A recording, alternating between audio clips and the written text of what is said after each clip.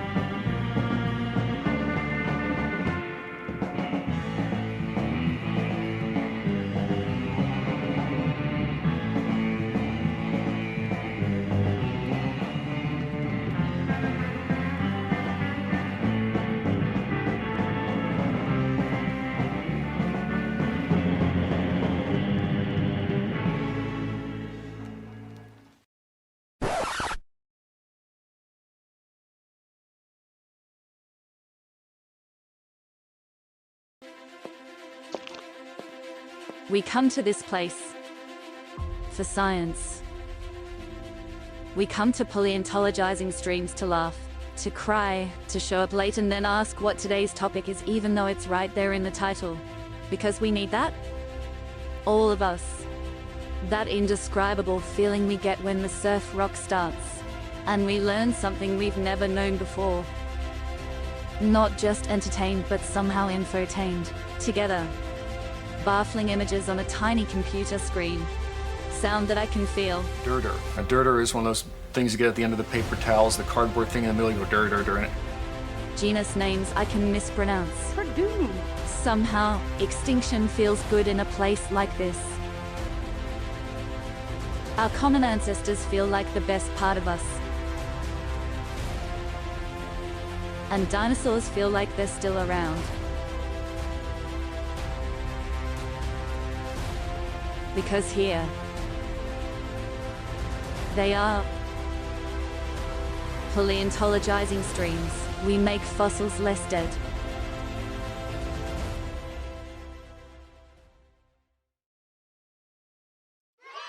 Well, hello everybody, and welcome back to Paleontologizing. Happy New Year, everybody.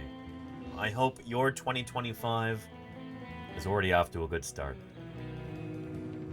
On today's stream, we're going to be going over some New Year's resolutions for me and for this channel. I'll be kind of giving you some sneak peeks at stuff that's coming up this year, and maybe even making some predictions about what this new year holds in store for fossil science. It's going to be fun. There's a chance we might even be doing some art on today's stream too. We'll see if we've got time for that. I might have to postpone that too. But welcome everybody, and allow me to introduce myself to anybody who might be new here. Welcome to Paleontologizing. My name is Danny Anduza. I'm a dinosaur paleontologist. You probably know already that a paleontologist is a scientist who studies fossils. I work on dinosaur fossils in particular. Dinosaurs are what I study, what I publish on in the scientific literature. Dinosaurs are what I present on at scientific conferences and what I dig up during the summers. This past year was a banner year for fieldwork live streams, for digging up fossils live out in the Badlands and streaming it. Like we did right here. Not just telling you, but showing you how we do our work. There we go. Yeah. Nonetheless, should be a fun stream, so I'm glad you're here again. And let's see. Hello, Indo. Claire Happy New Burr, Year to you Lake too, Protector, Amarciana. Hello. Welcome to Pandora, Paleontologizing. Andrew Memorex. Data. Good to have you here. The whole point of these broadcasts is science outreach, you know? This is the best method that I have of sharing what we do as paleontologists. I could just Of not just telling have you, but some water showing while you he's talking about how we this. do our work, and then opening it up for discussion. If you've got questions, if you've got things you're curious about, anything, you know, enthusiasm you'd like to share, it's all good. That's what the chat is for, and that's why these live broadcasts are so special. This is why I like this so much more than like a static, state-installed YouTube video or something. We've got that live interactivity, which is Eminette, how are you doing? Hello. it's pretty special, I think. You know, it's nice to be able to have a heart-to-heart about natural history, about extinction and evolution and the fossil record and all that good stuff. So, yeah. Anyway, if you've got any questions at all, please do not hesitate to ask. Hopefully I'll be back out there in July this year. Mid-July, out there at Dolings Bowl, Utah. We've got a bunch of fossils, a bunch of new bones that we uncovered on, like, the last day. So we're gonna have our work cut out for us when we arrive, provided that we've got funding and personnel and everything else. This is Laura Dern at Jurassic Park. Digging up dinosaurs is hard, frustrating work. It takes true. months or years, so leave it to the professionals. Alki99, thank you for the follow. Welcome to Paleontologizing. It's good to have you here. Who have we got here in chat? Let's just run through real quick. I saw Kodali and Matt M33. The first again, I saw Lenina and Fall Machine and Golganek. I apologize for being late today. There was I stayed up a little bit too late last night, as one is wont to do on New Year's Eve, and there was a lot of stuff to get done this morning. Particularly, I was getting ready for our interview tomorrow. Hopefully that's still on. I still need to send Dave Verricchio some information about that. But I was like, can we do this through Twitch Guest Star, or how do I do this? It turns out we're going to have to do it through Zoom, and that took some finagling, but I think I got it to work. So I'll be able to send him a Zoom invite and interview questions and stuff later today, after today's stream. Who else do we have in chat? Niffler and Fall Machine, Golganek, and Sloppy Salamander, hello to you. Sandwich Nom Nom and The Spy. Fake Alex Jones and Little Lily. Danish Viking and Orange Boy. Arid Ecan Wife. And Helvetica Scenario, Dr. Hubs and Dan the BC Man. Grim Deviant, Crowscape, Cliff the Self-Aware AI. Eminet, Bush Doctor, Fire Stingray. Coltrific. Rebajog, Tactical Sponge, Apple Juice 934TXS. It's good to have you here too. Welcome. Wombat Hole and Ungoy, Alex Speed and Forza, Nice Chert, and Grumpy765. Happy New Year to all of you. It's wonderful to have you here. Thank you for joining us. I'm almost to the end. Woosaw and Casey Snowart. How are you doing, Casey? Hello. Limey Show. I feel like it's been a while. How you doing, Limey? Welcome. Dino Dax. And Dr. Waggy. And Steely Dan. How are you doing? Welcome. Looking forward to another awesome year? Me too. We've got some exciting stuff on the docket for 2025. More field work, more science, more museum work, more 3D printing. Guest appearances, interviews. You could hire a dinosaur to put a swimming pool in your backyard. All you'd have to do is show up for 5 minutes, whop, instant swimming pool. Hello to all. Okay. Celeste, thank you for the 13 months of support. I appreciate you, Celeste. Thank you for keeping me here on the air. I really appreciate it. Holy cow. Good stuff. Yeah. Loving the Brachiosaurus. Thanks, Dino Dex. I appreciate that, yeah. Got our Brachiosaurus model right here. Some ginkgo leaves up there. Various frame prints. Not a solid theme for today. And a Majungasaurus skull right here that I just recently painted. Over the weekend, or... Yeah. I guess before the weekend. 2 weekends ago. But, yeah. Again, today we'll be going over some New Year's resolutions, doing some sneak peeks at upcoming Paleontologizing streams, plans, coming up with some goals for the new year, and it's gonna be good. It's gonna be good. Crimson Carnotaurus, how are you doing? Hello. And I haven't been able to find an Apatosaurus or a Dreadnoughtus Crimson Carnotaurus, but I've got the Mamenchisaurus too. That's right over there. I've shown it on stream before, but didn't make a big deal out of it. Yeah, do they make an Apatosaurus?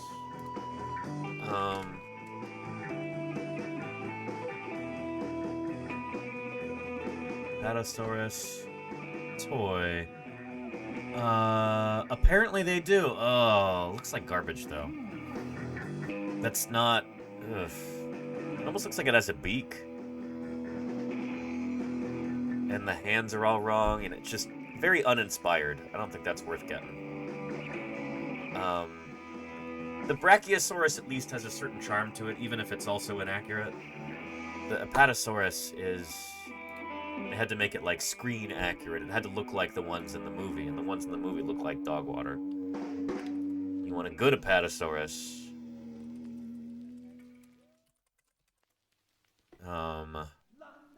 Here we go.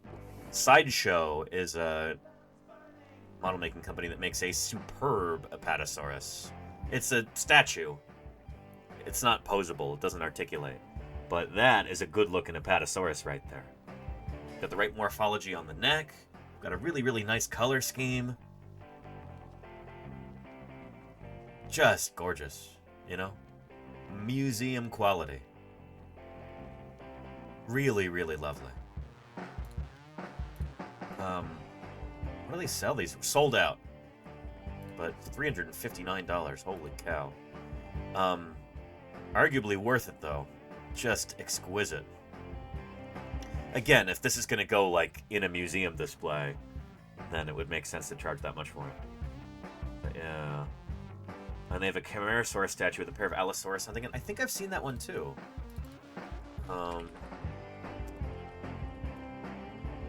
Yeah. It's a little grisly, for sure. But beautiful. Just exquisite. And that one was your emote. The emote was definitely inspired by the Apatosaurus, Claire, for sure. But yeah, lovely sculpt. I'm hopefully going to be doing some life reconstruction, dinosaur sculpting. Well, what am I saying? It might even happen today. If we've got time. Yeah, we'll see.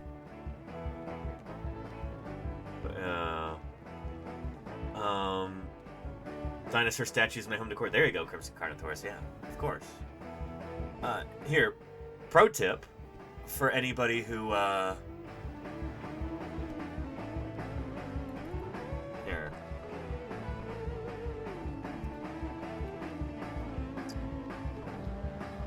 If you love the idea of having a bronze dinosaur statue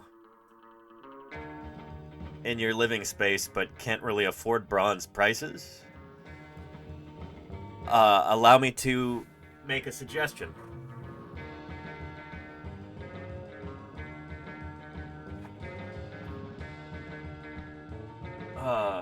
Perhaps something like this. It's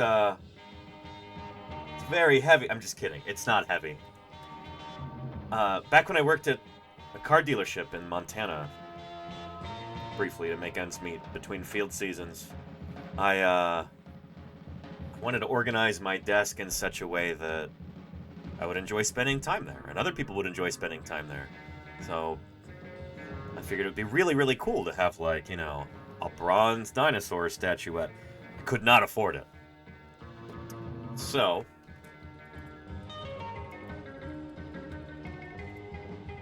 I got myself one of these and painted it a nice bronze color. Hence this right here. And it ended up being pretty convincing, because on multiple occasions, like, a customer would walk up to my desk, see it on there, go to pick it up, expecting it to be made of solid bronze. They would apply too much force, and they'd end up hitting themselves in the face with it. Anyway, it's, looks pretty snazzy, if you ask me. Yeah.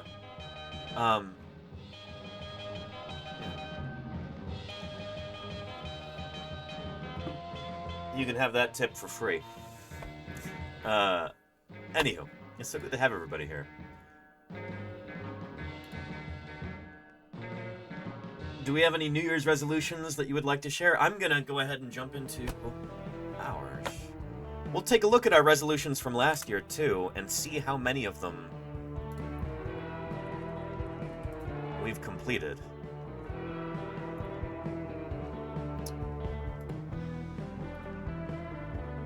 Alright. Paleontologizing resolutions 2024.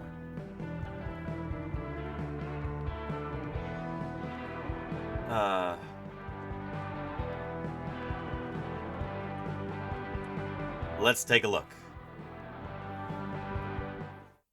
What did we get done over the past year? Here's things that I put together, I think, January 1st last year. Let's see how many we actually got done. Shall we? Achieve Partner Plus status. Yes, indeed. We got that done. Got a higher revenue split now. It's been phenomenal. We've been able to maintain that ever since. Huge thank you to this community for making that possible. I really appreciate it. Do interviews with fellow paleontologists. For this one, I'm gonna say we didn't get that done. In fact, I'm gonna do here. Let's uncheck all items. Let me go ahead and annotate this. Draw pad.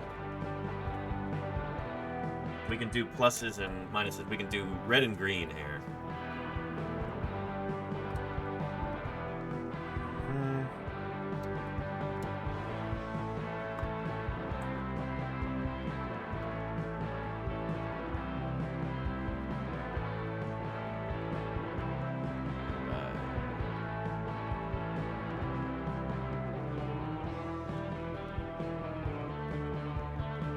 So, achieve Partner Plus status. Ding! We were able to get that done, which is excellent. Yeah, here. Doesn't quite look right.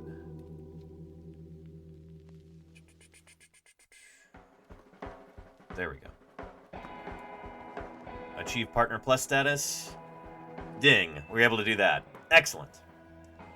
Do interviews with fellow paleontologists. Right here.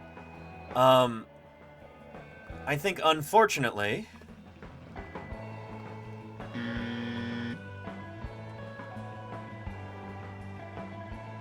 this is going to be a no. I did do a number of interviews with other paleontologists last year, but this is not really what I meant when I wrote that. I should have been more specific. I meant, like, regular interviews on stream via Zoom or via Twitch guest star with other paleontologists, making that sort of a weekly thing. So we didn't end up doing that. That's something that I want to do this next year. Looking forward to that. Keep up to date on fossil news. I would say, yes, we achieved that one for sure. We managed to cover pretty much every new dinosaur that was described this year. We went over a lot of fossil news stories. I'd like to be able to do that even more thoroughly this next year. But, yeah, I'm going to say that one is, a resolution kept. Let's see, 100 push-ups every morning. I did not do that one. Mostly because I kind of took a different strategy instead. Rather than getting back into 100 push-ups every morning and every evening, I started going to the gym on the regular. So I do that probably 4 or 5 times every week. And so 100 push-ups every morning, I'm going to cross that off right there. Or you know what, maybe we'll do yellow for that.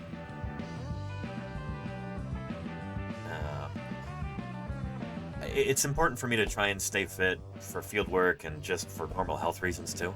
So yeah. We're gonna cross that one off in yellow. It would be a good idea for me to do push-ups every morning again, in addition to going to the gym, but yeah. Develop a larger presence on social media.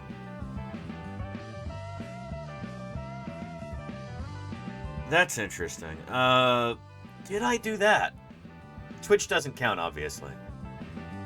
That's where I make my living. I did start, you know, kind of doing more stuff on Blue Sky. Let's take a look at that. My profile there. I only really started posting like at SVP and as I was getting back from SVP. Only 106 posts so far, but 923 followers. That's not too shabby. I would say that yeah, larger presence on social media. I think we've achieved that. Right there. Not too shabby. Not too shabby. And if you count YouTube, there was a large increase. Very true, Claire. Very, very true. Yeah. Thank you for all of your hard work there. That is almost entirely because of you, Claire. So I appreciate that. Yeah, definitely screen tick. Get back into running. I'm going to give that a yellow check mark. Because I started kind of running back and forth from the gym. I think that counts. It's not that far. It's like about a mile. But yeah. It's the yellow one right there. Read 1,000 papers. For that one, I'm going to say I didn't do that. Probably not that many. 1,000 is like an arbitrary number. I probably read a few hundred papers, probably not 1,000. I don't know. 1,000 would be almost 3 papers every single day. And I didn't do that. And likewise,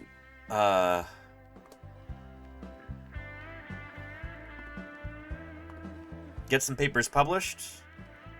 That is also a big... Didn't manage to do that. Too busy with other things. That's going to be one that will port over to our resolutions for next year. So yeah, in limbo. Yeah, Claire. I definitely have more papers planned, and I'm definitely working on more papers. But, yeah. Didn't get any of those published this year.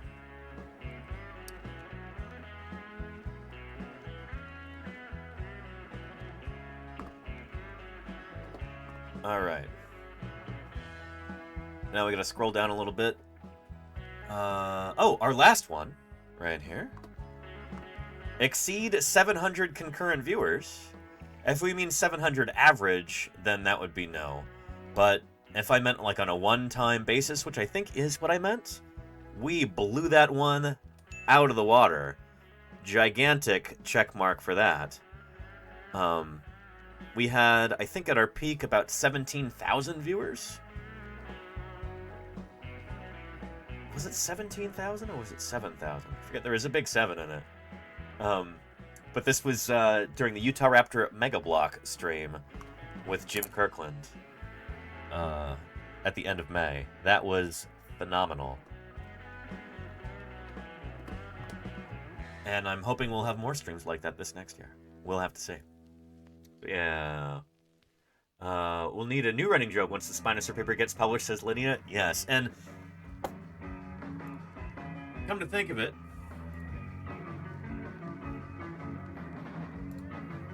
well, let's add that to our 2025 New Year's resolutions.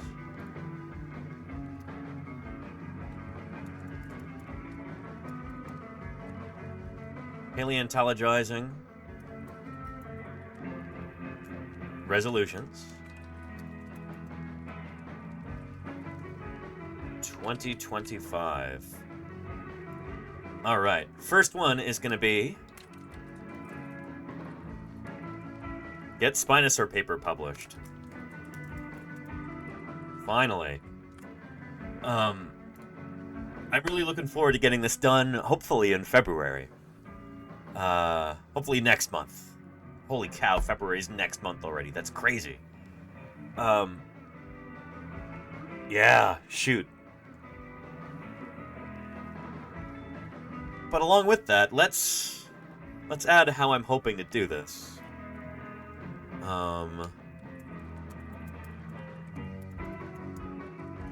Visit Denver in North Dakota. Denver Fowler, not Denver, Colorado. Denver Fowler was my crew chief and kind of my mentor back when I was in Montana. We're working on the Spinosaur paper together. I think I talked with him about this at SVP this year, with him and Liz. It was cool seeing them again after like 8 years. It's been a long time. Pull up that photo from when is there at SVP with them? There we go. Denver had a cold or a flu at the time, which is why he's wearing a mask, being very considerate. But yeah, here's us in front of my second poster this year at SVP. So what do you think about me flying out to North Dakota sometime in the late winter and finally getting that paper done, doing some live streams from the Badlands Dinosaur Museum, just hanging out and catching up and discussing future papers and stuff like that. And they were gung-ho about the idea. So I'm going to start looking at flights pretty soon. Start seriously looking at flights. I've done a bit of browsing. But,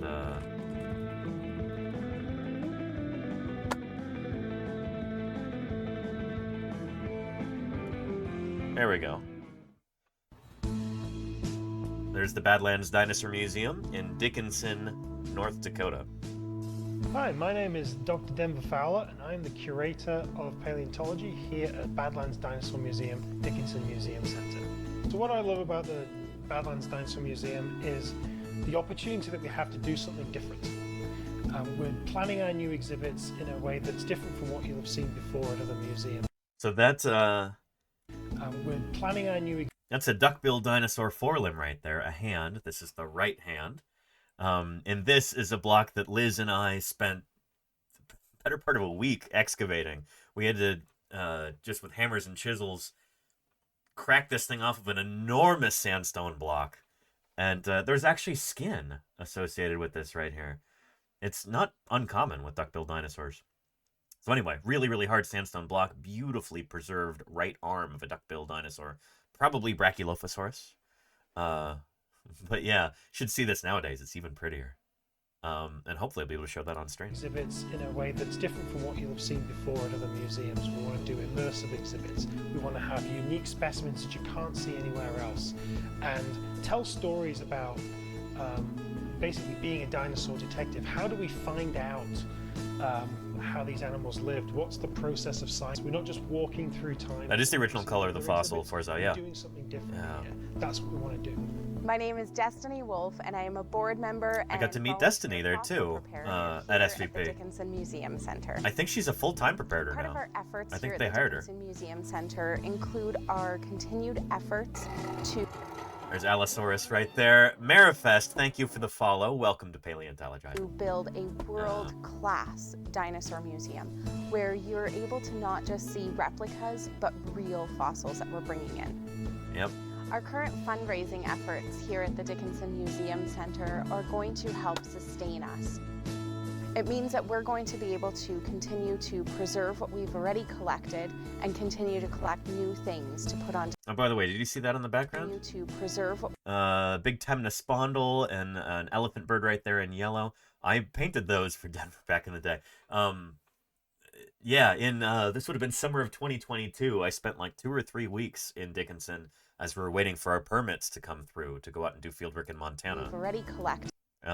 And so that was one of the things that I worked on. I also helped design some templates for the displays, like the informational placards. So I put together a Photoshop file where it was exploitable so that you could just basically plug and play, like the font, all of the colors, it was basically like a working style guide that you could use. And I talked to Liz about it. They've been using it ever since. And continue to collect new things to put on display here for the community and people traveling from all over the country and internationally.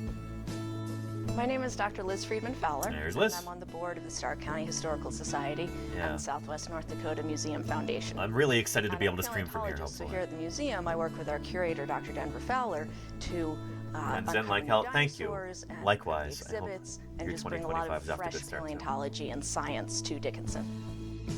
Some of our past fundraising has enabled We're in us Denver's to out there. go out to Montana in the summer and dig some incredible specimens. We've got an articulated arm of a mummified hadrosaur, a duck-billed dinosaur. That's the one I and collected we're with also Liz, digging up a 2017. complete articulated tyrannosaur. It's one of the most beautiful fossils I've ever seen. They've got multiple articulated tyrannosaurs at this point, including one that was a new species, Daspletosaurus wilsoni. It was published in, 2022, I think? So yeah, all kinds of exciting stuff. And if you want to learn more about that, there's an annual field report every year. So, welcome to the 8th annual field report of Badlands Dinosaur Museum at Dickinson Museum Center. So, we've been doing these for a few years now, and it's nice to get to show off a lot of our fossils. If you are local and you're watching this, if you're watching it live, tomorrow is our open day for Christmas. So I'll have a little ad for that at the end. But some of the fossils that we'll be talking about, you'll be able to come into the museum and see them tomorrow. Well, you can see them any day, of course, but we'll be actually sort of actively out there in the crowd. Anywho, Okay, they've so, got a before I major start expansion. talking about I think I took this photo, by the way. That was Jack Wilson's hat in 2014. He had like a Ron John Surf Shack straw hat, and it immediately started falling apart. And there's Denver's hat. He always gets the same one every year. Yeah. Let's see. They've got a major renovation plan. Museum expansion. So this is something we're really looking forward to. You might have heard a little bit about it in the newspapers. We got a grant from the state, and I think for $1 million. Million with an M. Fund this. Million, not billion. So this is the first slide here that I've got. Shows kind of the early blueprint, the early preliminary sketches of what the expansion is going to look like. And Crimson Carnotaurus, Daspletosaurus wilsoni, dinosaur fan called Wilson named their kid there. Huh, I'm not sure I get it, Crimson Carnotaurus, but it's named after Jack Wilson, who was my my roommate, and paleontology compatriot for multiple years back when I lived in Montana. It looks like it's messed up my slide. That's good. Anywho, if you'd like to take a look at this, they even bring the camera around so you can see the lab and everything. Quite a bit easier. I can also look through the top of the... There we go. That's Steve Clausen, right? Oh boy, do we have some cool things. So, before I launch into some of the scopes we got this year, let's look at the... Here's Liz. So initially we thought, maybe all the duckbills in there are Lambeosaurs. But it turns out this is really large. You can kind of see the size of my arm compared to it. This is much, much larger than the jaw in the Lambeosaurus. They have relatively small jaws. This is a big animal. Oh, a Hadrosaurian, probably Saurolophine, rather. Bone attaches. We can tell by the shape of that. Anyway, really, really cool stuff. Here is a link if you would like to watch that on your own. And Daz is his nickname for Darren. I didn't realize that.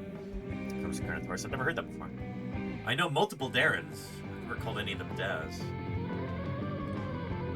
wonder if that's like a British Commonwealth thing. Anyway, yeah, and yeah, there's Liz there, Salamander. Yeah. But yeah, and your favorite educational stream is on again.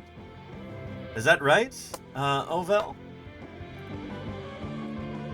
Science Streams is on? Let's take a look.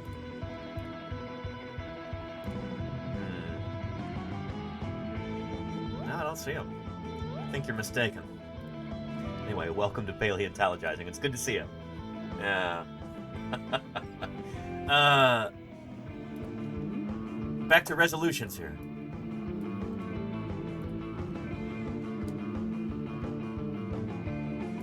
Visit Denver and Liz Friedman Fowler. Visit Doctors Denver and Liz Friedman Fowler in North Dakota. I need to talk to them about that, but hopefully February we can make it happen. And the flights won't be prohibitively expensive from San Francisco to Dickinson, or I might even end up flying into Bismarck, North Dakota, and then getting a rental car. We'll see. But, yeah. More paleontologizing resolutions. There's something that I put my application in for already, and we'll see if it comes through. But, become Twitch ambassador. Like Balint and Lita were able to do for Science Streams this past year. I've also applied to become a Twitch ambassador. So we'll see. We'll see if I'm accepted.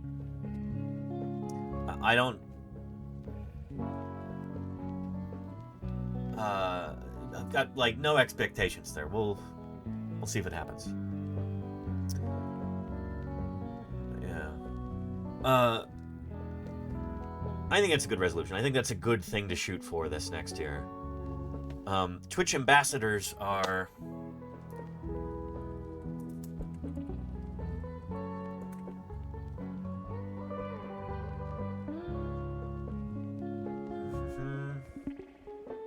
Oh, here we go. There's a video. Oh, never mind. It's on Facebook.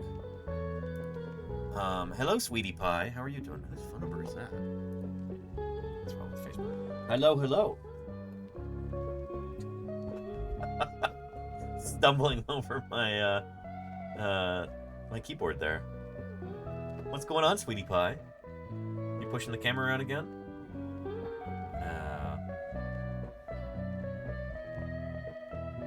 And Happy New Year to you too, Addicted to Cap'n Games. Hoping for 110 new dinosaur discoveries this year. We'll see. We shall see. And did we fall one cat sighting short of 500 before the new year? I guess so. Sweetie Pie, that's 500 cat sightings now. What do you think of that? What do you think of that? Huh? Yeah. Does that strike your fancy? Alright. Let's get you some treats.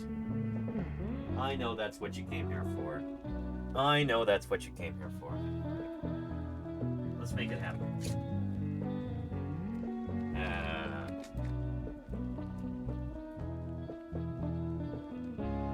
There we go. Ooh, good stuff. Here. Some more.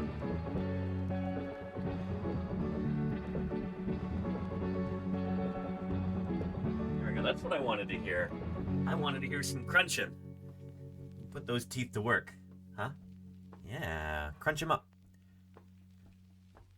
Good for your teeth. Your snack tax. There you go, Crimson Carnotaurus. Yes, indeed. For anybody who is, who might be new today, Sweetie Pie is one of my landlords. These plant eaters or herbivores had as many as 2,000 teeth in their jaws at one time. That's a lot of teeth. And that's a lot of months there, Mama Bon Bon. 39 months of support. Thank you very much for the Prime. Thanks for keeping me online for this long. I really appreciate it. Yeah. What do you think? Good stuff, sweetie? Yeah. Excellent.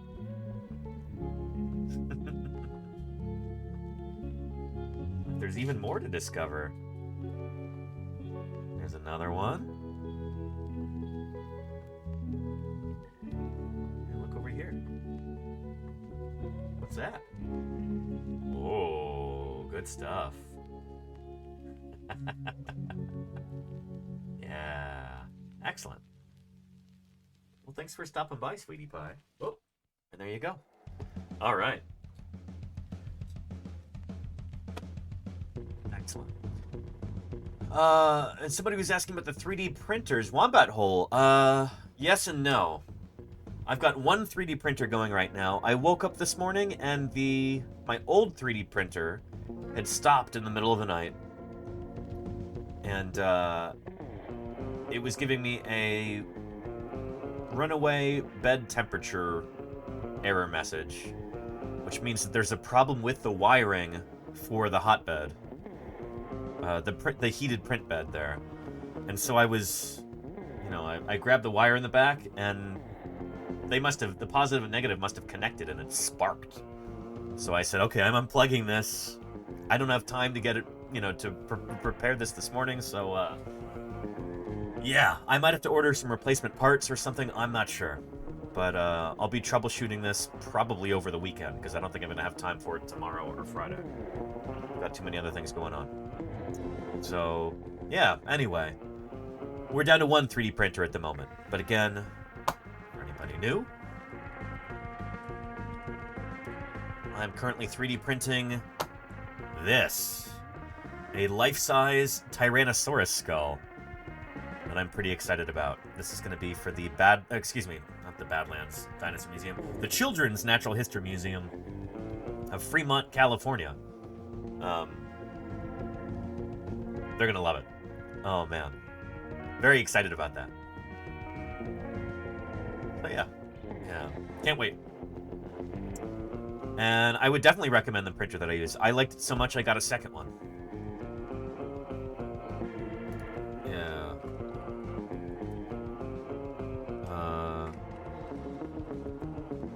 There we go.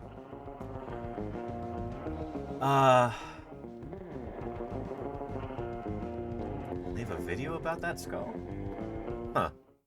Oh boy, this is for the auction. What I look for when assessing any object of great importance, be it a 17th century manuscript, an impressionist painting, a spacesuit, or a fossil, is something with real sincerity. Yeah, who knows how much of this is actually real. I kind of consider this slightly better, just slightly better than printing a sculpt of a Tyrannosaurus skull. In some ways that would almost be better, because it doesn't have kind of the stink of commercial auctions on it. But anyway, yeah.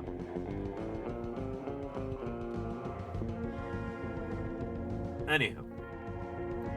Carcharodontosaurus, Giganotosaurus, and Spinosaurus is Crimson Carnotaurus. What about Mapusaurus? You know, what about Allosaurus annex? What about Acrocanthosaurus? These other super huge theropods. Yeah. Anywho, if the files for those become available, you can bet I'll be trying to print them. But I just don't have files for those yet. They're not available. Anyway,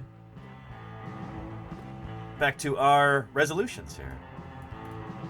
Yeah, Tyranititan, there you go. Yeah, what about Tyranititan?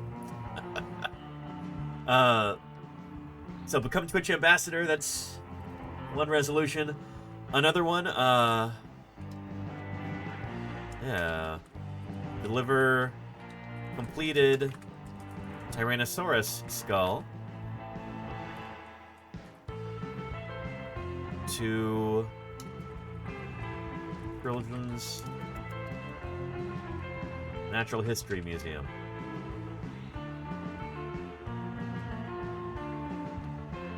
Yeah. And let's just shorten that to T-Rex for brevity's sake. So it all fits there on the screen. That's a good resolution to have. Hopefully it'll get done pretty soon. And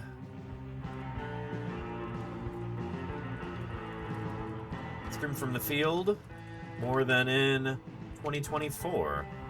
There's going to be another one. I want to do more fieldwork streams this coming year. We'll see if that happens. Yeah.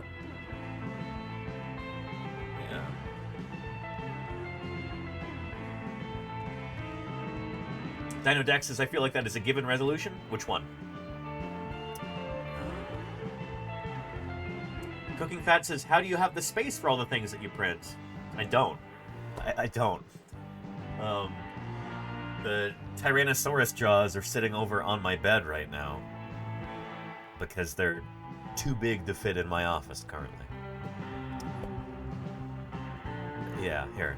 Let me go grab those so you can see.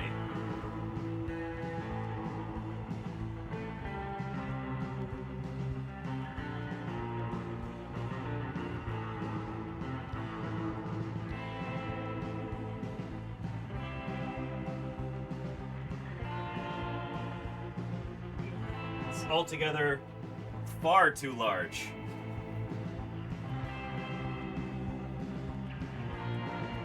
Look at that right there. This is too big. It's too big for my house here, so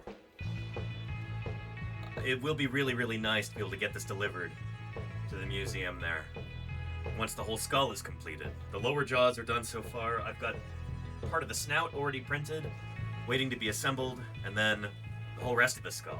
It's probably going to take a few more months worth of printing and assembly, and then all of the post-production stuff, all of the you know, filling in the seams and smoothing things out, sanding and painting. It's quite the undertaking. It really is. Oh. You can see it's the sort of thing that's kind of fit for a New Year's resolution. It's a big project. So I'm excited about that.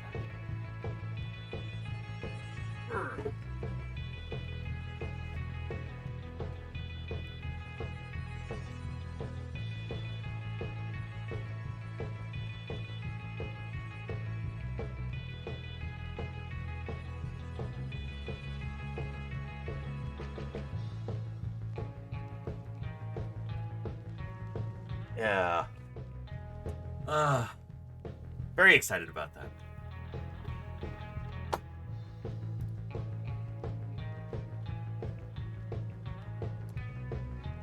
And you know what? Instead of just completed T-Rex skull, I'm gonna say multiple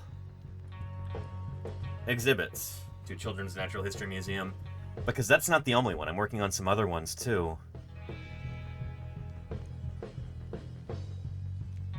It's gonna be good. And rather than stream from the field more in 2020, more than in 2024, I'm gonna say more frequent fieldwork streams, frequent IRL fieldwork streams, because some of those might even be local. We've got a fossil site down in Fremont, California. Hopefully over the next few months I'll be able to do some live streams from there as we reopen the old quarry and dig up some Pleistocene mammals. Things like camels and horses, bears, maybe saber-toothed cats, ground sloths, mammoths, mastodons. Excited about that. So we might not even have to wait until the summer for IRL fieldwork live streams. They might happen sooner rather than later, which I'm very excited about. Yeah. And seeking out more assignments. Crimson Carnate, that's exactly what I just answered. Yeah, sorry, you must have been typing that out at the same time. But yeah. And there is a chance I might be going to Montana at some point for some more fieldwork streams. I've got to figure that out. I've got multiple different crews that have given me kind of a soft invite to join them in Montana this summer. I might even be going to Arizona too for some additional fieldwork. We shall see. There's a lot of potential exciting opportunities for 2025. I can't wait. And Crimson Carnotaurus, yes, indeed. The idea, I've never done fieldwork before where I could just come back and sleep in my own bed in the evening. That would be pretty special. Pretty special. I'm gonna say travel more this year. I'd like to be able to get out and visit some new places. Hey, what a time to be alive. CMC Air Boss. 48 months, you're getting close there to a year. CMC Air Boss, I appreciate you. Thank you very, very much. And yeah, the future is now, 2025. What a time to be alive. Who knows, maybe Moon Pie will even make an appearance on today's stream. We'll see. Air Boss, I appreciate you. Thank you very, very much for your continued support. It means a lot to me. Thank you. And Dino Dex says, you are planning a UK trip in the autumn? Let's hope so. Yeah, let's hope I can go to SVP, the Society of Vertebrate Paleontology meeting. This year's was in Minneapolis. Please join us in Birmingham, UK in 2025 for the SVP 85th annual meeting. I'm hoping to go. I got to think about what I want to present there. The abstracts are usually due in April, so I got to get something together. And oh shoot, and then there's another conference. When is the abstract due date for that? Ethan emailed me about this. All for abstracts 2024. Abstract submission deadline January 28th. Okay, I've got some time. there's another conference in Provo, Utah in late May.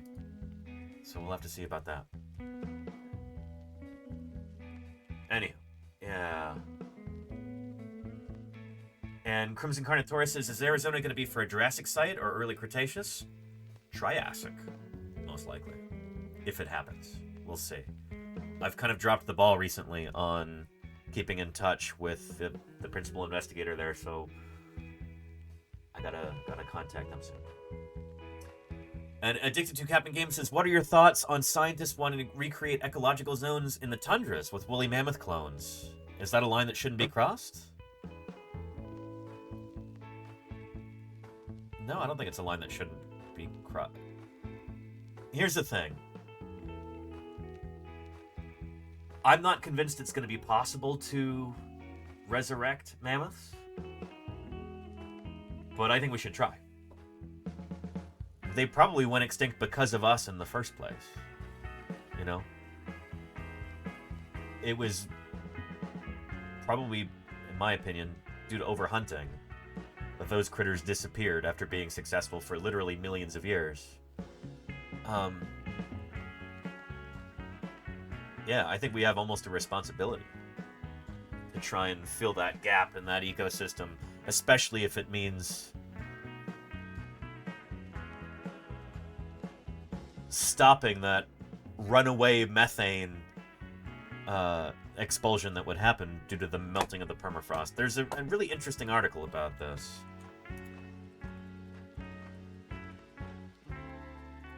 There we go. From the Atlantic. Yeah. And you can even listen to it right there. Autumn presents Pleistocene Park. Written by Ross Anderson. Nikita Zimov's nickname for the vehicle seemed odd at first. It didn't look like a baby mammoth. It looked like a small tank with... Anywho, here's a link to that. I'm not going to get sidetracked and talk about that because we could spend multiple streams on it. But there's a link if you'd like to read this article. This was from a while ago. April 2017. But that'll give you a nice kind of primer on the subject if you'd like to learn more. So yeah. Anyway, Addicted to Captain Games. It's a great question, and we will talk about it at some point at length. But today's not the day for that. Anyway, appreciate it. Thanks for bringing it up. And hello to you, Science Streams. I hope you are having an excellent 2025 so far. Balint, I appreciate you. Thanks for being here. We're working on New Year's resolutions. So let's continue those.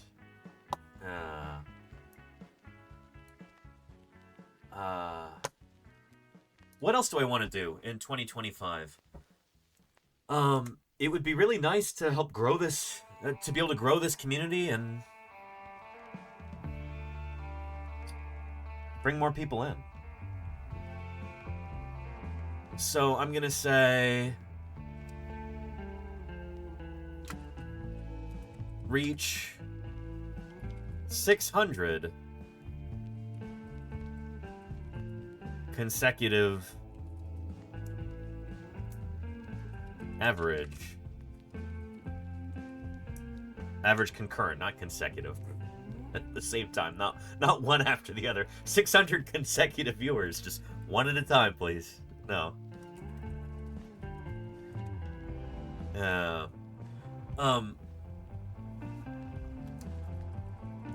Consistently. Yeah. I think that'll be good. I think that's a nice one to shoot for. Maybe that's even aiming too low, but we'll see. I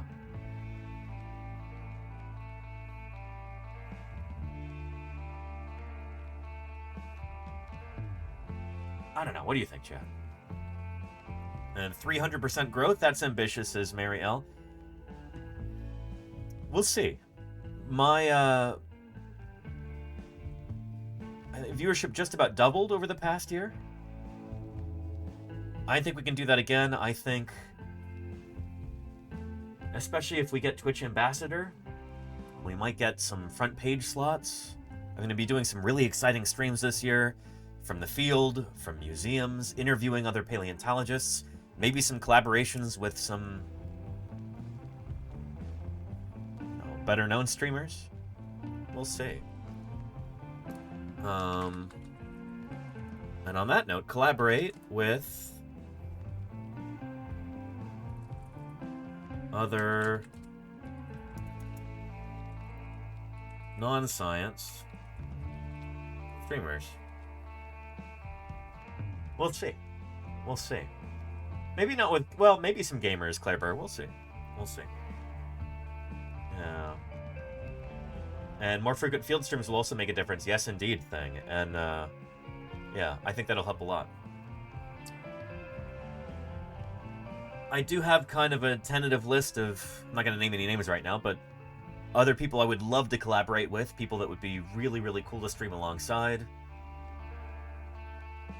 So we'll see if we can make that happen. Yeah. Yeah. And Crimson Carnotaurus says 600 plus is a respectable number. You might get that back up with dig site streams and IRL. That's kind of why I wonder whether 600 is aiming too low. Having achievable goals is important, but at the same time, you don't want to make it too easy. You know?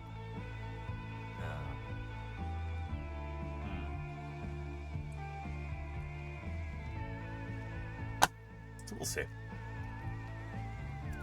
One thing that I definitely want to do is, yeah,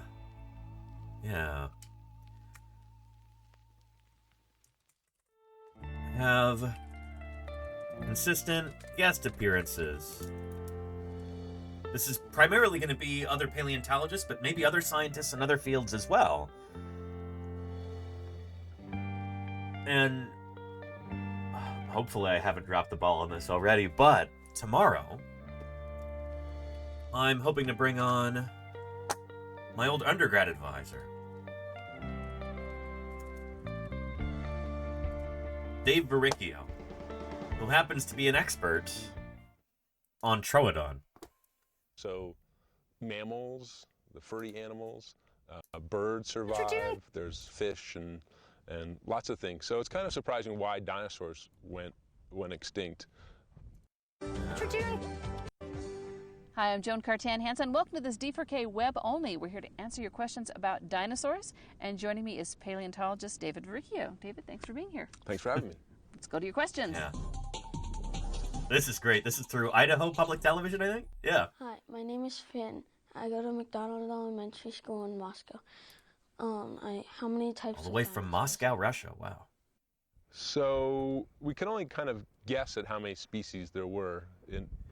When we look at the rocks that dinosaurs are found in, we probably only see a small sample of all the dinosaurs that once lived. So far, scientists have named about 600 species, but some scientists have estimated that there may have been 2,000, 3,000 dinosaurs through the whole Mesozoic era.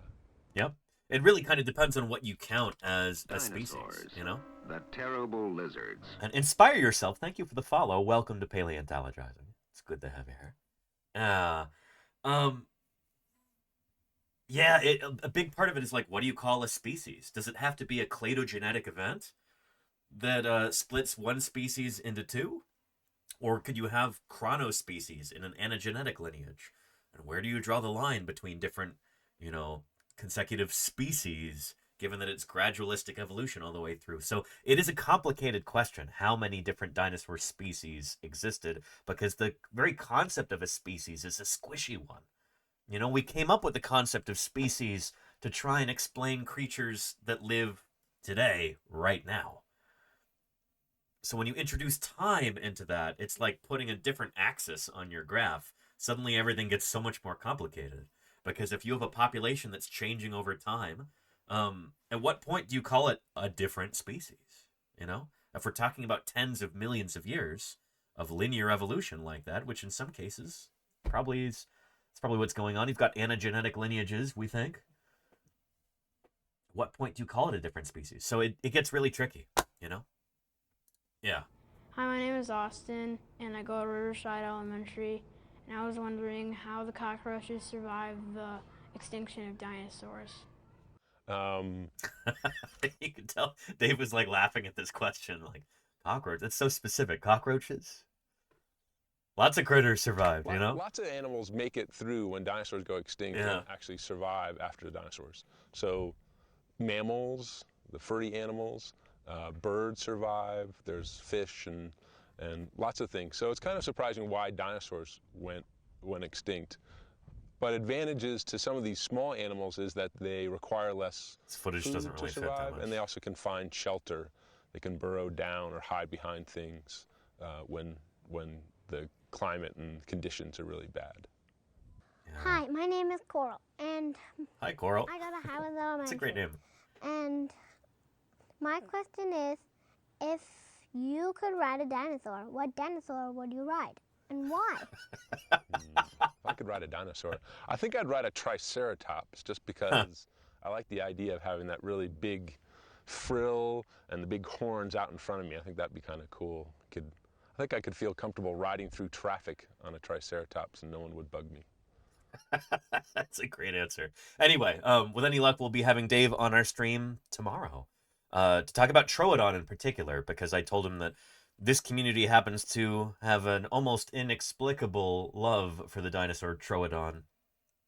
It's not inexplicable. It's just an arcane explanation. Troodon. But yes, indeed, Troodon. Yeah. So it'll be really cool having Dave here. Hopefully, again, I haven't dropped the ball on that. I was supposed to send him an email with all of the details on Sunday night or something? And I just haven't had time. I only this morning was able to figure out the logistics. Rather than doing Twitch guest star, we're just going to do it through Zoom, because I was able to figure out how to get Zoom to work with OBS. Doing some kind of fiddling around with virtual cameras and stuff. Anywho. Yeah. And Addicted to Captain Game says, Danny, would you ever consider having a species named after you? That's not up to me. You can't name a critter after yourself. There's rules about that kind of thing. So one of the rules is you can't name an animal after yourself. A colleague has to name it after you, or somebody else has to name it after you. And sometimes, especially for a younger person like me, it's pretty unlikely that I would have a dinosaur named after me anytime soon. Maybe when I'm old and gray and have a long and storied career, or I guess it would, as a younger person, having a dinosaur named after me would probably mean that something horrible has happened to me. I've died in some sort of horrific accident, or was killed by fossil smugglers or something like that. And so, they would name a dinosaur or another critter after me, as an in memoriam kind of thing. So don't wish too hard for me to have a dinosaur named after me, because it probably would have meant that I had some sort of untimely, shocking demise. So yeah. Yeah.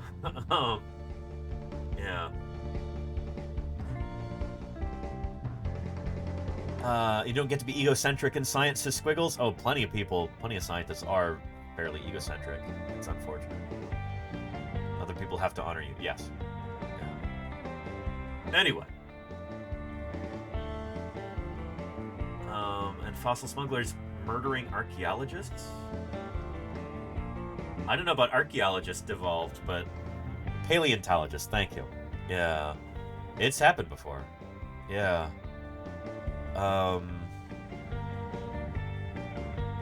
Well, actually, that's kind of a weird case. It was a long time ago.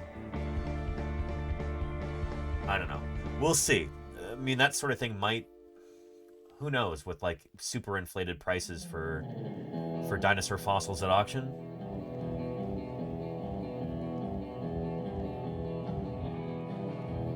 Who knows what can happen? Yeah. If there were deaths, I don't think there were any during the Bone Wars, but I'm not 1,000% certain about that. Yeah. How many casualties in the Bone Wars? I think 0, Claire Burr. Except maybe for Martian Cope themselves.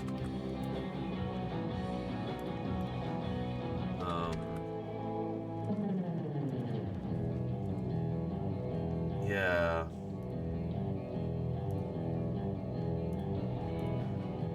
Because both Marsh and Cope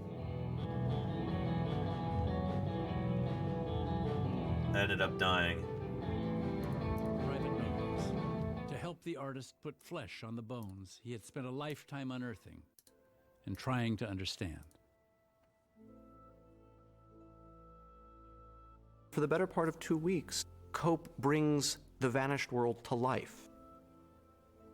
How these creatures stood, how they walked across the landscape, what they fed on. That imaginative leap from anatomy to life. In some ways, it's the last testament of this paleontologist who only has a little time left. Cope very well might have died of syphilis, actually.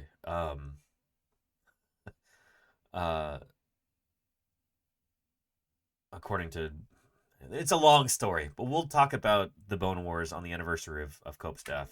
When they were finally done, in the springtime. an exhausted Cope asked Knight to help him hide the notebooks under his bed. Even at the end of his life, Cope was sure that if he let down his guard for a minute, Marsh would steal his work. The whole end of the Bone Wars is really a sad episode. Inspire Yourself says, love them. I used to want to be a paleontologist ages ago. Also worked at the dinosaur section of a park for a bit. The dining in the dinosaur picture on Blue Sky led me here. Well, welcome, welcome, Inspire Yourself. We still have that scene right here. Welcome to Paleontologizing. And that, you were the first person, the first chatter who said that they came here from Blue Sky.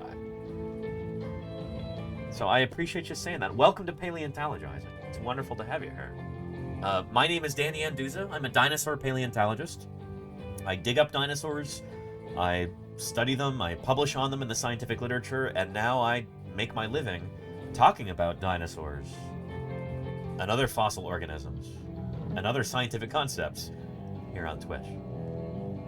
This is my full-time job, is doing science outreach, and I'm really pleased that you're here. Welcome. It's great to have you. Now I just teach and draw dinosaurs for my students. Very, very cool. Well, it's lovely to have you here. And the Crystal Palace dinosaurs are great. Thank you, and nice to meet you, Danny. Nice to meet you too, Inspire Yourself.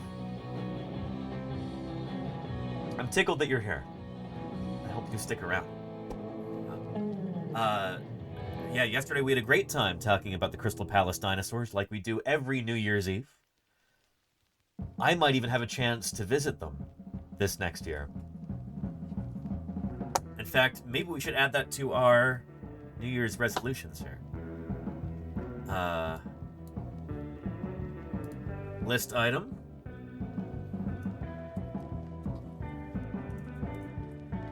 Attend SVP Birmingham 2025.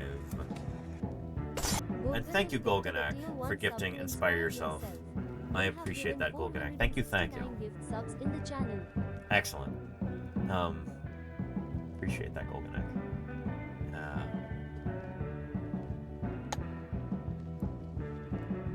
Attend the 85th annual SVP in Birmingham. And if I'm able to do that, I would love to be able to maybe fly into Heathrow, perhaps. Taking the sights around London, visit the Natural History Museum, and visit Sydenham Park and see the Crystal Palace dinosaurs in person. Oftentimes they have a special, like, pre-SVP field trip, or a number of pre-SVP field trips. If you scoop them up early, if you manage to get in there before they fill up, sometimes you can go on a really cool field trip before the meeting with other paleontologists and visit fossil sites and different museums around the host hotel that SVP is held at. I managed to do that this year in North Dakota. Clint Boyd and some other folks from North Dakota organized this wonderful paleontological field trip before SVP. So I was able to fly into Bismarck, North Dakota, visit the museum there, tour around and visit different fossil sites with about 15, I think, other paleontologists. Was it 15 or was it closer to 30? I think it was about 20, actually. And then afterward, drove to Minneapolis for the meeting. I'm really hoping that we've got some stuff like that this year in England. That would be really, really cool to visit some different museums and visit the Crystal Palace dinosaurs. Let's see. The desiccated cow journey this last year. Exactly, Claire Burr. Exactly. Anywho. So, that is definitely a resolution. I just thought of another one, too, on a more personal note. Figure out what I'm doing at the gym. I started going to the gym regularly over the summer, 2024, in between Johnson of the Field. I've got the consistency and showing up part down pat. Now I've just got to figure out what I'm doing there. Because I've never been like a gym bro. But I guess that's an aspiration for this next year. We'll see.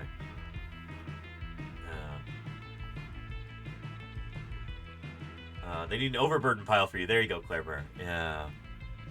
And Son of Austerlitz says, aren't there instructors at the gym? No. Not really. There are some people who have personal trainers. I don't think I'm going to do that. I just need to sit down and watch some instructional videos online and get some advice from friends and stuff. Figure out what I'm doing. Yeah. Anyhow. And hello to you, Ms. Yvette. Welcome back. Happy New Year.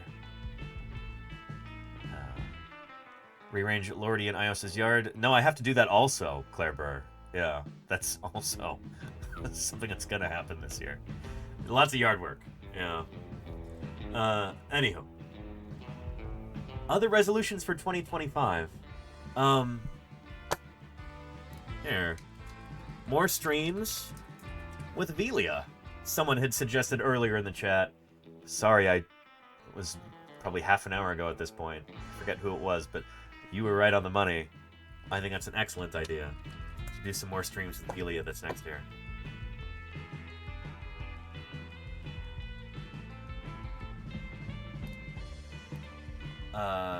We'll probably be bringing Velia to TwitchCon again.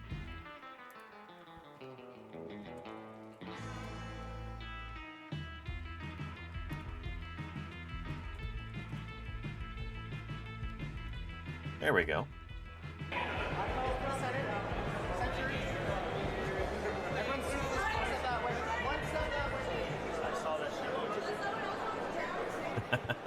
This is a ton of fun, and I'm looking forward to doing this again.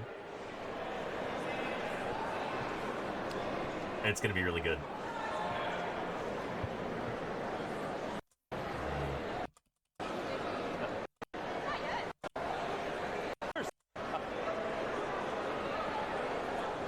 I'd like to be able to do some IRL streams, maybe locally here in the Bay Area, using Velia as kind of a dinosaur ambassador. Check me out. I'm a dinosaur paleontologist, so yeah. Oh, you just search paleo on Twitch and I come right up. I'm gonna forget, so I'm okay, I took a video, it's fine, that works. Cool. Thank you. Yeah, have a good one.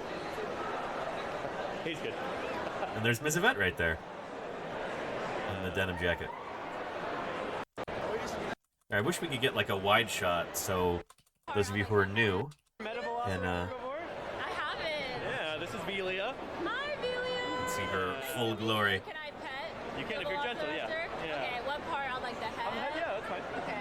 Ah, hi. She likes you. Aw, you're so sweet. Her name's Velia? Aw. Just gonna give her like a traditional Mongolian name. She's from Mongolia. I don't speak Mongolian. I would not do well with that. So Velia it is, like Velociraptor. Aw, so sweet. Thank you so much. Of course, thanks for stopping by.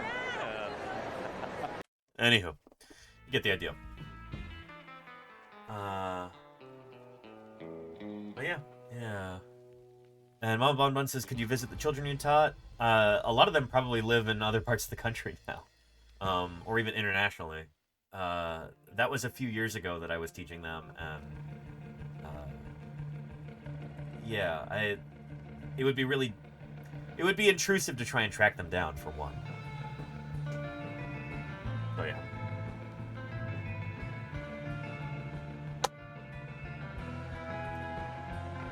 I think that's a good resolution there.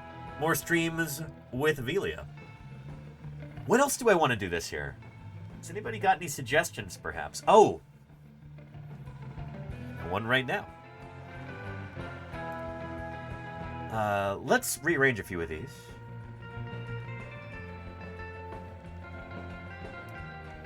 Consistent guest appearances is going to be at the top. We are going to resume dinosaur deep dives. That is something that I'm really excited for this year. We're not going to do it this week, but maybe starting next week. We'll see. No promises. But dinosaur deep dives are going to become a thing again. It's been so long since we've done these that a lot of folks here probably don't even remember them. They weren't here for those. It's years ago. But dinosaur deep dives are, as you might guess, when we dive deep on a certain dinosaur. So the way that it worked in the past was you would save up channel points and then you would redeem a quantity of channel points to request a dinosaur. We go over that dinosaur in depth, we look at the original scientific literature, look at popular depictions of it, just kind of figure out what it's all about. We're going to be doing that again. It's going to be... We're probably going to have one redeem per day, and it's going to start off really expensive. And the price in channel points will decrease as we continue. Yeah. And Crimson Carnotaurus says, who are you thinking of diving into first? That's the thing, is that it's not up to me. The people who spend the channel points get to choose.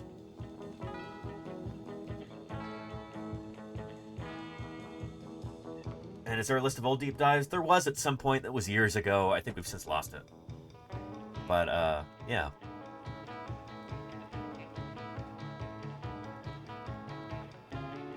And the thing is, you redeem the points one stream, and then on the next stream, we have your dinosaur deep dive. Because I'm going to actually need some time to prepare everything, to get everything together.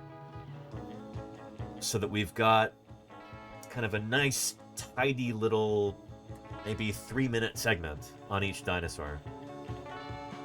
And then afterward, we can post them to social media. YouTube, maybe TikTok or something. I don't know, but that'll be good.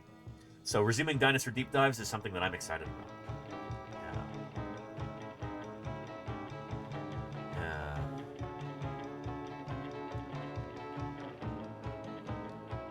Anywho, that, and also, I still need to come up with a name for this.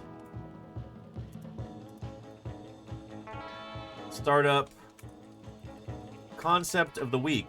I'm calling it so far because I don't have a nice pithy name for it. But I like the idea of having a paleontological concept that we go over every week. In addition to all the other stuff that we're normally doing, we might have something that we introduce on the first day and then we kind of talk about it a little bit each subsequent day. And then when it comes up naturally in conversation, too, we can tie it back to that concept of the week. So, yeah, almost like a lesson plan, Claireberry. Yeah. Yeah. I've been, over the past month, coming up with a list of different concepts. Things like biostratigraphy, binomial nomenclature, allopatric versus sympatric speciation, orthogenesis, ghost lineages, adaptive landscapes, metabolism, Lagerstätten, faunal endemism, things like this. Most of these are, some of them are geological, but I guess they're kind of leaning biological right now. I need to come up with some more geological ones, especially for the field season. But I'm going to try and take those and schedule them out so they go with our topics for any given day. And we can get rid of this now. switch accounts so I can modify our calendar here. December 2024. Afuera. It's no more. We're now in January 2025. We often have different special events and anniversaries and stuff on any given week. Old Rock Day is on January 7th. Alfred Russel Wallace's birthday is on the 8th. Penguin Awareness Day is on the 20th. And so if I can take those concepts of the week and then schedule them out so that they make sense for whatever we might be talking about that week, I think that'll have a nice kind of... I hate to use the word synergy because it sounds so soulless and corporate, but it's a nice synergy there. So yeah. Rusty Guy says paleo theme, and that's we're on the right track maybe with that name, but I need to give it some thought. What do we call that, you know? Concept of the week doesn't have that zing to it that it should, you know? It needs some workshop.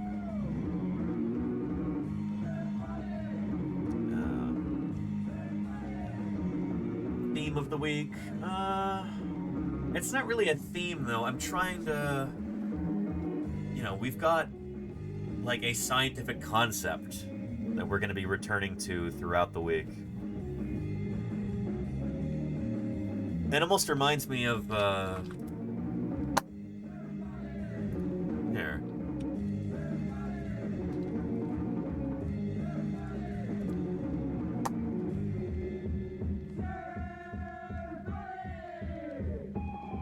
Yeah, like the secret word on Pee-wee's Playhouse. Sure, what are you doing here? Well, Pee-wee, I just came by to see what today's secret word is. Secret word? I completely forgot. Conky, share with us to know what today's secret word is. Sure. Share. All right, you get the idea. Yeah. Secret word, right, Cher? Ah! That's right. For the rest of the day, whenever anyone says a secret word, scream real loud. Ready? Let's try it. You get the idea. We can all science. We might even have like a well, I don't know. I don't know if it makes sense to have special emotes for the concept of the week, but yeah. Anyway, we'll think about that. So startup concept of the week, that's going to require coming up with a name for it, because I don't want to keep saying concept of the week. It doesn't sound good, you know? Doesn't bring me joy in saying that. We need to come up with a better term for it.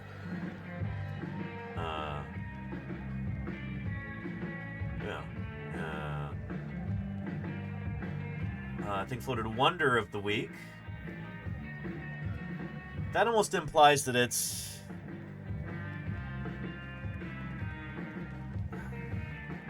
like something that we're wondering about or wondering over. And it's not. It's more like a concept that I'm trying to teach everybody. We can look up on, say, thesaurus.com. Concept, as in idea, yeah. Approach, conception, image, notion, perception, theory, thought, view.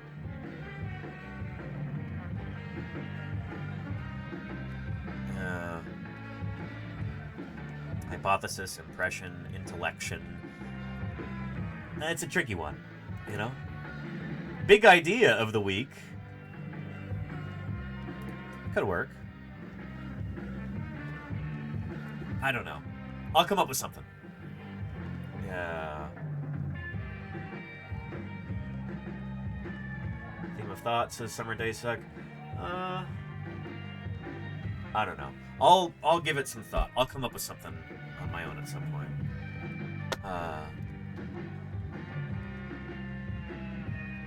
Yeah.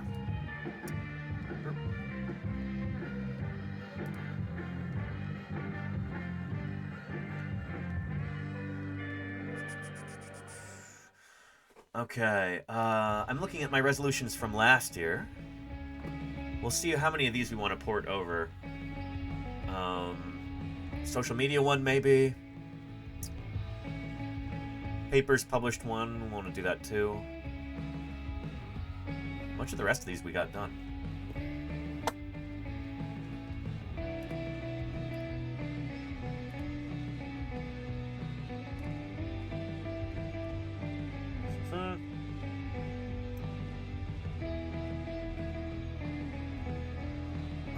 Shoot, what did I just say?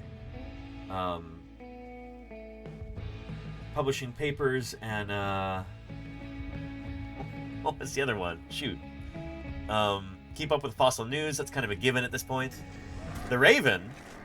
Oh, that's grisly. Fatality. Thank you for the 24 months of support, The Raven. It, That belongs in a museum. It does belong in a museum. Thank you. The 24 months of support. I really appreciate that, The Raven. Thank you, thank you. Concepts in context. Oh, I like that, Claire. We're gonna have that as our...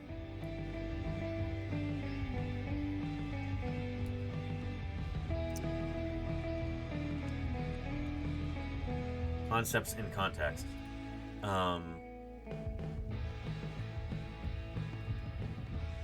Yeah, working title.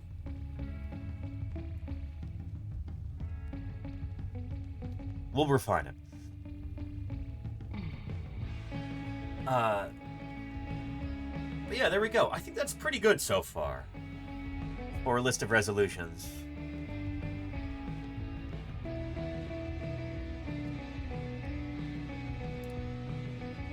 I'm also gonna do more art on stream, because I think that is going to be a good one too. Yeah. And we might even get it started with that right now.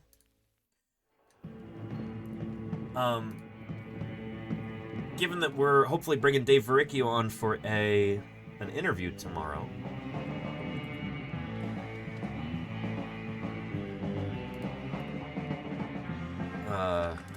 Let me show you a presentation that he did with some of my artwork in it.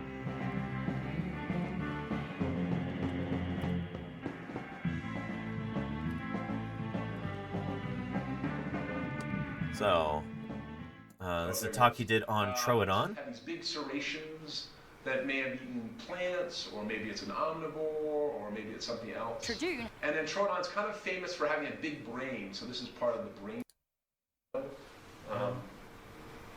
But like, there we go. Troodon sat upon its eggs. So this is an illustration that I did for for Dave a number of years ago. This would have been probably, what, like 2014, something like that I did that really quick sketch. He wanted something really, really quick and simple, like almost a schematic, cartoon kind of a style thing.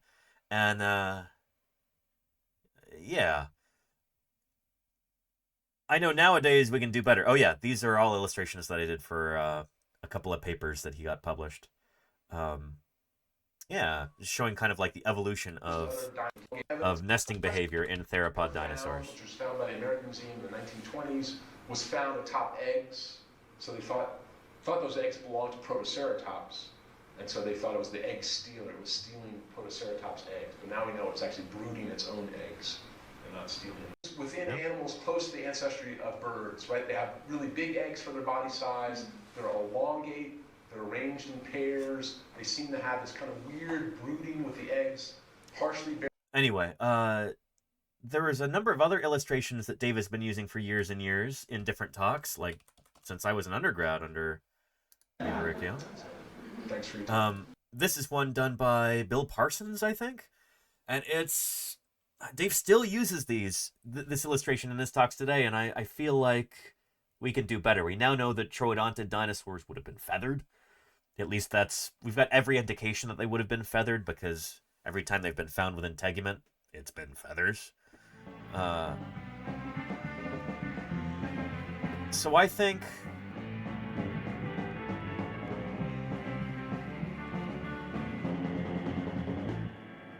we can make him a modernized version of this image right here. And I think we might as well get started with that right now. We're gonna fire up one of my favorite programs. Do some sculpting.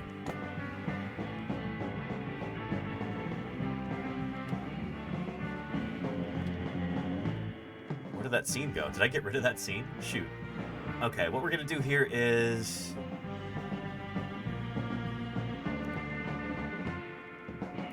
let's duplicate that. We'll call it Sculptress. And then we're gonna add a window capture here.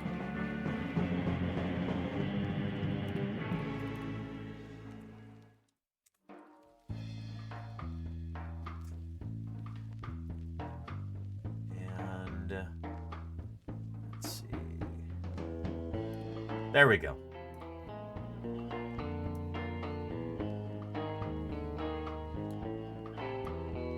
Sculptress window right here. And we're going to do some sculpting.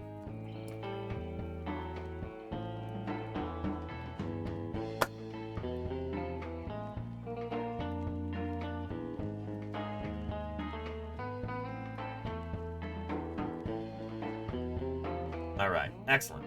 So this is a freeware program that I've been using for years and years. I love this program. It is excellent. And unfortunately, it's not as powerful as I need for some upcoming projects. I'm going to have to learn how to sculpt in Blender pretty soon. I've been trying to teach myself. There's a big learning curve. But for today, we're going to be sculpting a Troodon sitting on a nest. And then using that, I can create 2D images from it. So in order to make this work,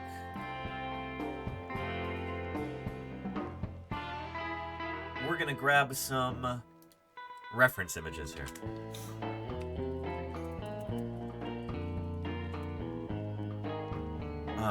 For one, we're going to look at an emu sitting on a nest.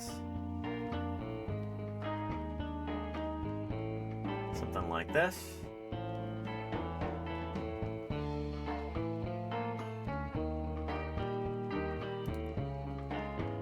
Grab that, and I'll save that into a folder so we can add it to our background in a little bit.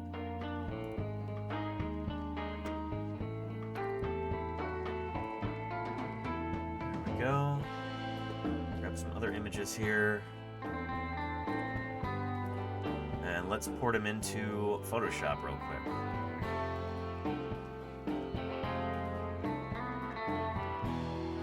So what I like to do with this, whenever I'm sculpting something, in this program you can change the background. So I'm going to be making a new background image with some reference pictures, and then we can look at those while we're doing our sculpting. So here in Photoshop, let's draft up a new image here, 1920 by 1080, 400 DPI. That should work right there. Let's do a new fill layer.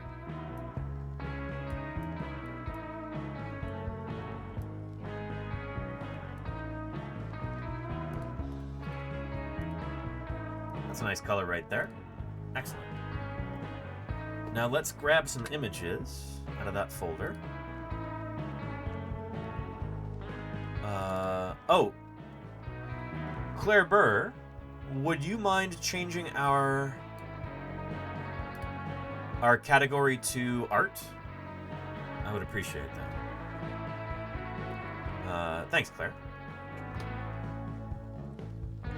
Let's snag this right here. I know Dave really likes this illustration, so I'm gonna be snagging this and basically trying to create a more modern version of it so he can continue using it in talks. And the cool thing about having this as a sculpt, too, is that we'll be able to print it. And I can even send him a copy if he likes it a lot.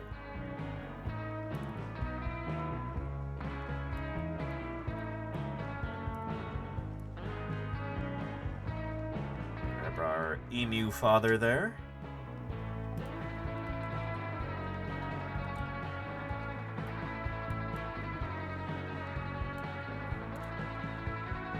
And then let's get a Troodon skeletal reconstruction.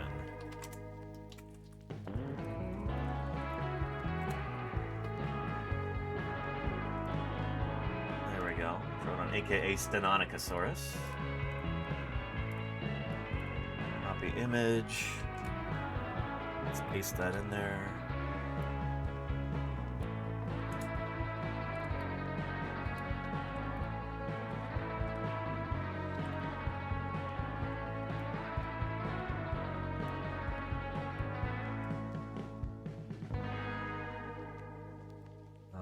Maybe we'll put that toward the... No, we can put it down there. It doesn't matter that much. And let's grab a nice reconstruction, a nice fleshed out reconstruction of this critter, I think.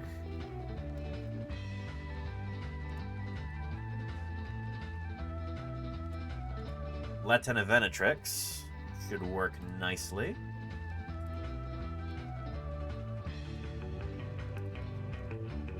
Open that in a new tab.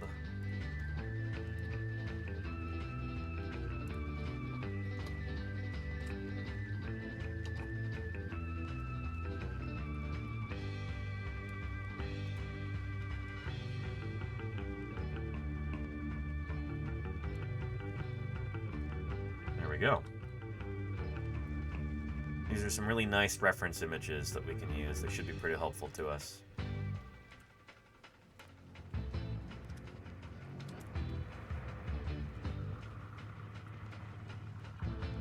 Yeah, I think that'll do it. We're going to take this guy and we're going to add a stroke around the outside, though, just to make it a little bit prettier.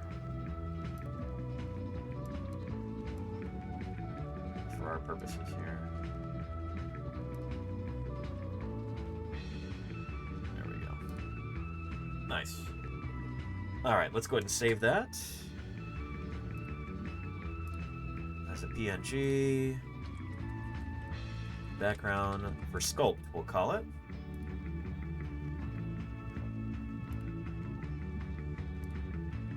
And let's see how that looks here in Sculptress. So let's do options, background.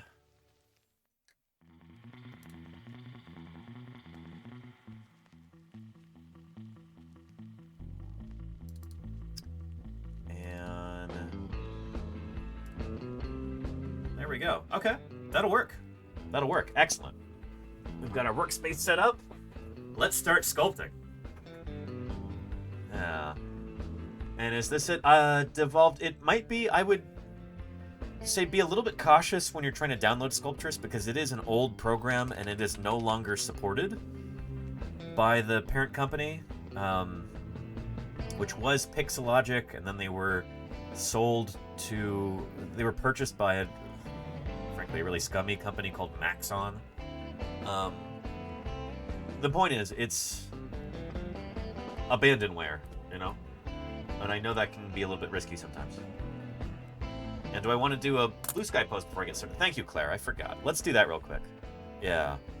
Let's just do a quick screenshot here. Yeah.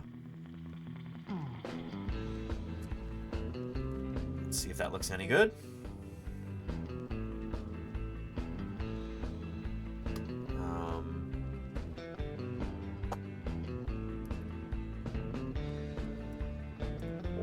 DPI, post.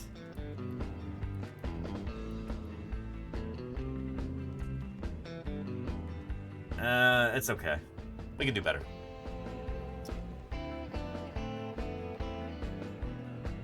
How about like this? And keyboard down here so my arm isn't weirdly in the way. There we go. Okay, let's try that. Can I take a good picture? I'm bad at this. Not as photogenic as somebody should be who spends 5 hours of every day on camera. Yeah. Alright, let's try that. My eyes are all squinty. That's no good. Alright, fourth try is the charm.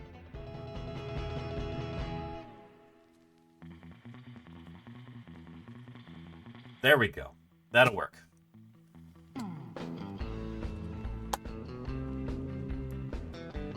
we go. Let's crop that.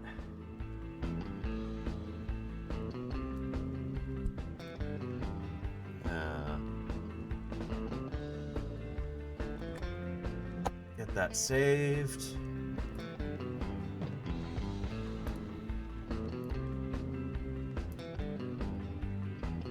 And we'll go ahead and open it in Blue Sky.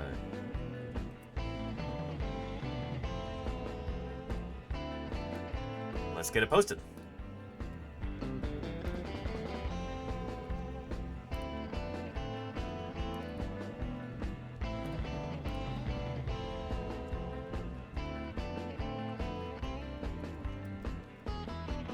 We're doing New Year's resolutions and sculpting a brooding troodon.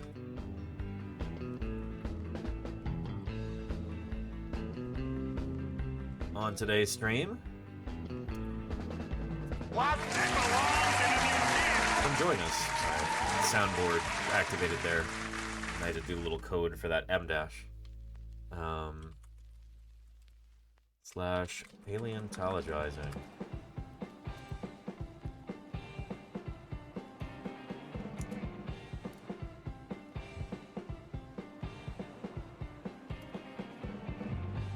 Nest brooding troodon in today's stream, so people don't think that it's just a very morose troodon.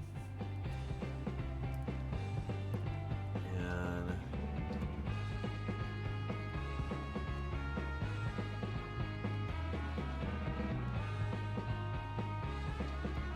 with 3D printed Majengosaurus.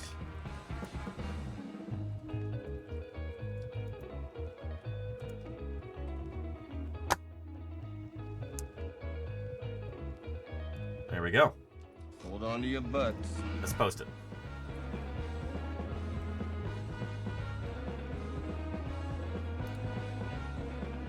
And there's a link. There you go.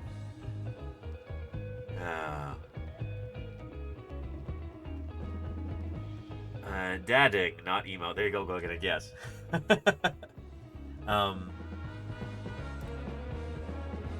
And thank you, Lenina, for liking the post already. Impressive. Oh, and a bunch of people really liked this. Yeah, without downloading anything, show me what energy you're bringing into 2025.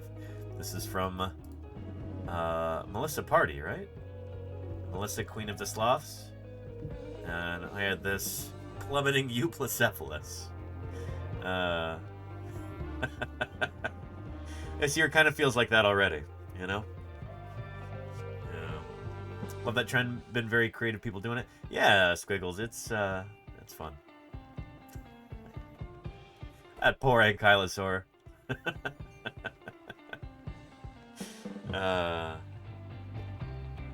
Anywho, let's get into our sculpting here, shall we?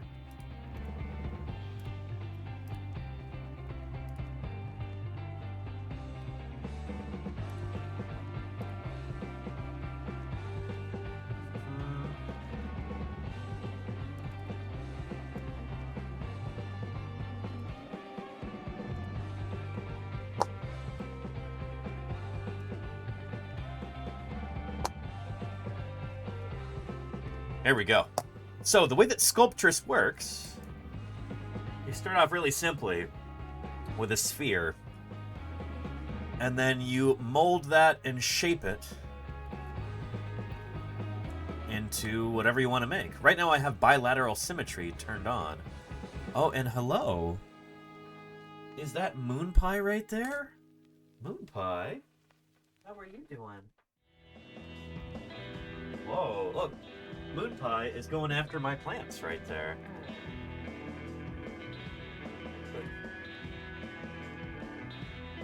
Moon Pie, how are you doing? What's going on? Come up here on the desk. Here.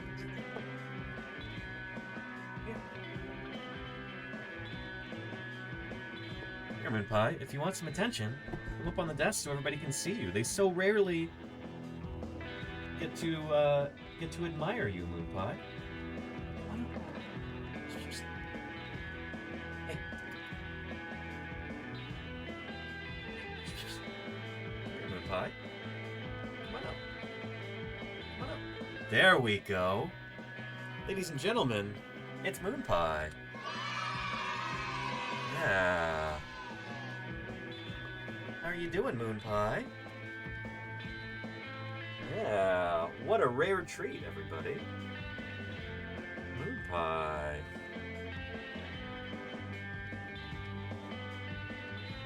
Yeah. How are you doing? How are you doing, Moon Pie? You having a good day?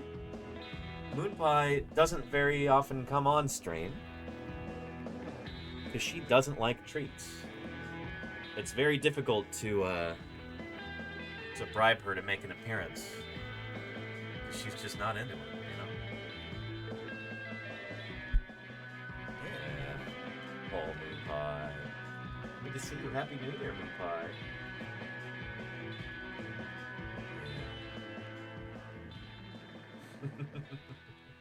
Such a serious face. Yeah, she has kind of a brachyrostrid snout.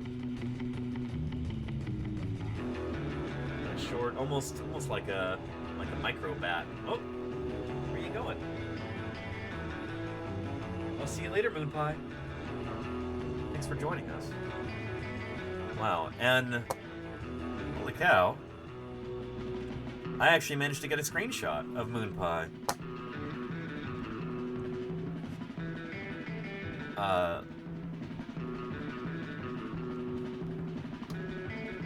Let's go ahead and see if it turned out.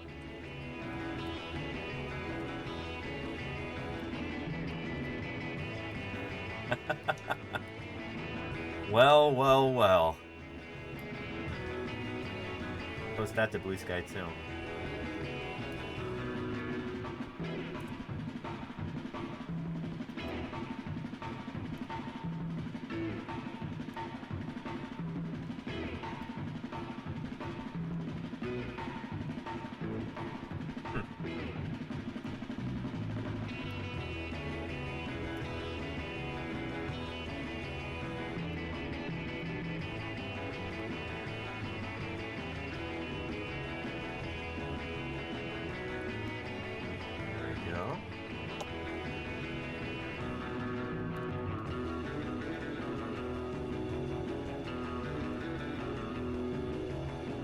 The ever-elusive Moon Pie. Even made an appearance. There we go.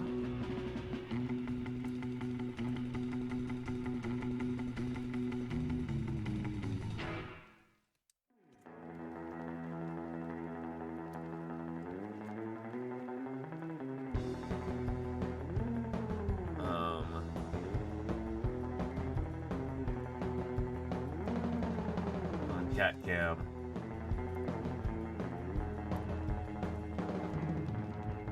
During stream.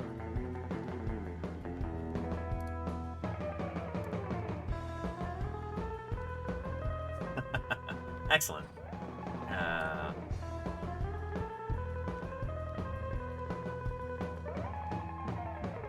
And yeah.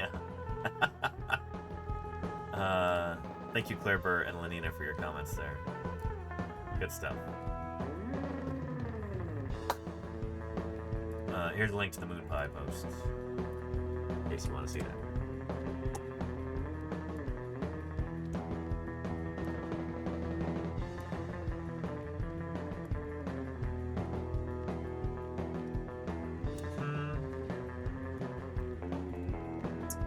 We'll get started with our sculpting here in just a moment.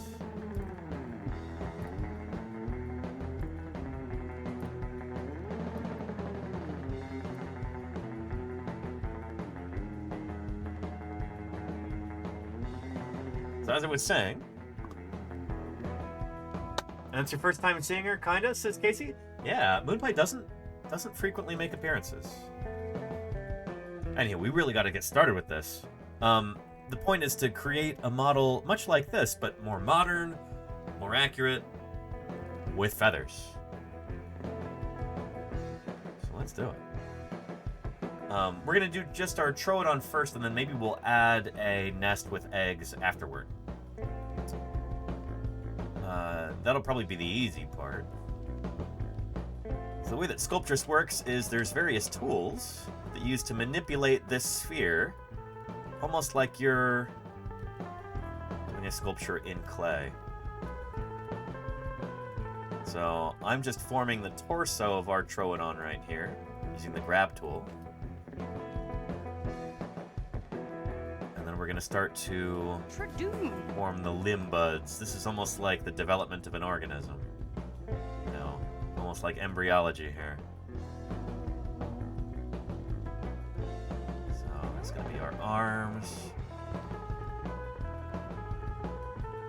I want to smooth this part out like that.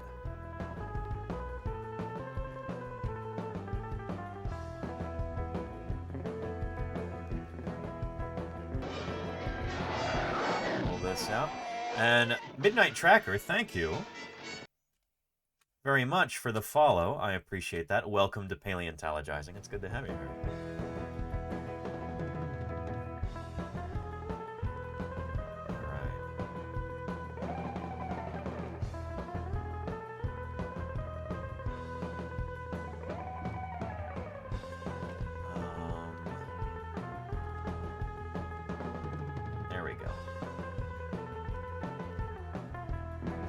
Get that sinuous neck shape correct here, and then we can focus on getting the right shape for the head. So the neck is going to come out forward from the vertebral column, like we see in the skeletal diagram right here. But neck's going to be pulled back a little bit further because this is going to be a father Troodon sitting on his eggs, kind of looking around, much like this picture, but I want to get the pose even more authentic than that. We've learned a lot about how these dinosaurs looked and how they behaved since the time that illustration was made, back in probably the earliest 2000s, I'm guessing.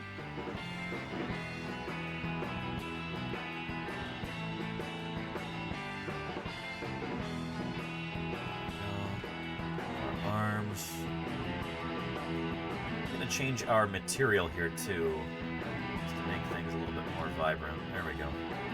I like orange. It's a good color.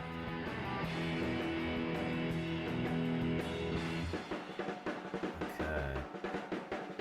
And here, like in our emu, the thighs are going to be pretty far forward on this.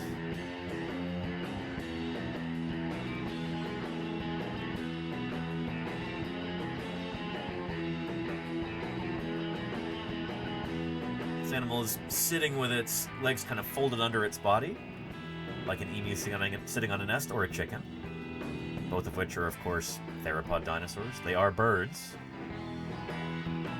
which means that they are theropods. Now, let's create a little bud right here that we can pull out to make the lower part of the hind limb. Draw on here a little bit.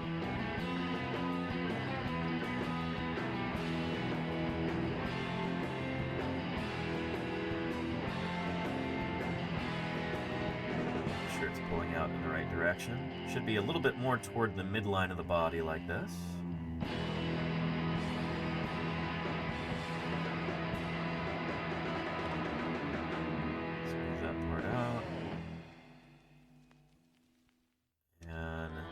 If you notice some resemblance to like a chicken or turkey carcass that you might purchase at the store, that's because, well, that animal is a dinosaur.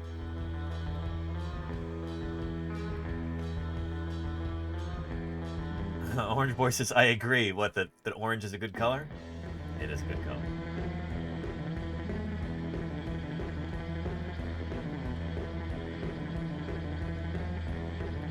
So Troodon has got fairly small forelimbs compared to the rest of its body.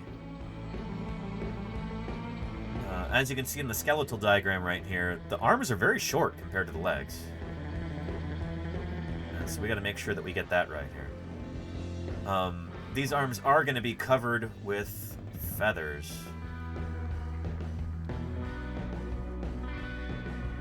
So I'm not sure how much detail we're really going to need on this part right now, but I want to get the basic form correct.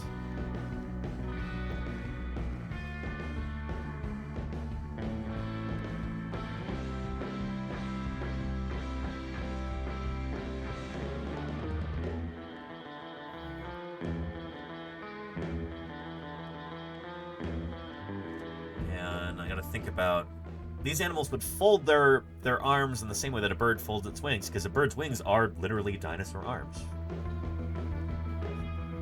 So I got to think about how those are going to be oriented. I think I want... Do I want them out to the sides, or do I want them further in? I think I'll put them further in for now.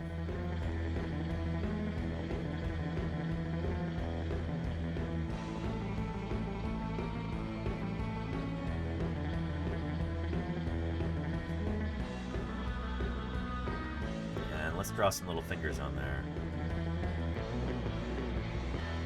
1, 2, 3. So fingers 2 and 3 should be closer together than either is to finger number 1. There we go. That's a good start.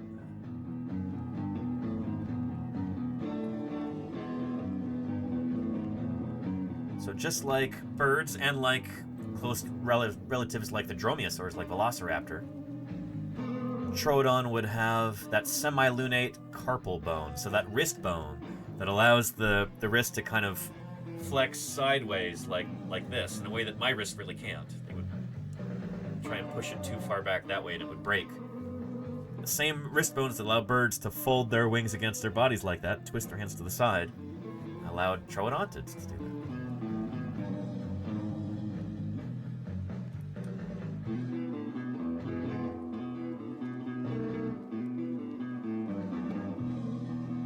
There we go. So far, so good.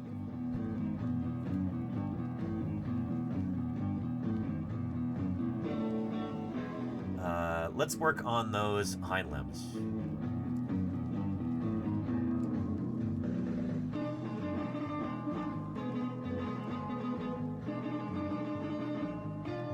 So add a little bit of material down here that I can pull out forward.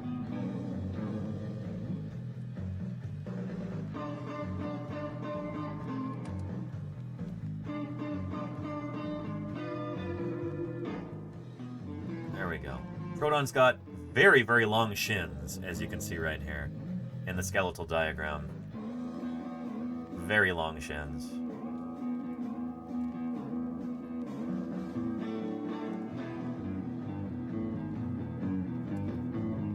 We'll take those shins. This is actually the top of the foot, actually. These are the metatarsals in here. They are pretty spindly.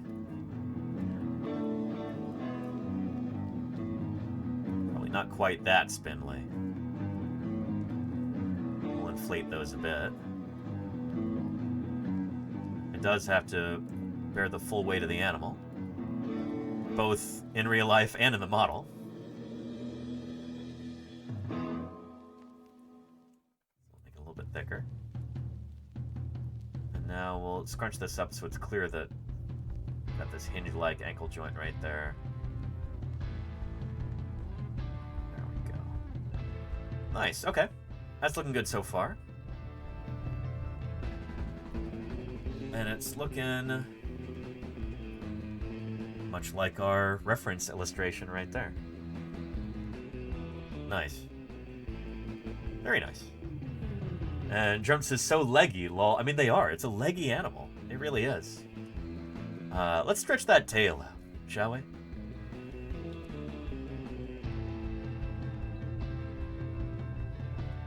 Just like that. They don't have the longest tail. But, it's not short either. But on the land, the greatest of all the reptiles, the dinosaur, was king. Darth Goof, 88, thank you for the 40 months of support. I appreciate that, Darth Goof. Yeah, good stuff. Appreciate you. Thanks for keeping me here online for a long time now. 40 months. Holy cow. Oh, wrong button. Excellent. Alright, let's use our grab tool and...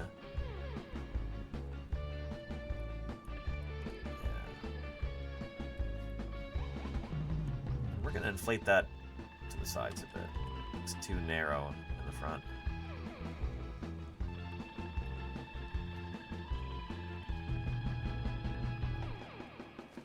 And a cool thing about this program is you can tap the X key, and that will reverse whatever the tool is. So if you're using the inflate tool, you can reverse it to de-inflate things, like I'm doing right here. Just gotta remember to tap the X key again later so you don't invert your other tools as you're trying to use them. I'm realizing that I need to make it so that the knees are higher up. Right now, this almost looks like a normal standing pose, and it shouldn't be like that. The thighs should be really far forward. So I'm going to use my rotate tool. And... there we go. I can use that in conjunction with the all-purpose grab tool. And there we go.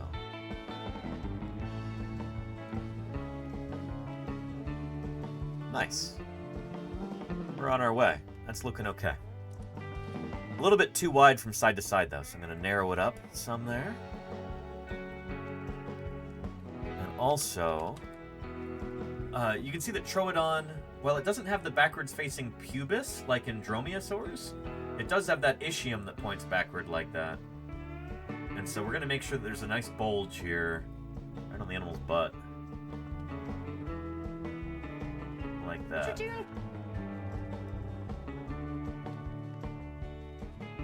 we go. I'm also going to take the tail and droop it down so it's actually on the ground.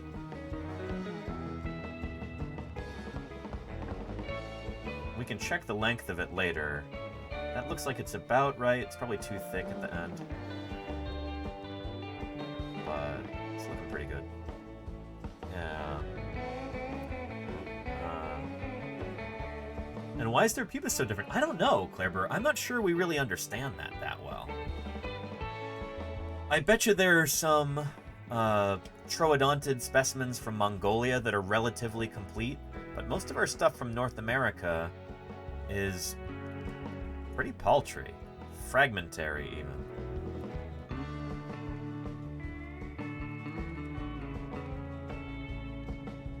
So, yeah, I don't know.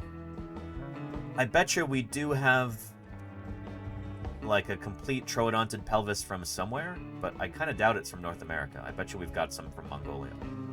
Things like, Sinornithoides, Sorornithoides, which I think may have been renamed, or maybe it was just split up. I'm going to do a crease here along the base of the tail to differentiate our thigh muscles from our tail, and then maybe we'll later put on the caudofemoralis muscle. Troodontids don't have that much of a caudofemoralis because their transverse processes on their vertebrae stop pretty proximally, I think. So we're not going to go nuts with the Caudofemoralis, but we'll make sure that it's suggested there. And given that this guy is going to be feathered, a lot of the muscle definition isn't really going to matter that much anyway. Feathers are a blessing and a curse when you're sculpting dinosaurs, because you can kind of ignore some of the musculature to a certain extent. It's just going to be floofy and feathered, but then you got to do all the detailing on the feathers, or at least the suggestion of feathers, you know? And Dreamt says sculpting is dope. How are you doing, Dreamt? Welcome, welcome. Happy New Year. And Tanarima says, hi, mister. You talking to me? You don't have to call me mister. Yeah. And do they have 2 rib cages? Asked the Hayes system. Not really. So, some theropod dinosaurs have what we call a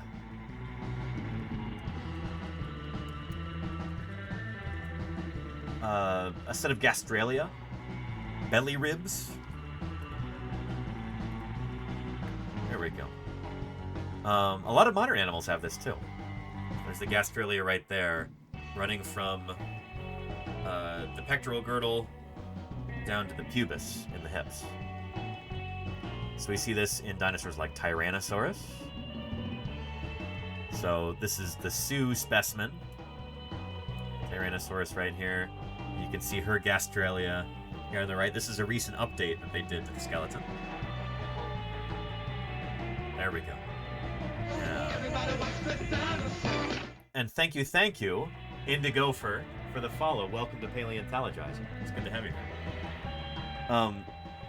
The gastralia, I don't think they're actually ribs in the true sense of the word. Like, I don't think they're actually... I don't think they have the same developmental pathway. I don't think they grow from... They certainly don't grow from vertebrae in the way that ribs do. They're kind of these floaty bones. They form in the flesh rather than being attached to the rest of the skeleton via skeletal joints or something. We have a word for that. What is it? Shoot.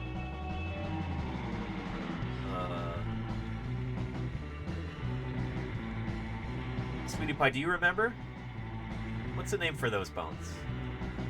What do you think? You should know this, huh? You've lived with me long enough. They're not intercostal bones, are they?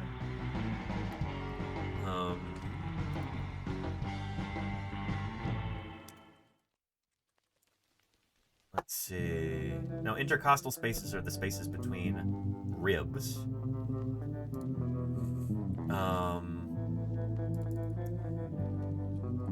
Bones like the patella. It's a, the kneecap. Flat rounded triangular bone. Patella is the largest sesamoid bone. There it is. It's a bone embedded within a skin, within a tendon or a muscle. Sesamoid bones.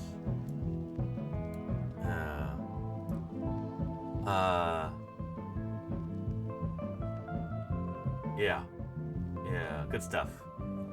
So gastralia are a kind of sesamoid bone. They're embedded in a muscle or flesh. Dermal bones found in the ventral body wall of modern crocodilians and tuatara and many prehistoric tetrapods. So we've got this in dinosaurs. So there it is in Tyrannosaurus right there. Good stuff. So anyway, it's not its second rib cage. It's more just kind of like bonus bones that are embedded in the belly there. Sweetie Pie, pushing the camera around. That's because you want some treats, huh? Yeah, you know that's how to make that happen. You were very clever, Sweetie Pie. You were very clever. All right, let's do it. Let's get you some treats. Yeah.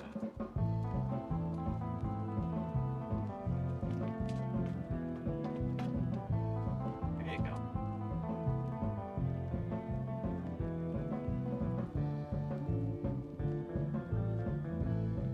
Very nice. The Hayes system says that's so weird and cool. Yeah, a lot of critters have gastralia. Modern crocodilians have them. Tuatara have them. I think lizards have since lost them. Birds don't have them anymore, but their ancestors did. And our Troodon does too. Weird and cool, science in a nutshell. I like that, Dreamt. I like that. Ooh, good treat, sweetie? What do you think? Good stuff?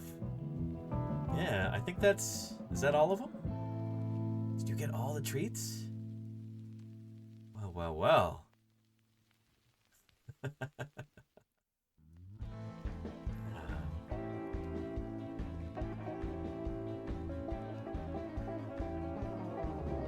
How's your day going? You having a good year so far, sweetie pie?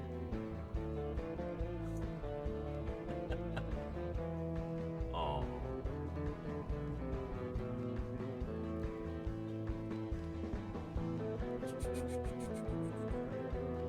Look at all that fur. Look at all that fur. Where's the brush? Let's brush the fur. There we go. It's collected.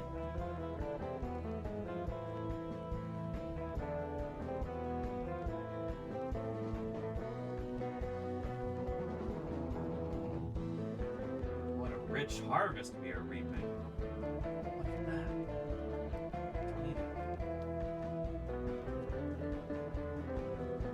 If it were Minnie Pie's fur, she'd be trying to eat it.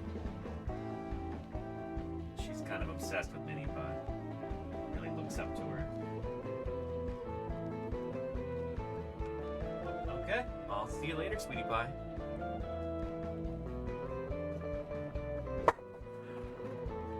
Good stuff.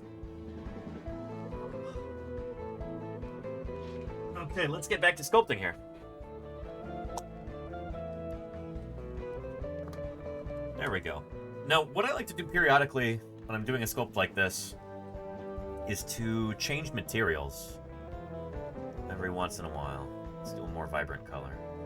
Let's do that super shiny blue. Yeah. I want to think about the head and the neck here. I want to make sure that we've got that way that makes sense. This vertebrae going up to the back of the head. I want to make sure we've got the right kind of curvature going on for that.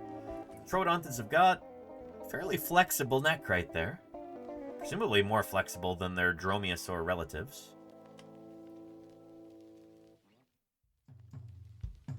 So I want to make sure that we've got that kind of basic pose going. Makes sense. That looks better. I'm going to bring that chest up and in.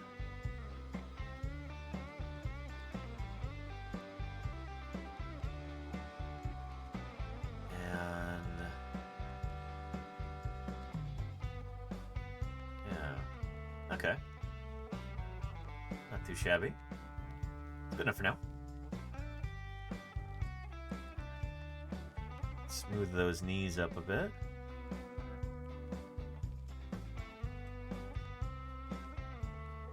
Tradoon.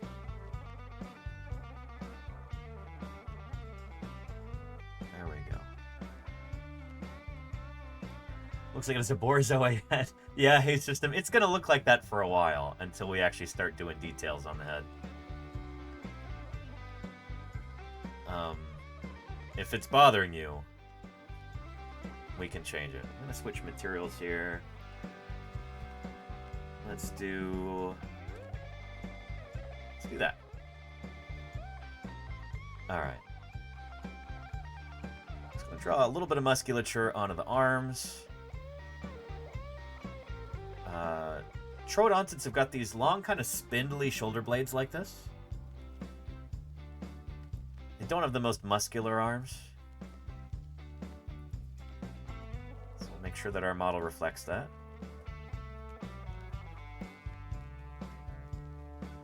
And then the peak of the back should be right up there by the hips, basically, like right here. That's looking pretty good. Yeah. Nice. We'll get in here and smooth this part out, because that's not supposed to be so pronounced.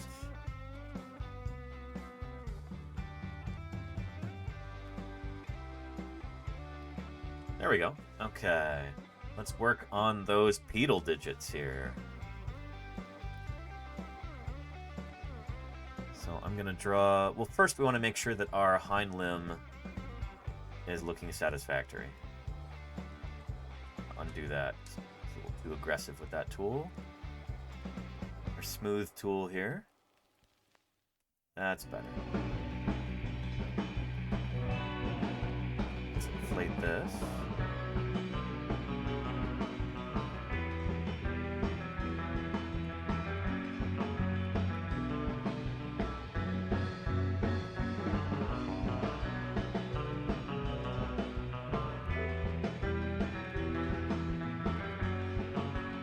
Okay.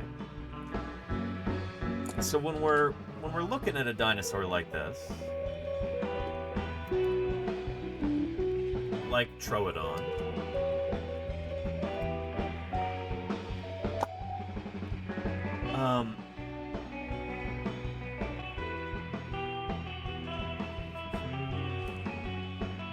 I suppose that'll work. It's kind of an older skeletal reconstruction of Troodon. When we're looking at the hind limb, it's important to understand what's going on there. You've got your femur, thigh bone here, tibia and fibula there. That's the ankle. You've got the astragalus and the calcaneum in there. And then everything from this point downward is the foot. So you might think that this looks like the shin. That's wrong. That's the upper part of the foot. These are metatarsals right here. And these are the pedal phalanges, the toes. Digit 1, digit 2, digit 3, and digit 4. I was saying earlier that the transverse processes on the tail don't go out very far from the hips. They basically stop right here. So transverse processes are these sideways pointing bone, like projections on the side of the vertebrae. Transverse processes. And those are an attachment point for the caudofemoralis muscle.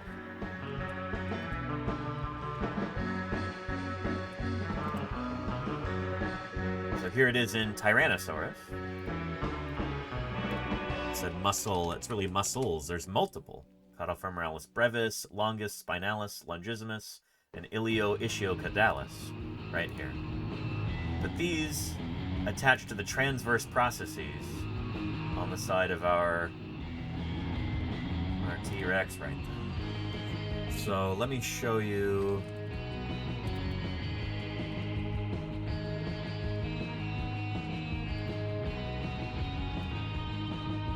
Here on Sketchfab.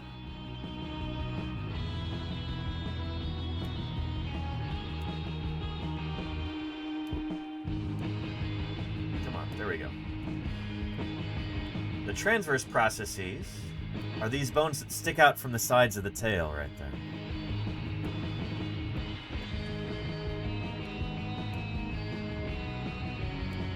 Right here. And right there. So on Tyrannosaurus, they go down pretty far.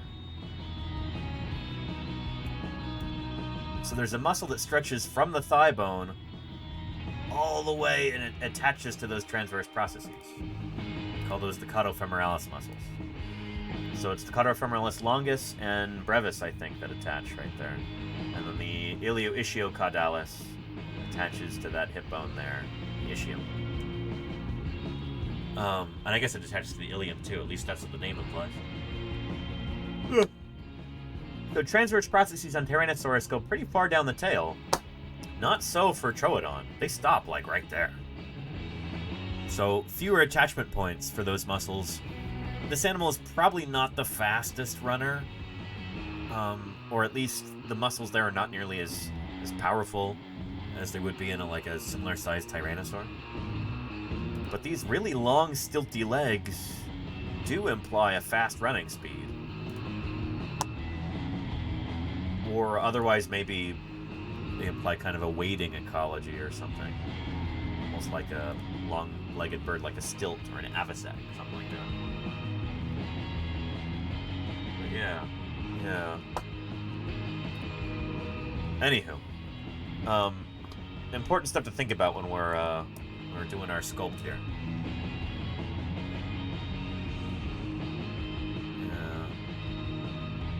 Yeah. Oh, and the Blob, how are you doing? Welcome to Paleontologizing. Good to have you here. Hello. Browsing streams and wondered if there was a paleontology category. Looking up paleontology, I found this channel. And this is live with it. No paleontology category, sadly.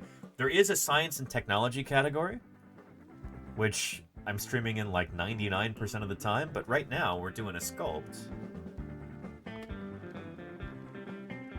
And so, yeah, sculpting a Troodon here. Well, let's start working on those hind digits, shall we? Beetle digits.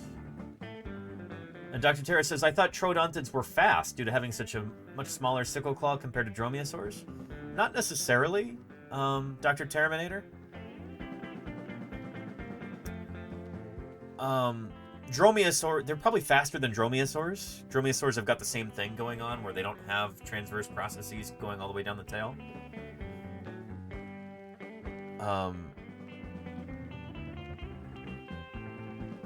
Yeah, and dromaeosaurs tend to have stockier legs.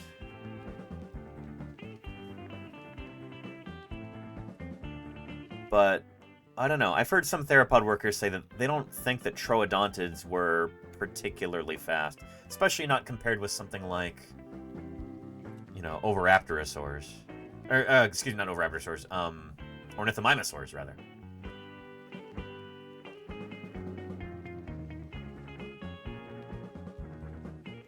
Alright, there's our two main digits there.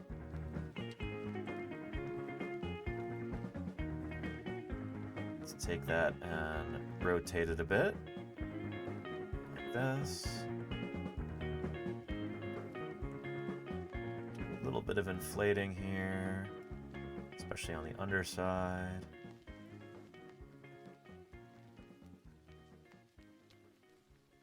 You know, I think I might want to undo all those and just start from scratch there.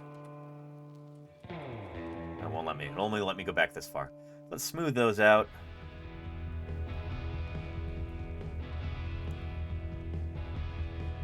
There we go. That'll be better.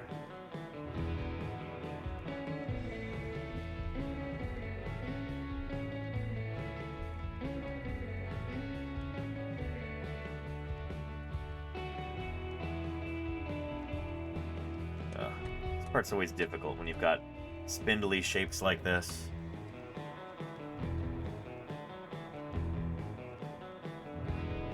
That's much better, though. Okay, good.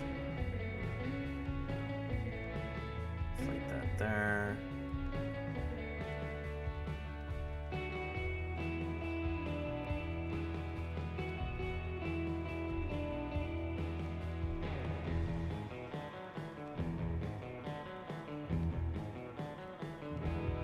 Let's make a big crease right here between the digits.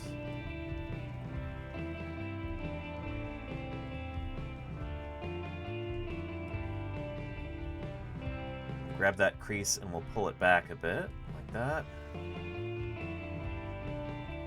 Smooth this out.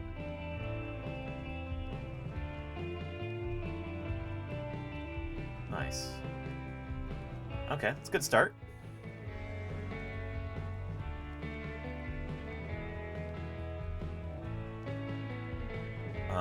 If we want to do some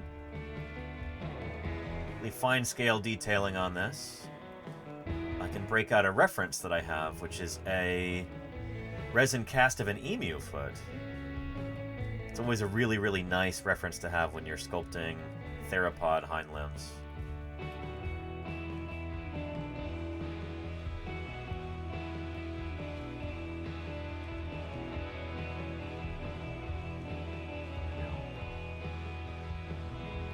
What's your favorite dinosaur? Oh, I've got many favorite dinosaurs. But Dilophosaurus is a dinosaur that's near and dear to my heart there, the Blob. I've worked with the holotype specimen of Dilophosaurus. There's only like 2 good specimens of Dilophosaurus in the whole world, and I've worked with both of them. They're right here in the San Francisco Bay Area, down the road from me. In the University of California Museum of Paleontology, Berkeley. They're originally from Arizona, those specimens.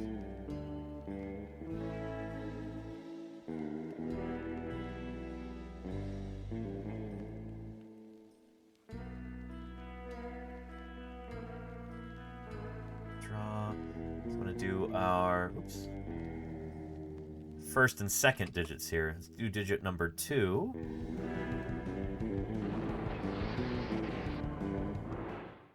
And who is that? Siphongus, thank you for the follow. Welcome to Paleontologizing. It's good to have you here. Thanks for joining us. If the dinosaurs had not died, perhaps in some catastrophe, no reason to think dinosaurs wouldn't still be here, wouldn't still be dominating the Earth. I agree there, Moon at 3 a.m. Welcome to Paleontologizing. It is good to have you here. Thanks for joining us. So Troodontids have got this little sickle claw right here. I'm not happy with how that turned out. Let's redo that.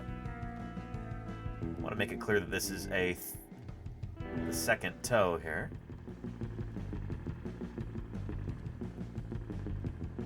Rather than just having it kind of project out of the top, I'm going to make it clear that this is a separate digit. So I'm going to smooth this all over. And we're going to just redo that part. It's important to kind of go from first principles of anatomy when we're sculpting something like this.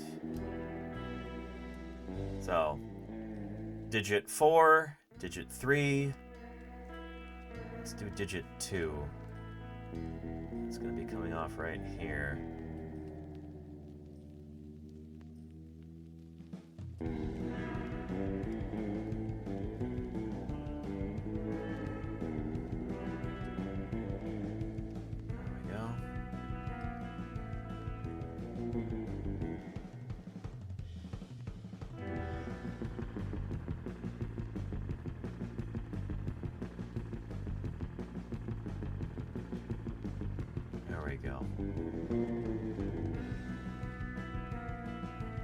So that's a much better starting point for our sickle claw there.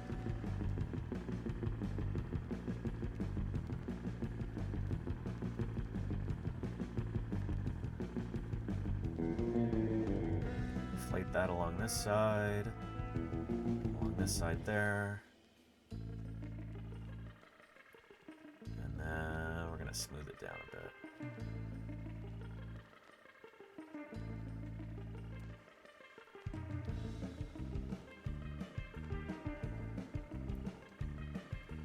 It does have kind of a swoopy forward thing that it does, just like in dromaeosaurs.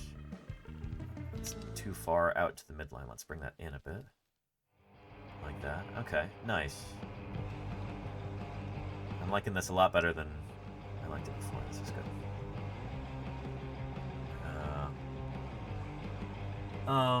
Yeah. And the blob, we talk about Jurassic Park all the time here on this channel. My old boss, when I was in Montana, was the scientific consultant on the first 3 Jurassic Park films. And the character Alan Grant is actually based on him. Jack Horner is his name.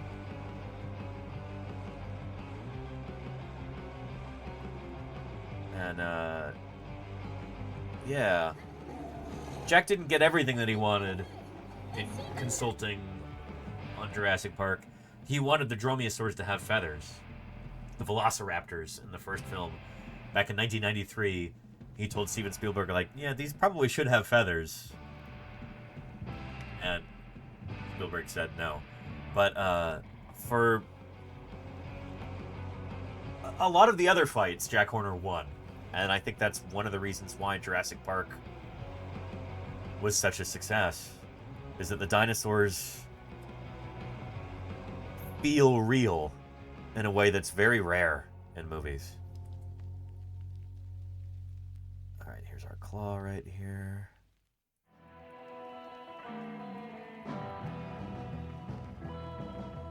There we go. Looking good.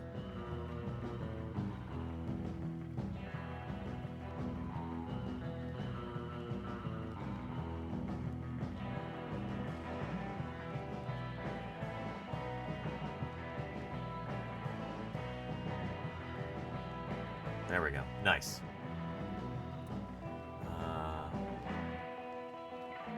Anyhow. We have lost over those few quills. There you go, Crimson Carnotaurus. Yeah. Yeah.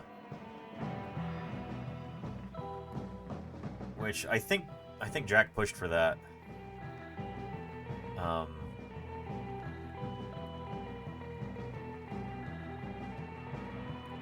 Anyhow. Maybe one day we'll get a chance to ask him on stream, but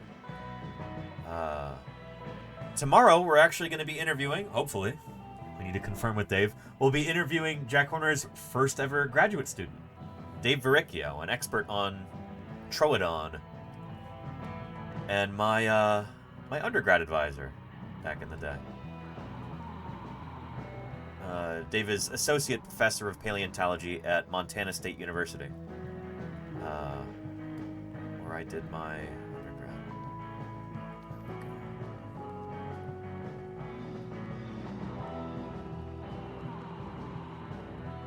There we go. Okay. Nice. Okay. It's off to a good start. Let's flatten some of these out a bit. Use our flatten tool. Here.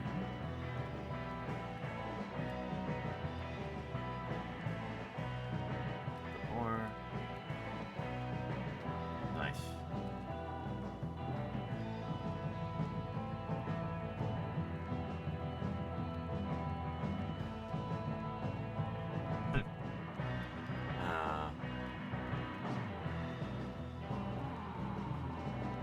And the Blob says, I wonder who decided Velociraptor should be mega-sized in the movies. We talked about that, here, let me see if I can find you VOD, because we talked about this on November 7th, which happens to be the 100th anniversary of Velociraptor. The original publication of Velociraptor happened on November 7th, 1924. So I had an explanation of that in here. The velociraptors in Jurassic Park aren't actually Velociraptor at all. They're a different dinosaur called Deinonychus.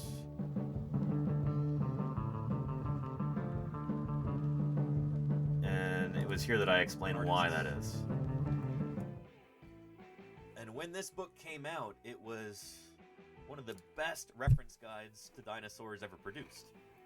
This chronicles the theropods, two-legged, mostly meat-eating dinosaurs. And it is comprehensive. It is an excellent book. Just basically laying out what we know about carnivorous dinosaurs at the time.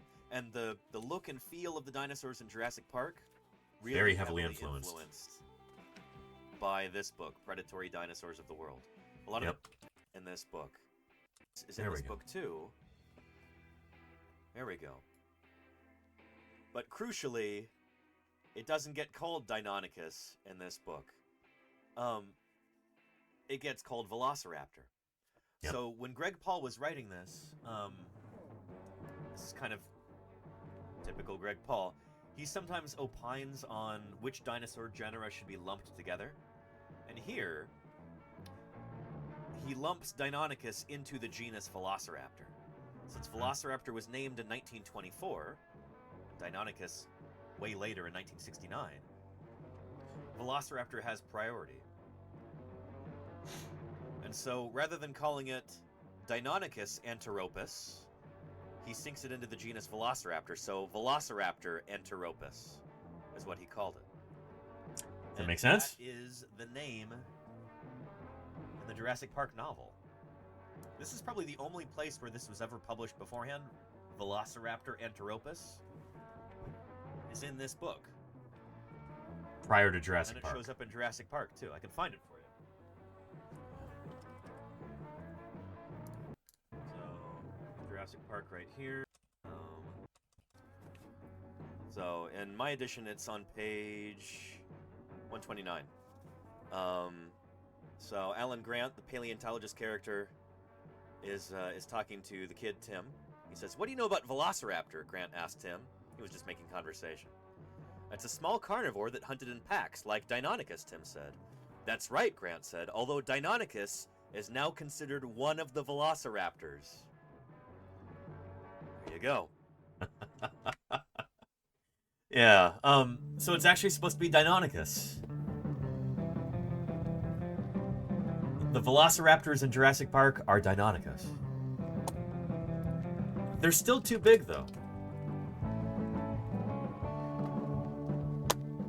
You know, Deinonychus is not a particularly large animal. And the Velociraptors in Jurassic Park are bigger. You can see right here. As I understand it, the reason why they're bigger, and bigger than they are described in the novel, too, it comes down to technology. And I talked about this in that VOD as well. Here, let me give you a link to this, in case anybody would like to see it. Yeah.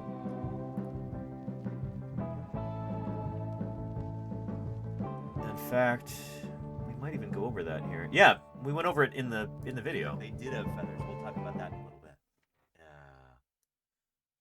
So, the reason why they're bigger than they should be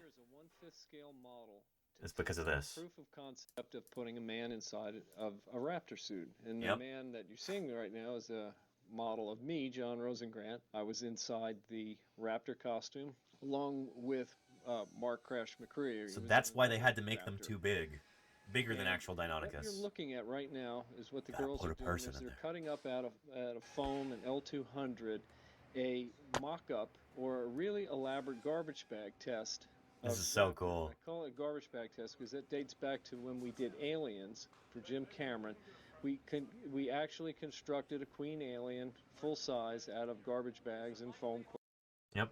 Get ready for this, but at this point there's rough skins on. So for some of this. those key We're shots, really starting to refine it's a person in a how suit. It's going to work, get control of the head, and at this point I think I may have control over the jaw. And not, to be honest, I can't remember if that ended up being separate or not, or if we ended up controlling. No, I actually do remember now. We had control over the jaw. Very cool and stuff. The head moves.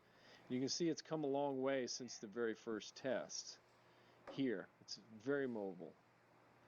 Now, these are the legs for the scene which was attached to the whole suit where I step in the doorway and it stands up and it starts hooting for the other raptor to come in the kitchen. Here it is with the paint is getting... So anyway, you get the idea. The whole point of making it too big was almost, a mistake because you had to be able to fit a person inside of it. So, yeah. That makes sense?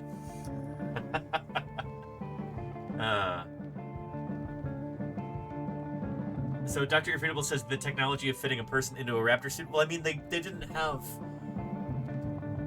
We still don't really have the technology to have, walk around self-balancing animatronics. You still got to put a person in there. The best dinosaur animatronics in the world today are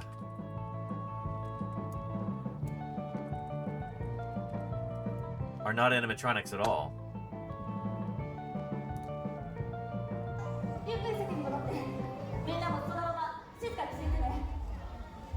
It's like this. This beautiful ankylosaur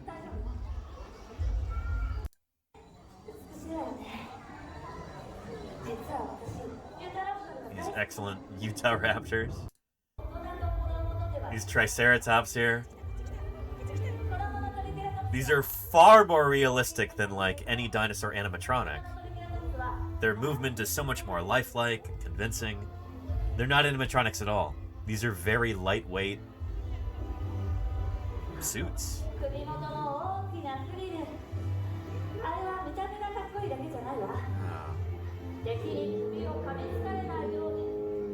Just incredible.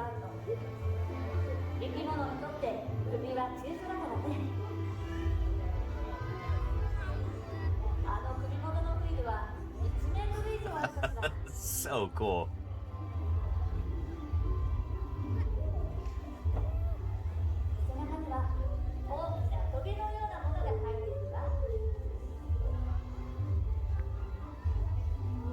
So I'll see if I can find you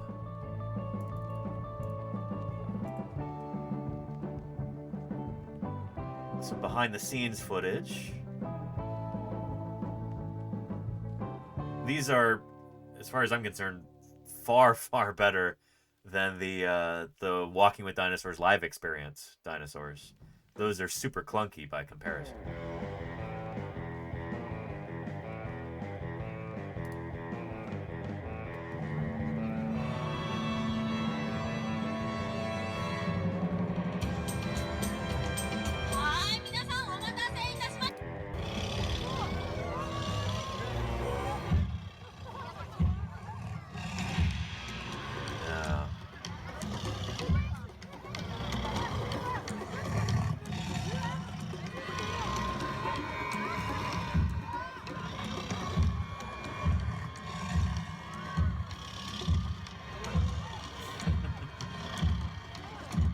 And this is like an earlier model. I think they've since improved them.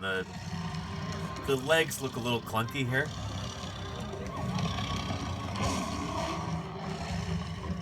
But you can't get that kind of, you know, whipping around fast motion in an animatronic. It just doesn't work. And Devolved says, I doubt the people inside them would call them very lightweight after an exhibition session. I mean, these are lightweight. They're literally made of like rice paper and like hollow aluminum tubes, and like this suit probably weighs less than 100 pounds. As big as it is.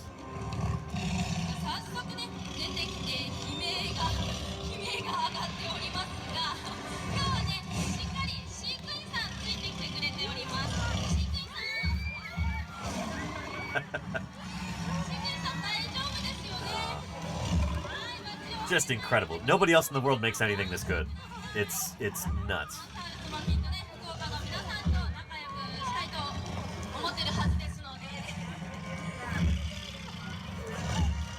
Yeah.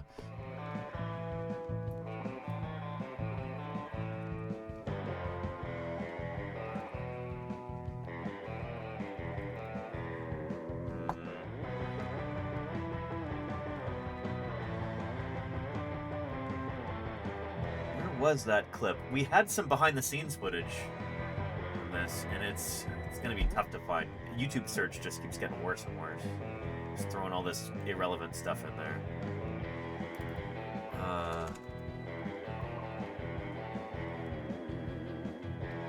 Behind the scenes.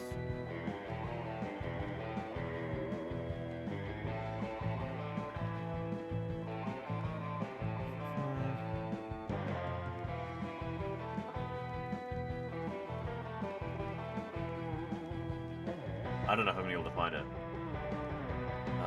But there's a really cool clip that I showed a while ago. I bet you it's in our VODs. Here, if we go back to YouTube page and search robot, there we go. Exploring robotic dinosaurs for National Robotics Week.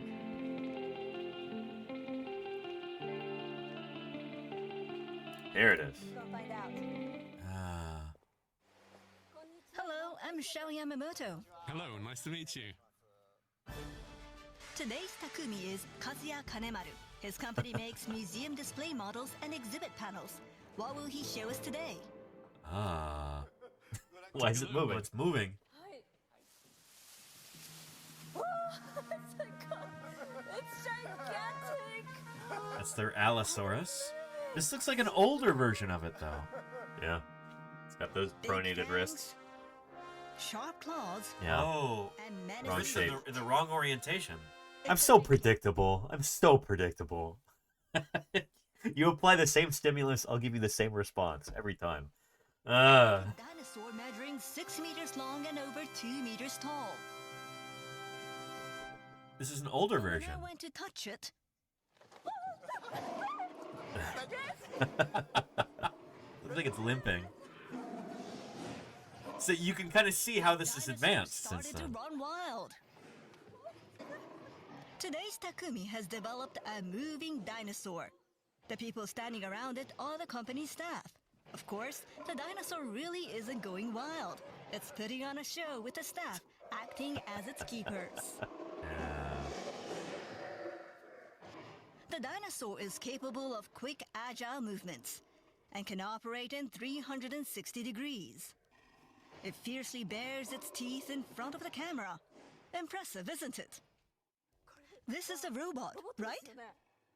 No, it's not. It's a mechanical suit.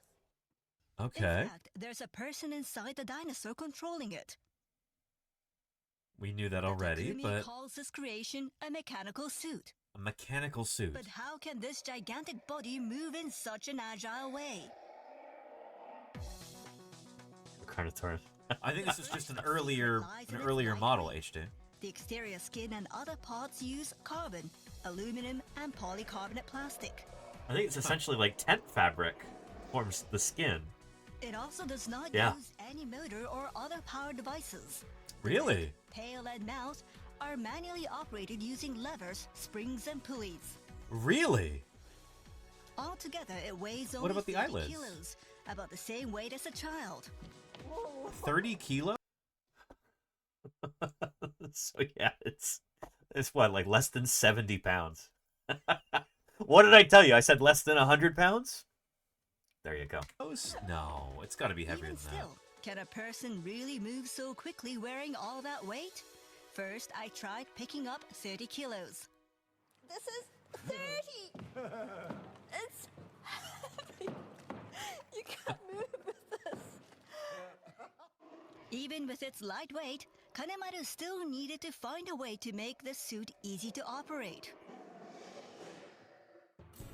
So he calculated the dinosaur's weight balance for its width, length, and height to figure out where the person inside the dinosaur should be. He determined the exact spot where a person can make the biggest movements using as little power as possible. Smart. For example, when the dinosaur moves like this, it looks as though it is swinging its tail, but in fact, the movement of the feet creates momentum that causes the tail to swing. This is possible because the weight of the tail is perfectly balanced with the weight of the head. Well, it's like in a real dinosaur. You know? I was just about to say that, Danny. Yes, it is just like a real dinosaur. That's the way that they work. Got that counterbalancing between the head and the tail. That's why they're built that way. How you maneuver it? I'm sorry, but I can't tell you. It's a company secret. Really? I wanted to ride inside it too. Kanemaru started out making movie sets. And Rocky Then Alters, one that makes a day, lot of sense. He visited Yeah. an event for a movie You're right. about dinosaurs. What he saw there was a computer-operated dinosaur that could only keep repeating the same movements. He's like, yeah, this is boring. It was an event with dinosaurs, but the dinosaurs couldn't actually walk. I wanted to see something like in the movies. I wanted it to walk around. Kanemaru set up. So anyway, robotics technology is still light years behind what a clever person can do with a good old human body, you know? Yeah. Pretty neat. They've got some really, really incredible dinosaur models, dinosaur performers, whatever you want to call them.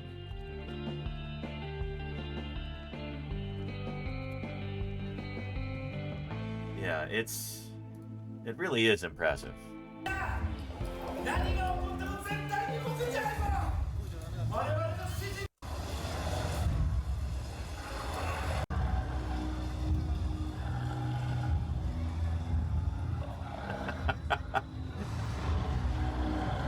This looks like a full-size Tyrannosaurus. It might be slightly scaled down, but look at that. Just incredible.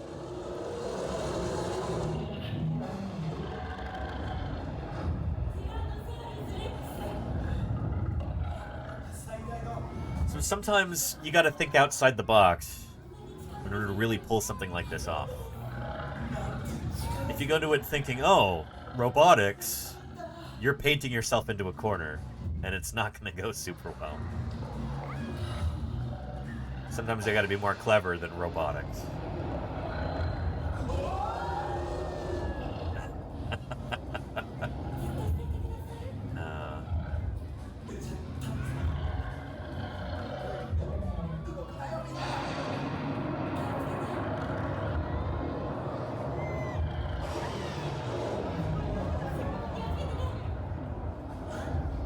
That's so cool. That's so cool. It does remind me of when I was at TwitchCon,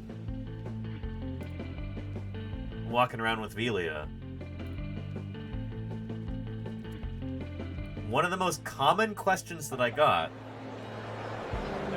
during this was like, oh man, that's so cool. How long did it take to program that? Or how many servo motors you got in that thing? I was genuinely shocked that people were asking this question. Because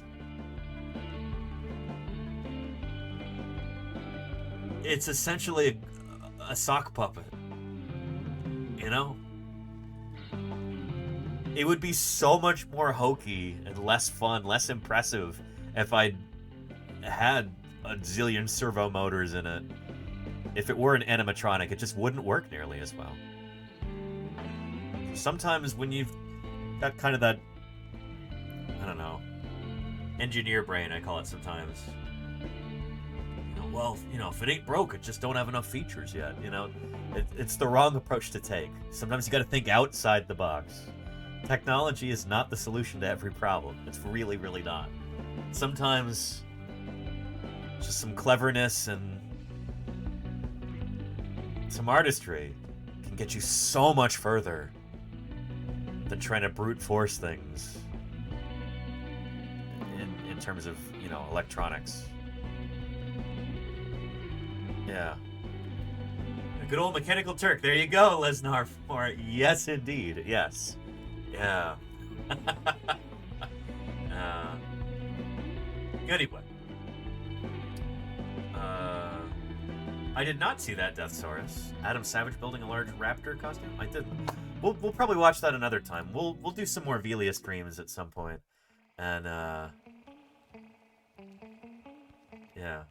It's so cool seeing people trying to be all casual, going down the escalator and being like, what is that?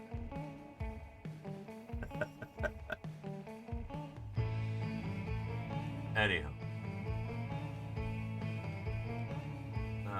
Mirror Space's animatronics have their place. The Country Bear Jamboree worked pretty good. But, you know, robotics have never advanced beyond that point. The Country Bear Jamboree was the pinnacle. There's no topping that. Yeah.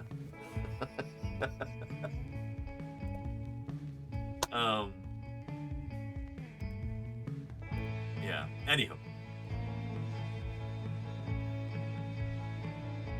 Maybe not, says Space. Yeah.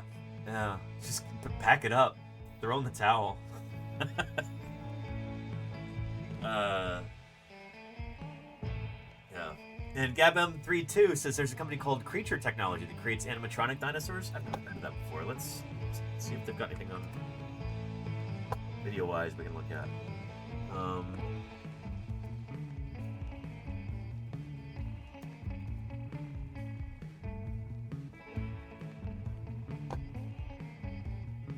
Oh yeah, they did the. That's right. So we talked about this.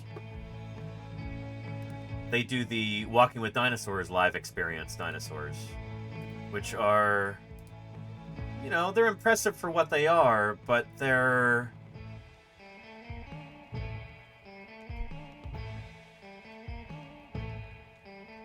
not the most realistic or the most convincing. For one thing, the here.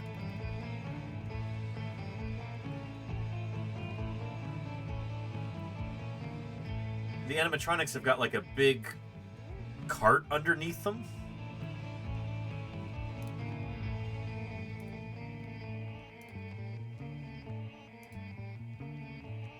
Right here. And so it's got to drag this thing around with it. And I think there's a person inside controlling it anyway. On like a little, it's almost like a little tractor dealie. Not a tractor, that's not the right word. Yeah, but it kind of scoots along the floor like that.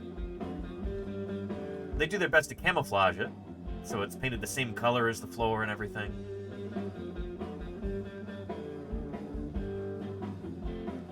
And it's cool how it works, certainly. But also, motions are all pretty slow.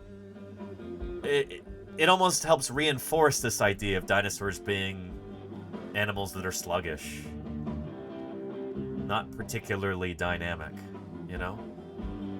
You can't get those kind of lightning quick reactions like you can with the mechanical suits from Dino Alive, you know? So yeah. A dolly, there you go. Thank you, Claire. I'm sure that's what it is. Yeah. And Devolve says, let's be real, animatronics reached its peak in the 80s with the Chuck E. Cheese band. Sure, yeah. Animatronics and pop music also peaked with the Chuck E. Cheese band, you know? Yeah. And pizza, for that matter.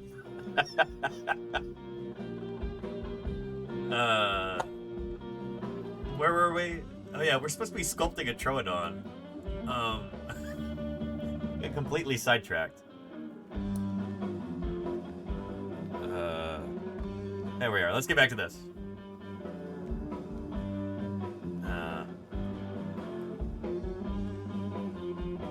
Our smooth tool. That tail is way too thick, so we're gonna slim that up some. It should be thicker at the base and then quickly thin out as we get more distal here.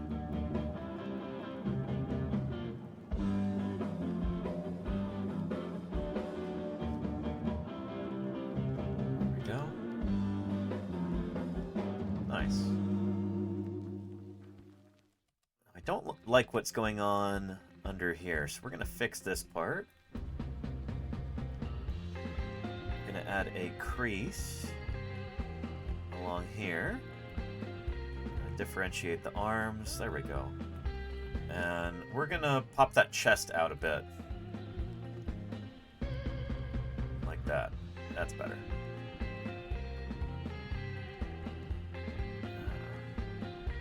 Girk says, got us called. Yes, indeed. Forgot we were doing this. I get distracted sometimes. People have got questions. We go down rabbit holes. We discuss topics. You know how it goes. It's a live broadcast. Anything can happen.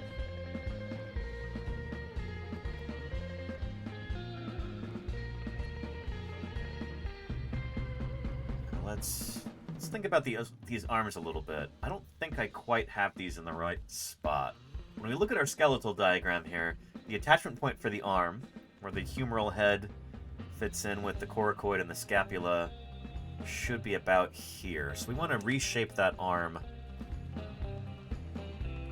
and make sure that that's what we're suggesting here. Arm should go in about there. That's better. There's our scapula along here. That looks better already. Good. Very good. Smooth out that belly a bit.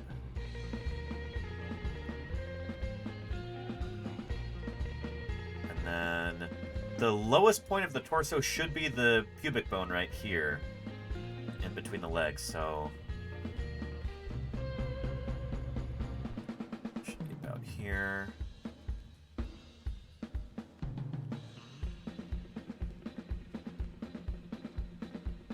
There we go.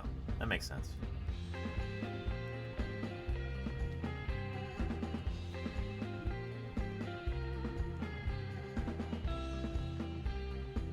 Excellent.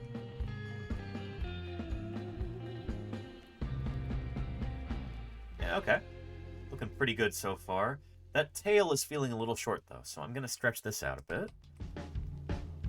When you're doing sculpting like this, you gotta kind of feel your way through it sometimes. Just trying to feel the... Where's the center of balance of this animal? Which part of it is actually going to be contacting the ground as it sits? Does it feel stable?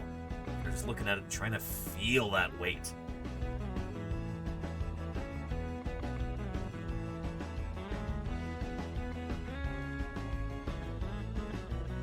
There we go. Nice. Let's work on those hands a little bit.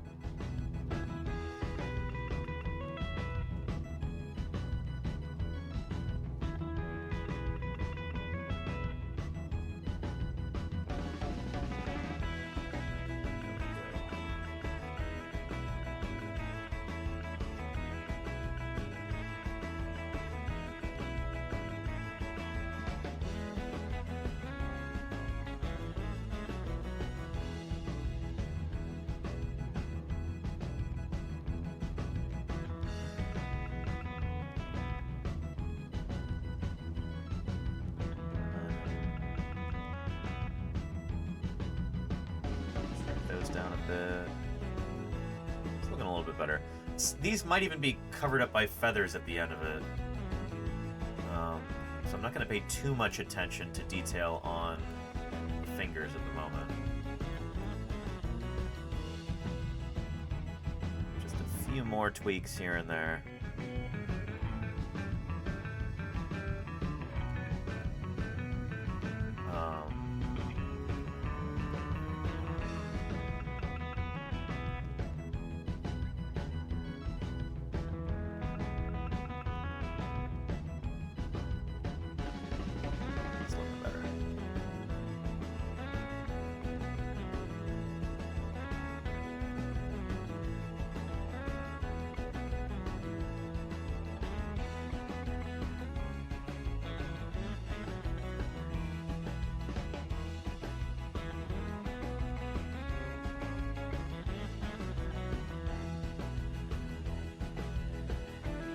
The hands are particularly long. Troodon's got its hands are basically longer than its forelimbs are, and that's something that I neglected. That's why it's seem like much. 500 bits goes a long way towards supporting science. Our treat here on Twitch. Thank you, Gowrox. I haven't been in here since last year. Thank you for the 500 bits and the joke. I appreciate you, Gowrox. Thank you, thank you. New Year, too.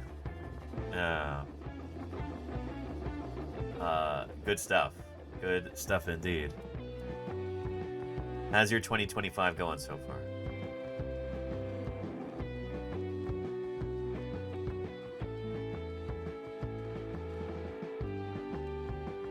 Still not happy with that.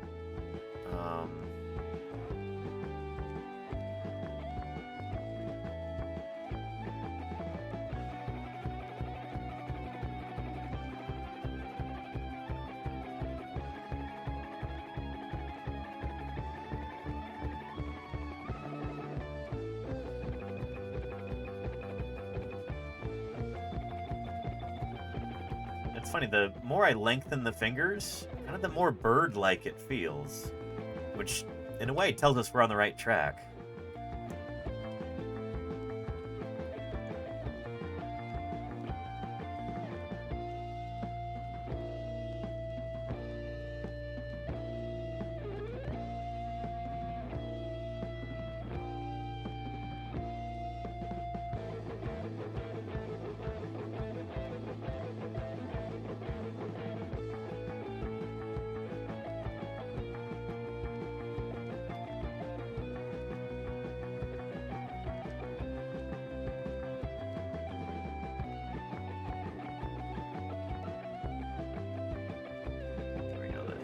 lot more bird-like.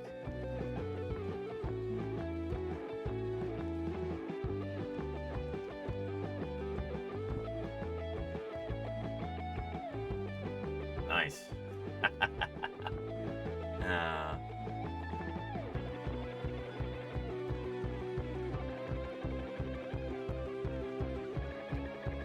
Okay. So let's save and let's change our material color just to keep things interesting. I like to do that periodically. A nice vibrant gray. No, let's pick a different one.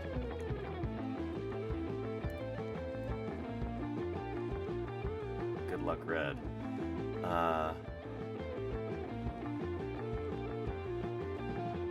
Yeah. I still feel like the chest is too wide. We're gonna pitch that in a bit.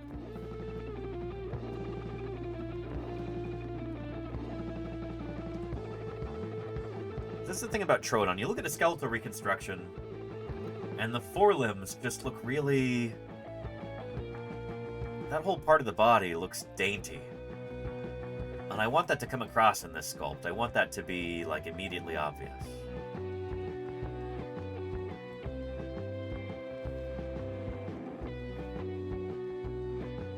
What you doing?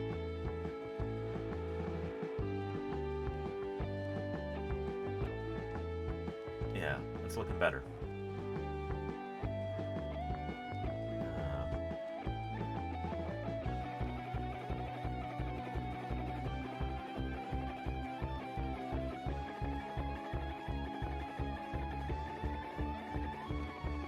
Okay. I think we can work on the head a little bit now.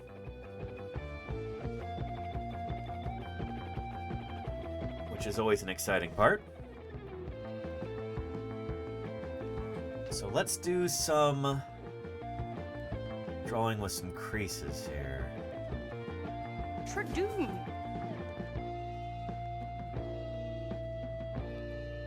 There we go. Just trying to get our basic outline going here.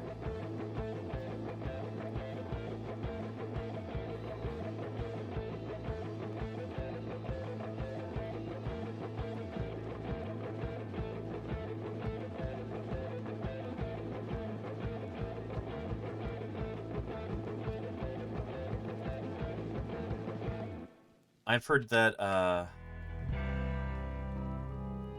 there might be some new publications on Troodon coming out before too long, maybe even a redescription. Hopefully we can ask Dave about that tomorrow.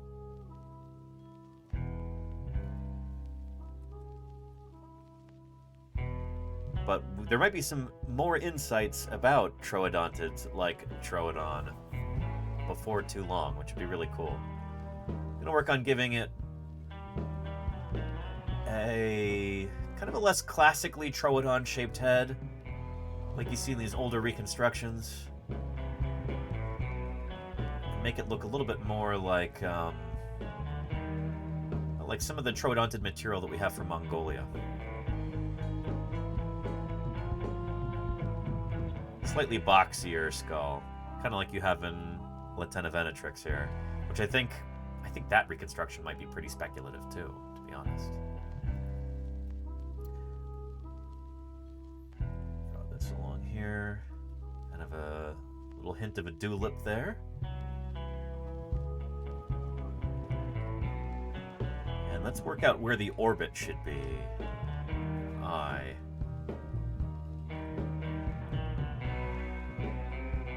Say about right here.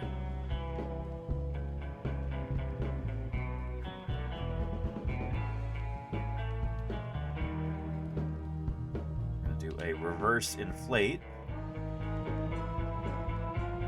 right here. Another one for right here along the antorbital fenestra. Veneris.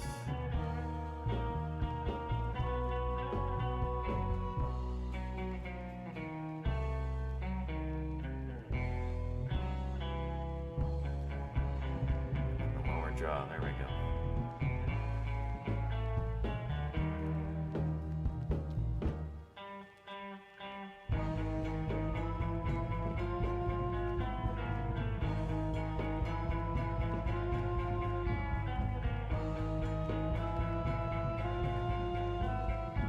starting to feel the program get a little bit sluggish here, so I'm going to save, and then... Holy cow, we're up to 194,686 triangles. Since I'm also running Chrome and OBS at the same time, I got to make sure that I don't overtax my system or overtax this program. What we're going to do here is, let's see, we'll switch to this color there. And then we're going to use our reduce brush. So the way that Sculptress works is as you're sculpting, it's using kind of a triangle mesh in order to record the shape. And the more you mess with certain areas, the more detail you create, and the smaller the triangles get, the more triangles you have. And so it makes sense to periodically go through with the reduce brush, paint over it like that, and it reduces the amount of detail, it reduces the number of triangles, it's kind of simplifying the model. And like, look, along the claws, there's way more detail than we need. We don't need it to be that precise right now, because not all of those details are supposed to be final. So this just makes it easier on... There, I'm down to 71,000, so we've decreased it by like 2/3 already. This helps everything run more smoothly. When you get rid of that unnecessary detail there. There we go. Let's go over the whole head some more.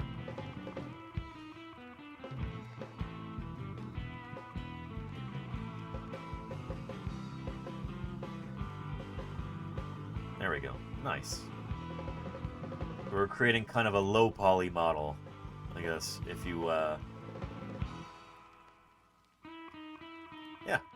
Nice. Now we're down to 11,000 triangles. I guess it was at 70,000 before. But yeah, anyway. Not too shabby. I think this is looking really good. We're well on our way to making a decent Troodon here. This is excellent. And then Toad still got a lot of triangles, says Girk. Let's take a look.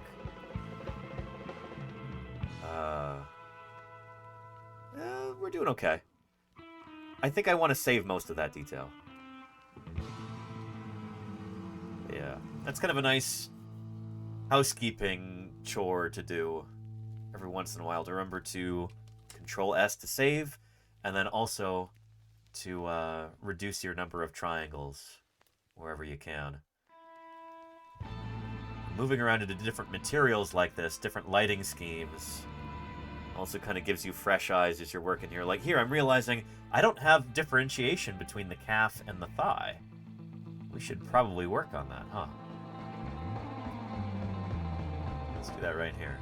Let's put in a nice crease right here. Tradoon. Between the calf and the thigh. There. And we'll do a reverse inflate.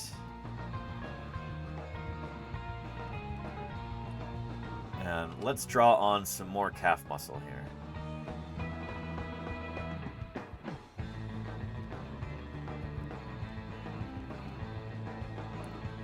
Smooth that a bit. And we'll inflate it right here.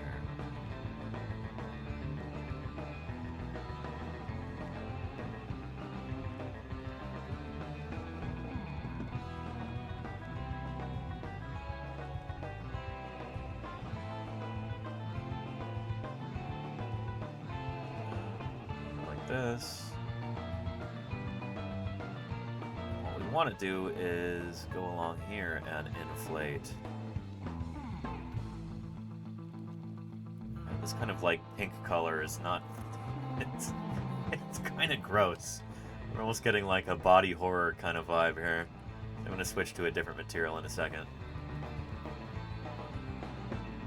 But we're getting where we wanted to be.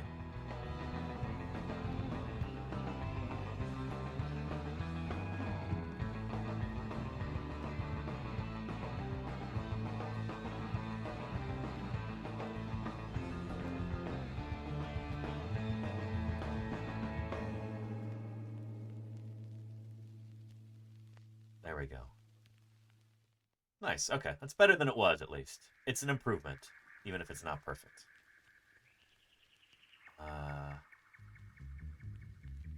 Yeah. Nice.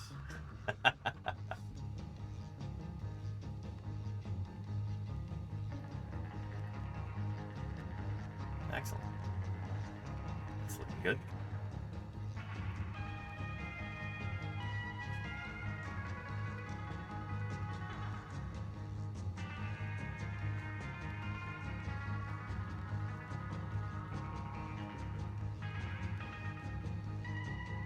Let's smooth this out right here.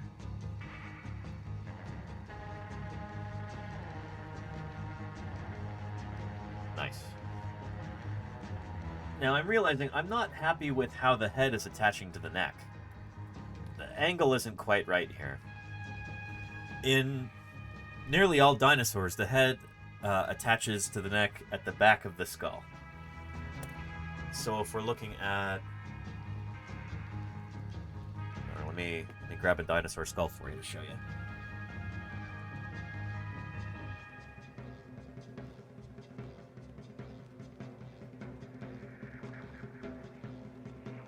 Here's the skull of famous Dippy, the Diplodocus. Right here. You look at the back, and you have your occipital condyle right here. So this is a, like, hemispherical bone that juts out of the back. This attaches to the neck. So the neck fits on right there at the back of the skull. There's the foramen magnum that the spinal cord goes into to get to the brain. So yeah, it's at the back of the skull right there. I don't have a troodontid skull at the ready, or I would show you that, but right here, it almost looks like the occipital condyle should be coming out of the bottom of the skull. I need to move that neck up a little bit, so it's clear that the vertebrae are attaching at the back of the skull. So we're going to change the angle of attack there on the neck.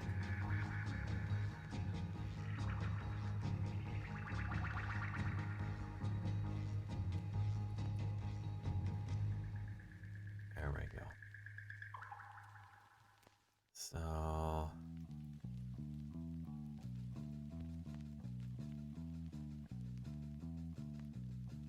that's looking a bit better. I like that a lot more.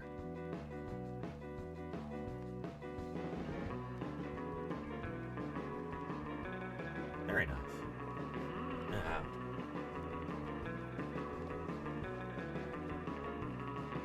And I wonder if it would look better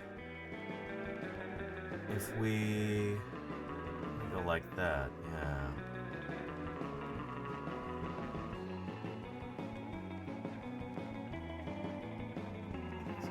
This, we can change the shape of the head a little bit in a minute if we want to. It's looking kind of Therizinosaur-like now. That, like, droopy lower jaw. Almost like on Erlikosaurus.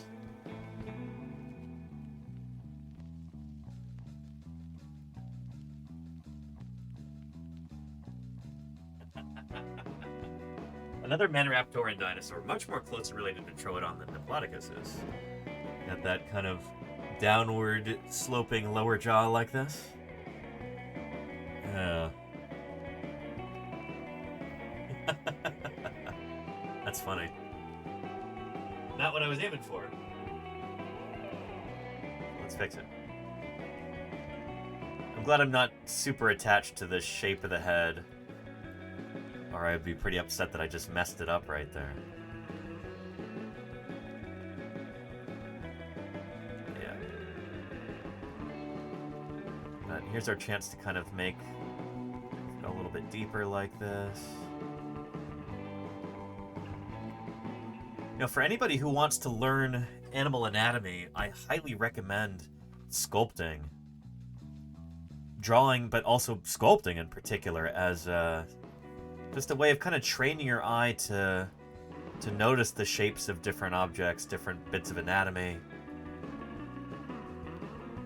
I think it's a great way to kind of train yourself to be more perceptive about morphology.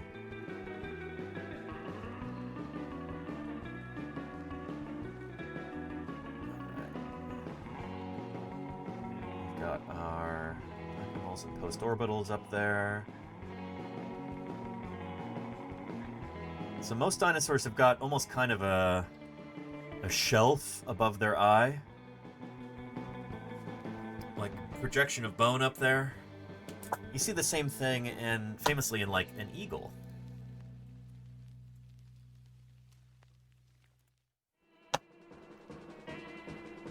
So they've got that brow ridge there almost, you know? A lot of dinosaurs have that too.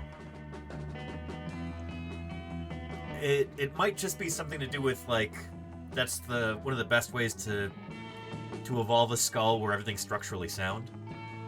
Or it might have something to do with like it literally helps shade the eyes from the sun.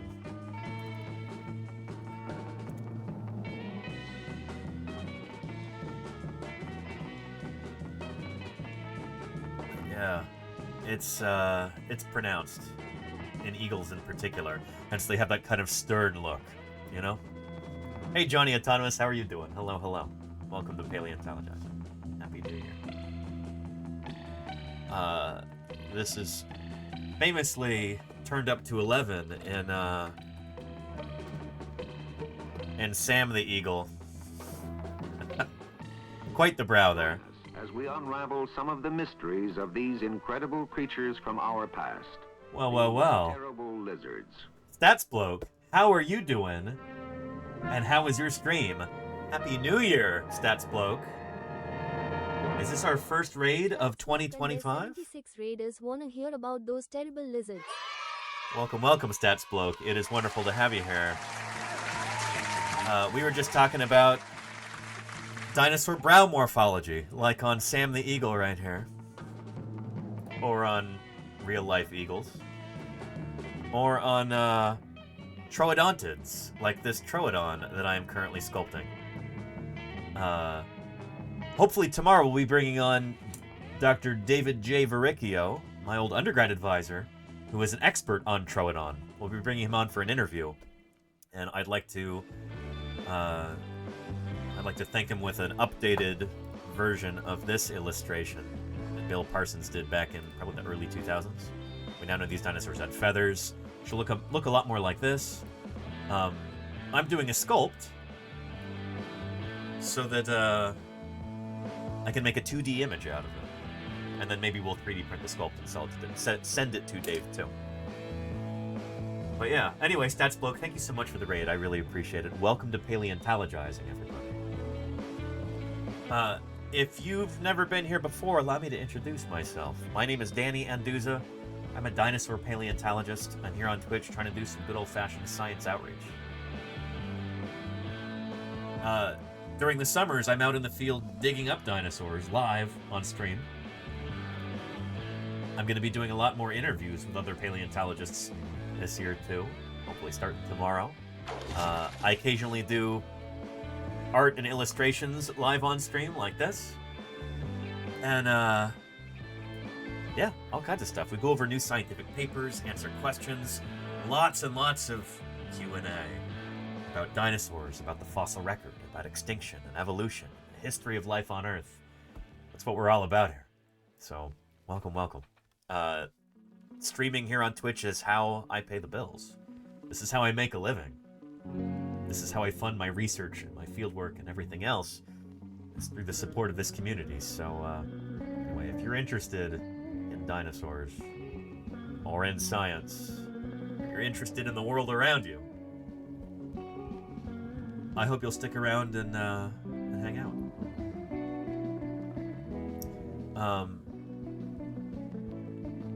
And I do have a rock hammer. It's true.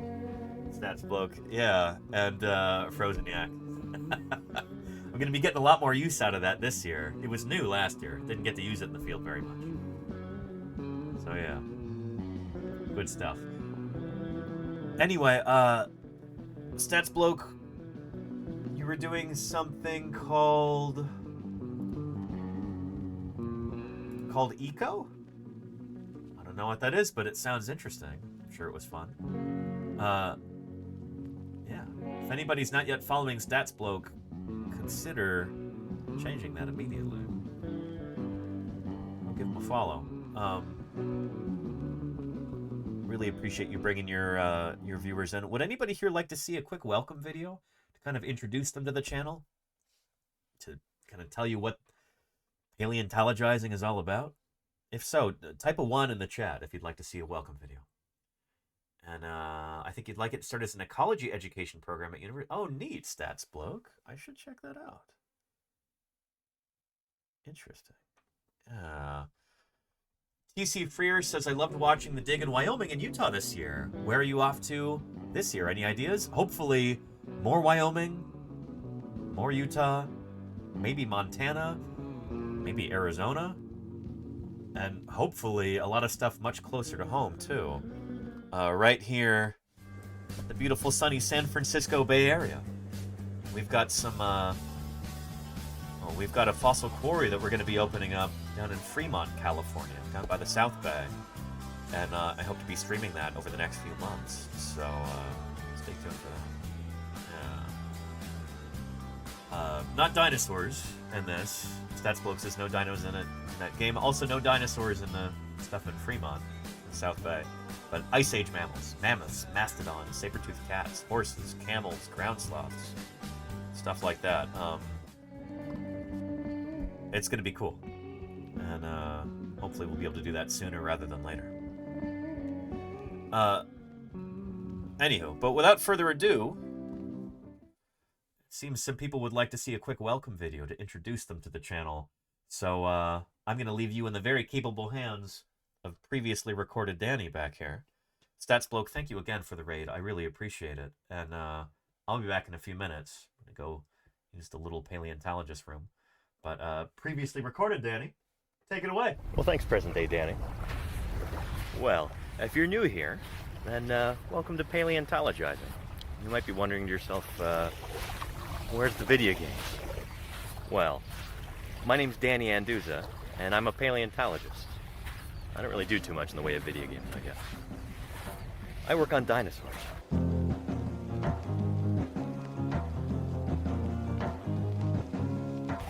But how does a paleontologist end up on Twitch? Well, I'll tell you. It all started when I moved to Montana right out of high school. In my first week there, I started working in the Paleo Lab at Museum of the Rockies, which at the time was probably the greatest dinosaur museum on the planet. If you've ever seen any of the Jurassic Park movies, then you're more familiar with that institution and with my old boss than you may realize. You consulted on that movie. I did consult on all those movies. And they said that the guy, Alan Grant, was you. Yes. Yeah, well, fortunately, he didn't get eaten. It was in that program that Jack Horner built that I learned how to be a dinosaur paleontologist. I learned a lot of that from Jack Horner's last graduate student, this guy, Denver Fowler, who would go on to become curator of the Badlands Dinosaur Museum in North Dakota. Under Denver, I did nearly a decade's worth of fieldwork, digging at hundreds of sites in the Upper Cretaceous, excavating literally hundreds of dinosaurs. Here's just a few highlights. In 2012, I discovered the world's oldest specimen of Chasmosaurus, hopefully soon to be published as a new species. In 2017, we dug up a brand new ankylosaur. Montana's news leader. 5 paleontologists are excavating what looks to likely be a new species of armored dinosaur. So we found its head, we found parts of its armor and plates, and so it should be a new species. I've also been lucky enough to help collect another very important specimen, the world's smallest and youngest Tyrannosaurus rex. And much like my fieldwork, my research is also centered on dinosaurs. Some of that deals with new genera and species, like this guy, Trurarchuncus, a bizarre little theropod from the very end of the age of dinosaurs, who was just published in July of 2020.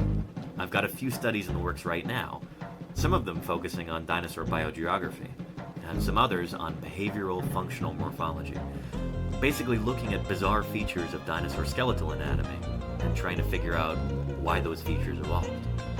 And one of my current projects involves spinosaurs.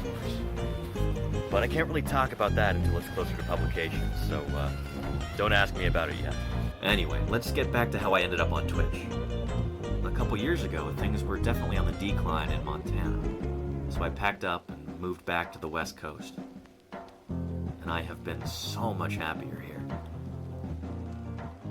I've also realized that I have very little patience for the soul-deadening bureaucracy within academia.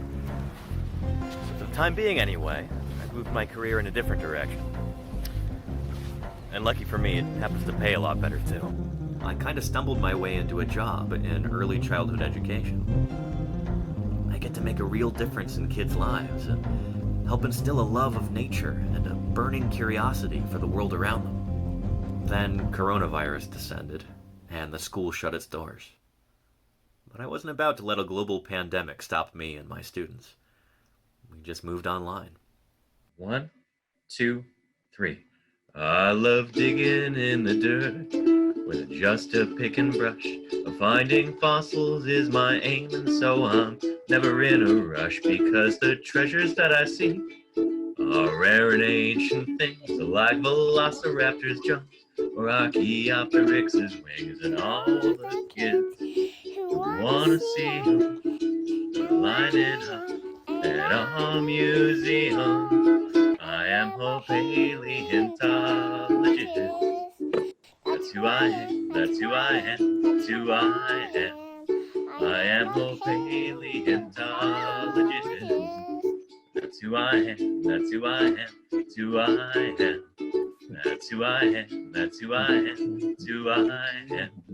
That's who I am, that's who I am, that's who I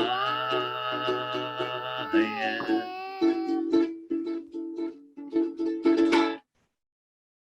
Having made the jump to teaching remotely, it was only a short leap from there to Twitch. I started streaming in May of 2020, and it's been tremendously rewarding. Now, it's my belief that any good scientist should also be a public servant. In my opinion, talking to everyday people about your science is one of the most important things a researcher can do. Twitch is kind of an ideal medium for that. This is my passion, and now I get to share it with you. And what could be cooler than that? It's my intention to continue this mission of education by answering your questions, providing good science content, and working to grow this channel. And if you could help out by continuing to watch, or if you can afford it by subscribing, I would be deeply grateful. So, for my regular viewers, thank you for sitting through that again. And for everybody who's new, welcome. We've got a fantastic little community going here, and we'd be really happy if you'd join us. Anyway, let's go ahead and wrap this up and get back into it. So, present day Danny, back to you. Well, thank you very much, previously recorded Danny, and of course, thank you even more, the Stats Bloke, for the raid. I really appreciate it. First raid of the new year. Starting things off right. And Gunny Sarge, thank you for the follow 9 minutes ago. Sorry I missed you. Is that short for Gunnery Sergeant?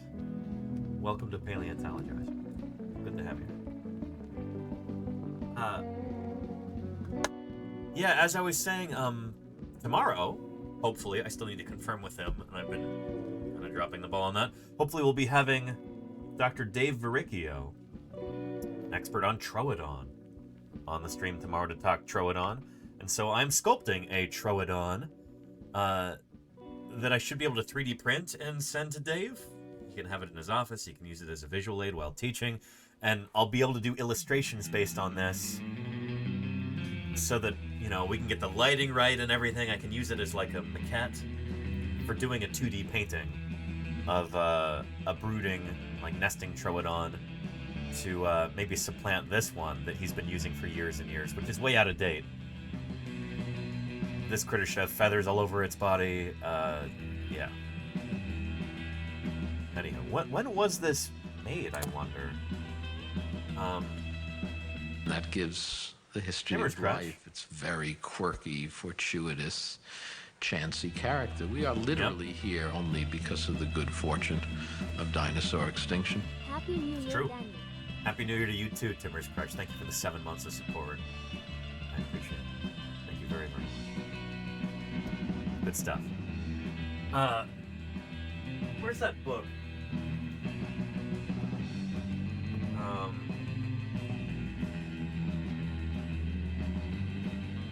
Here we go. Dinosaurs Under the Big Sky. It might be in this book that Bill Parsons featured that illustration. It might even be, it's probably from before the publication of this book. Troodon. When was this published? On the cover there's some Troodon and they have feathers. Having a featherless Troodon implies that illustration is older. This is published in 2001.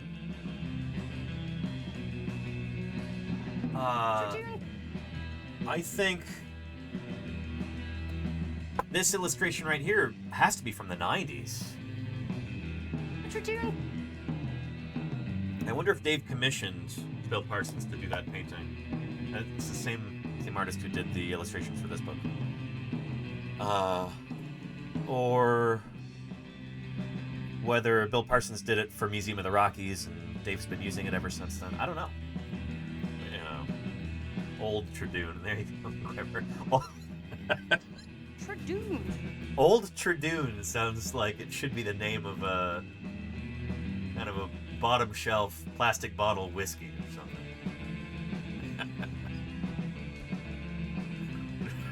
Good old Tradoon whiskey. You know, it really hits the spot around the campfire.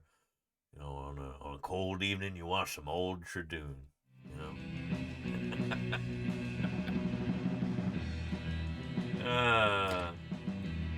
Yeah. Tradoon. Let's get back to sculpting here. And this feels a little stale. Let's change our material here. Tradoon. To that'll work for now. I like how the calf is looking. That's a bit better. Let's pull that ankle in just a bit. Like this. It's looking better too. Let's give some more muscular definition to the thigh here.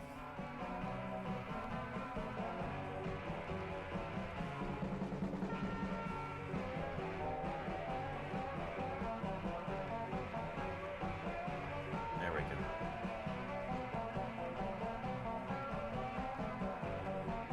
It's looking better. And let's add a bit more of a crease right there.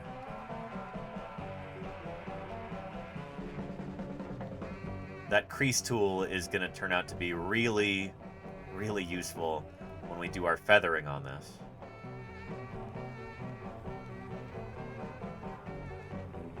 It's looking pretty okay.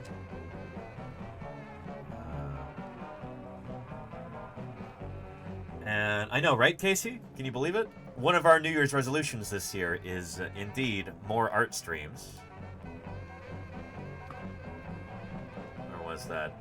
Do more art on stream. So that's what we're doing right now. We're getting started day one with our resolutions.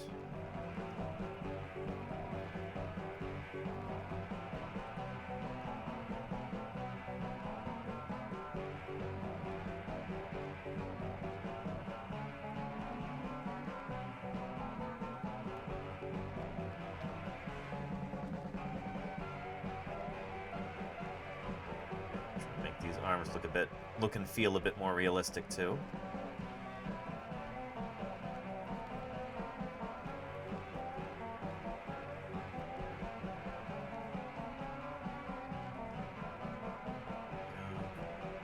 The crease along here. Think about these different muscles.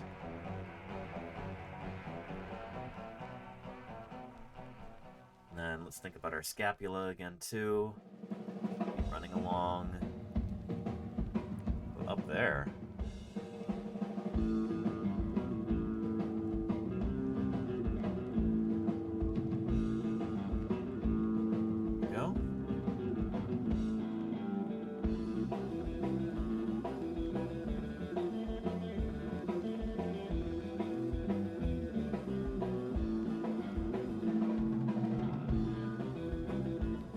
Sometimes drawing the creases where you've got different muscles can help you just kind of visualize everything. You know, it feels much less like guesswork when you're doing that. So you organize your thoughts.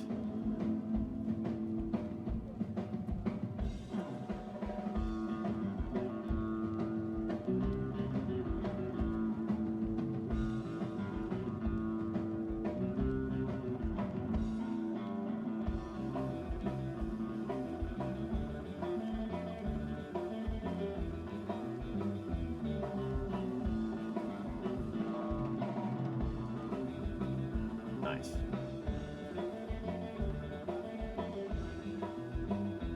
Excellent. There. Let's save that. That's... I almost forgot. Our 3D printer just finished over there, too. While I was running to the bathroom, I noticed that and pulled the print off of there. Let's set a new file going for our 3D printer here. We, of course, are printing a life-size Tyrannosaurus skull.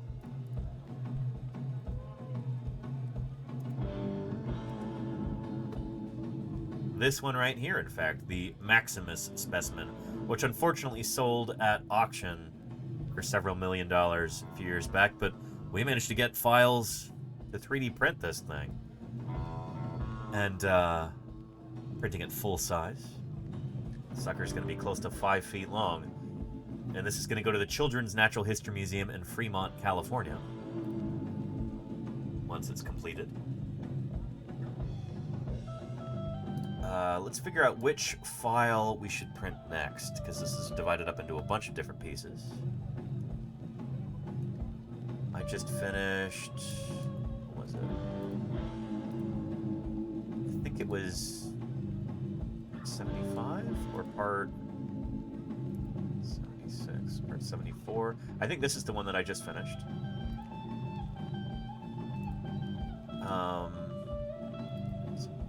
74. Let's try part 73. Let's see if that is... We've printed that one yet. We have not. Oh, well. Let's open it up in the slicing software.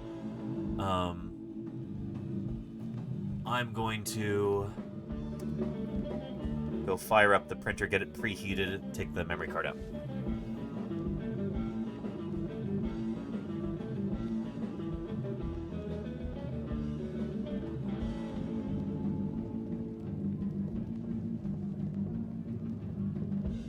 There we go.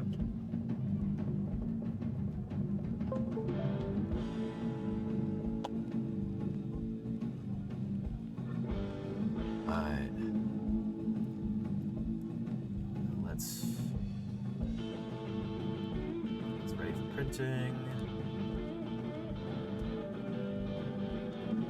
Slice the file. Looks good. I don't see any egregious errors in it. Doesn't need repairs. Let's go ahead and export that file.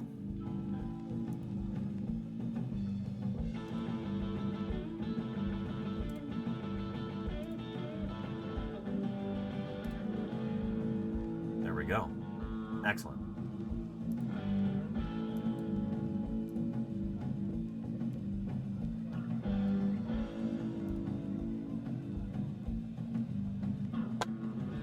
Put that to the done folder. And let's go get it printing.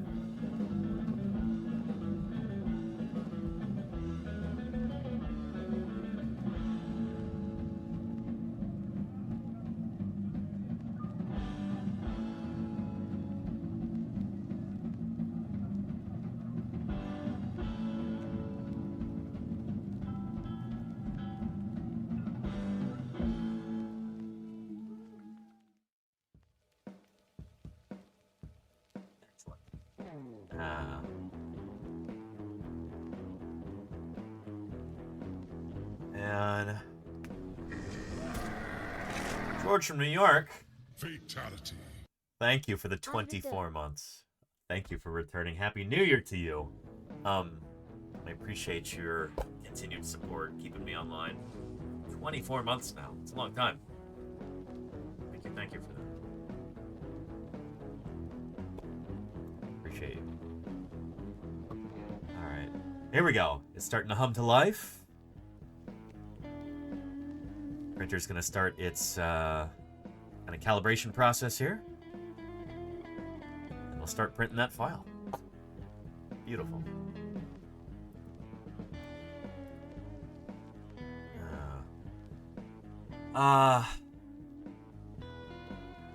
Man, it's gonna be awesome when it's done.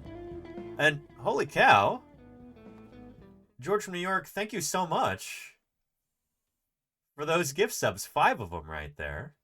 It seems our alerts are malfunctioning, but I really appreciate that, George. Thank you, thank you. And that prompted 2 more gift subs from Valorant too. I didn't know they were still doing the bonus thing. Well, well, well. That is excellent.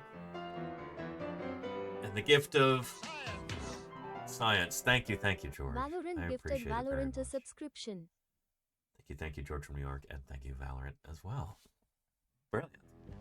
How long is that bonus thing going for? Is that just through New Year's Day, or are they continuing it further than that?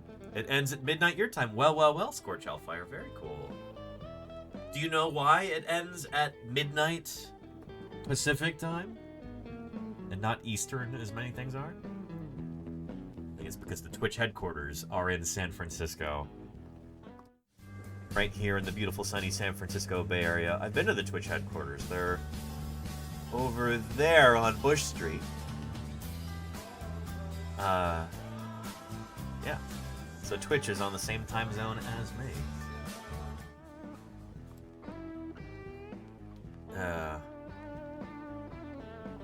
Anyhow, appreciate you, George from New York. Thank you for your continued support. Hello, my friend Tony, PhD in archaeology, says hello from Honduras, where he's doing fieldwork. Very cool. He loves dinosaurs as well. Well, tell him I say hi also, and I hope the fieldwork is going well. That the funding isn't running out, and that he's finding plenty of specimens, and that data collection is going smooth. If you're feeling a bit I cheated, hope all those try things. blaming the dinosaurs. And thank you, Golganak, for the 100 bits. Thank you very, very much, Golganak. We got a hype train going here. Beautiful. Excellent. Fantastic. Appreciate that, Golganak. I guess if anybody else is thinking about gifting any subs this week or next week, today is really the day to do it. We'll get those bonuses from Valorant for the next 5.5 hours. Excellent. Yeah. That being said, print looks like it's going smoothly so far. This thing is going to be awesome when it's done. Holy cow. Yeah.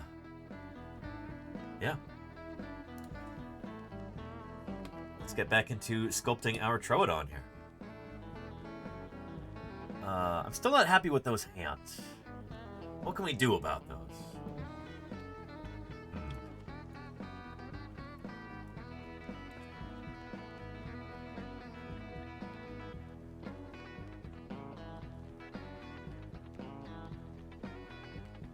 Let's see. It's almost like...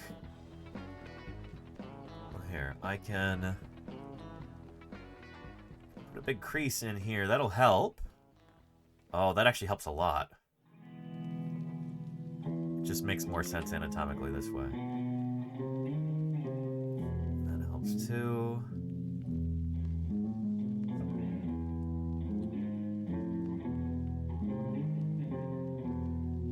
Smooth that out right there.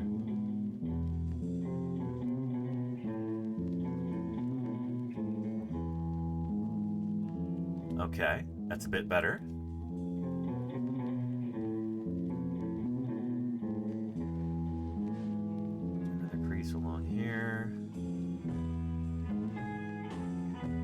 It's almost like we need to take this part and rotate it, but that doesn't feel right.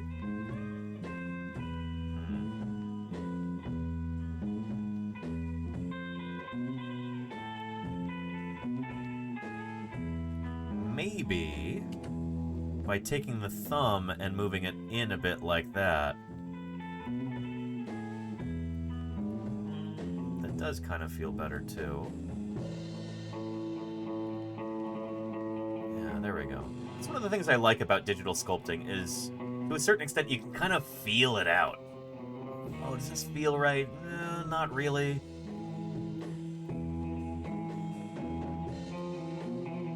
I realize that might be kind of an odd thing to hear a scientist say, but I enjoy feeling things out. You know? Kind of letting the vibes guide where I'm going with something. More qualitative than quantitative, you know?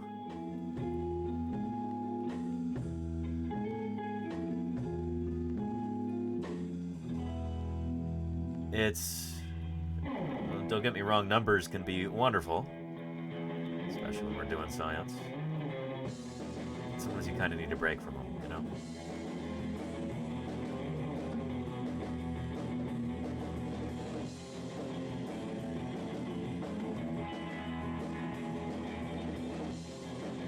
There we go.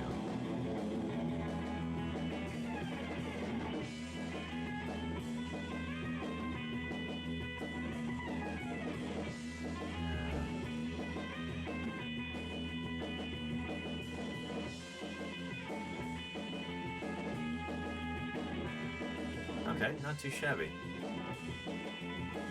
Now, let's get back to the head over here. And... there we go. Change our material there. Just shake things up a little.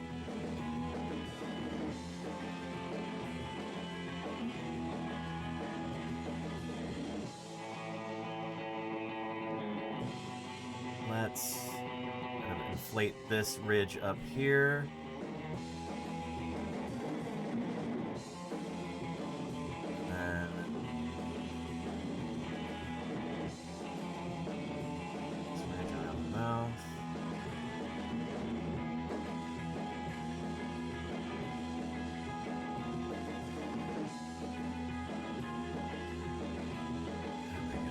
Nice.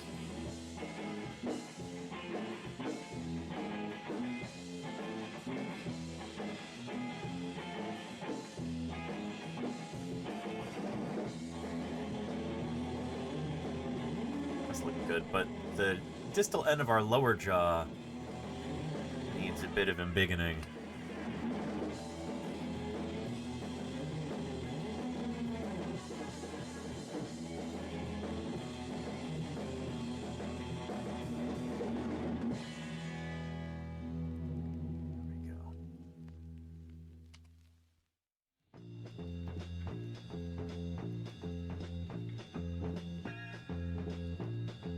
That's looking good.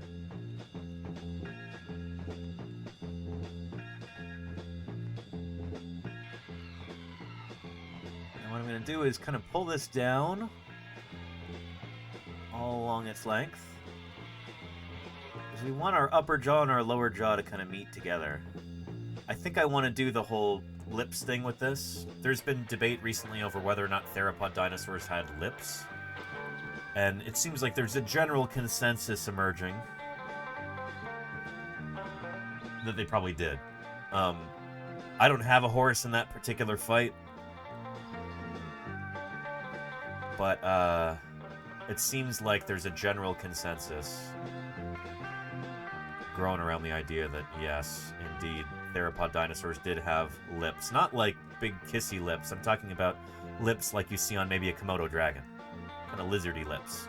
Just a little bit of skin that would cover up the tooth rows so that when these animals were closing their mouth, you wouldn't be able to see their teeth necessarily.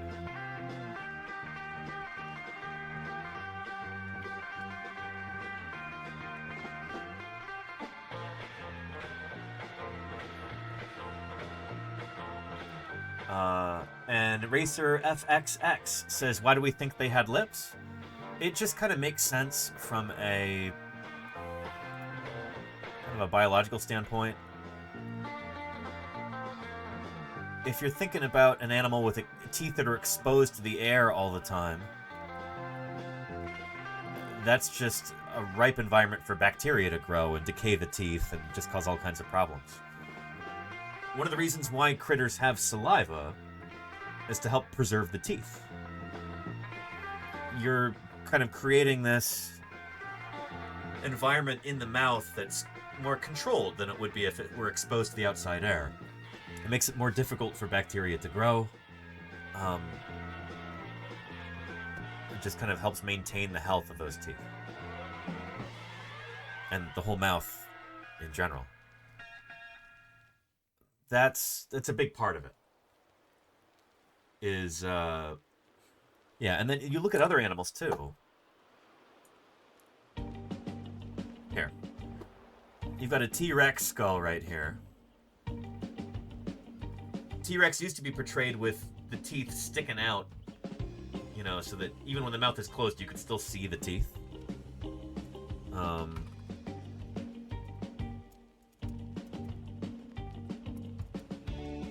Like in Jurassic Park, you know, the teeth are sticking out. You can see them when the mouth is closed.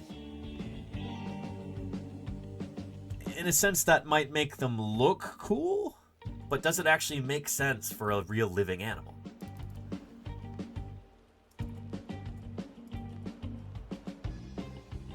More modern depictions of Tyrannosaurus, like for instance in the Saurian game, really excellent.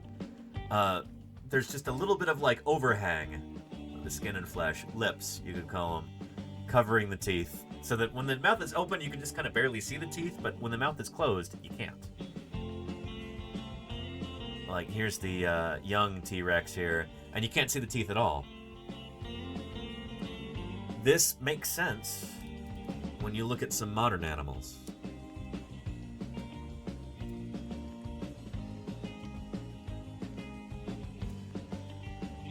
So here's the skull of a Komodo dragon. I actually have one of these here in my office, a cast of a Komodo dragon skull. Pretty wicked looking teeth, right? But when the animal is alive, those teeth are not exposed when it's walking around. In fact, even when it opens its mouth, you still can't really see the teeth.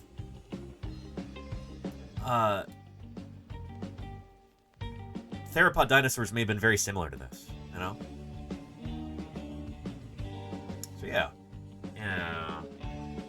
And Racer says, are there animals without lips? Oh yeah. Yeah. So this is maybe one of the reasons why everyone kind of drew dinosaurs with exposed teeth in the past is because of the EPB, the extant phylogenetic bracket. So anytime that we're trying to figure out something about dinosaurs that's unknown, doesn't really fossilize, really hard to glean information about it from the fossil record, we can look at dinosaurs' closest living relatives. That's crocodiles. Modern crocodilians are kind of like cousins to the dinosaurs, distant cousins. But among all the reptiles, they are the closest to the dinosaurs. Except, of course, for birds, who are literally living dinosaurs. So we can take what we know about birds and about crocodiles, and we can use that to infer things that are unknown for dinosaurs. Like, did dinosaurs have color vision? What kind of reproductive gear did they have? Did they have lips?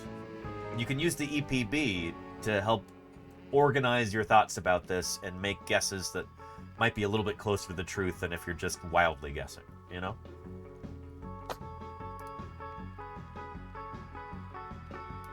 For the EPB, though, the question of lips, it might lead us astray. Because birds, they don't got lips. They have beaks. So if you look at birds and you go, oh, they don't have lips, dinosaurs must not have had lips, that might lead you astray, you know? Birds are probably not a great comparison on the lips front. Same with crocs, to be honest. All of our living crocodilians are semi-aquatic. to varying degrees. Crocs hang out in the water a lot. And so their mouths are already immersed in water all the time. They don't have to worry about like bacterial decay of their teeth as much because they're submerged all for a big portion of their lives, you know? And so crocs don't have lips, birds don't have lips. Everybody assumed, oh, dinosaurs, sure, they don't have lips either. But you look at other reptiles, like your Komodo here, they got lips. Can we get some Komodo emotes going in the chat?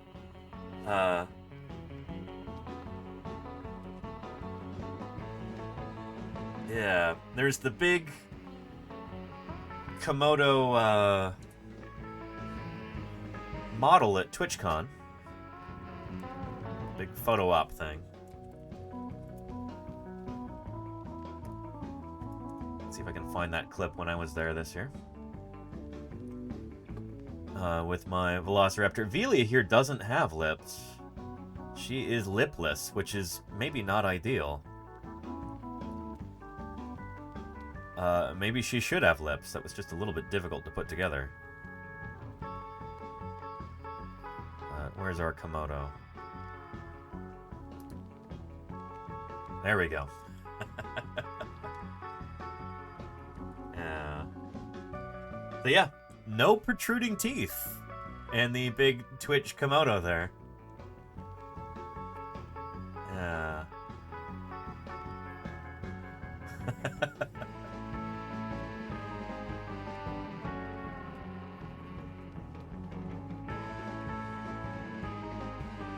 Anywho. So yeah, long story short, our Troodon here, I'm probably going to give it lips. And that's interesting. This old illustration also has lips. No protruding teeth right here. Or if they are protruding, they're very small. Troodontids tend to have very small teeth proportional to their skull. And a lot of them. Lots of very small teeth. So maybe Bill Parsons wanted it to have teeth and just... Or I don't know, maybe he thought about lips. I don't know. But yeah. Anyway, we're giving our Troodon lips right here.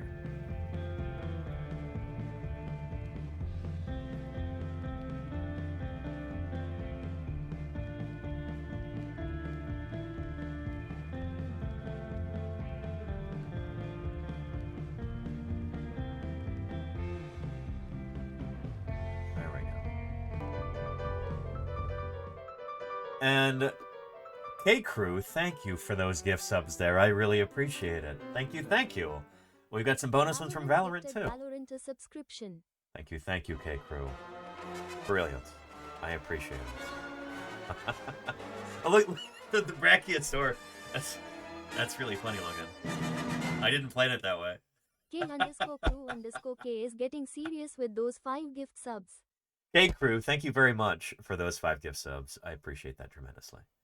Thank you.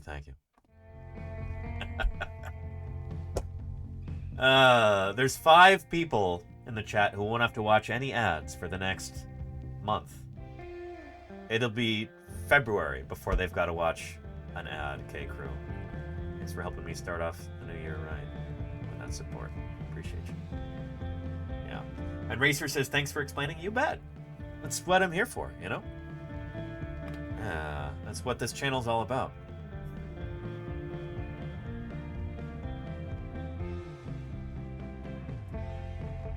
Alright.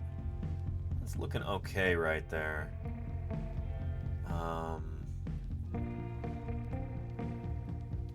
Scooch a few things in. Smooth them down.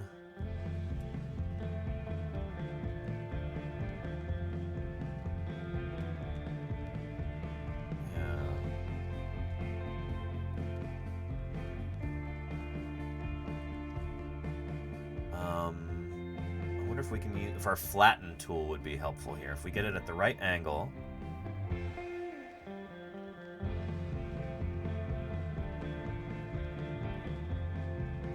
Yeah, okay. It's not too shabby.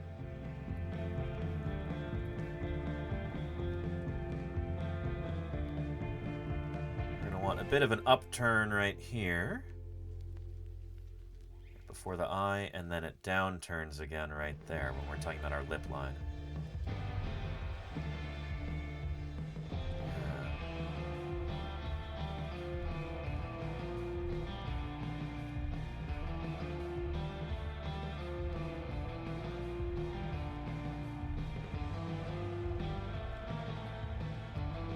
Still probably too wide there in the skull. Let's bring that in a little bit, especially distally toward the end of the snout.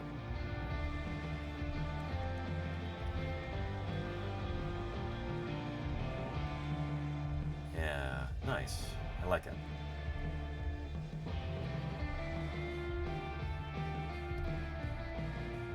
And we're going to expand this lower jaw some.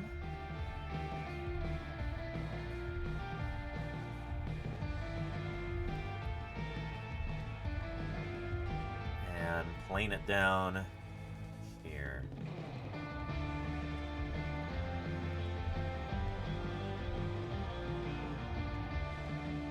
Oh, and I can feel it getting sluggish again. We've probably got too many triangles going on. So let's use our reduce brush. Yeah, look at that. We're up to 328,000 triangles again. So let's do some reducing here.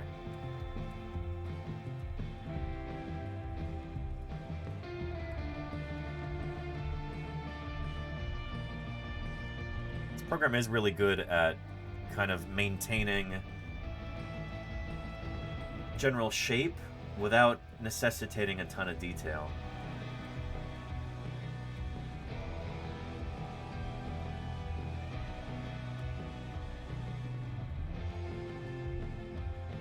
Alright, we're already down 1/3 on our number of triangles. This is good.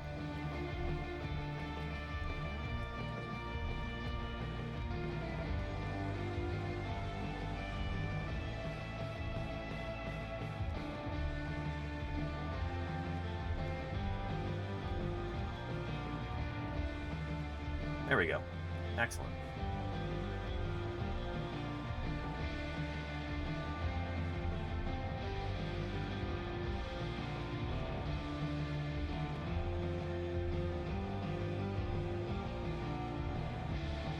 And we're down to 69,000 triangles. It's pretty good. And we can get rid of our wireframe now.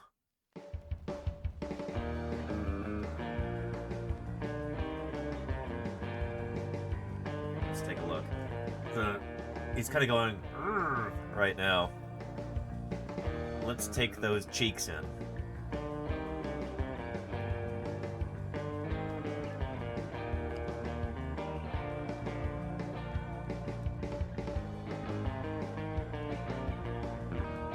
There we go. Better.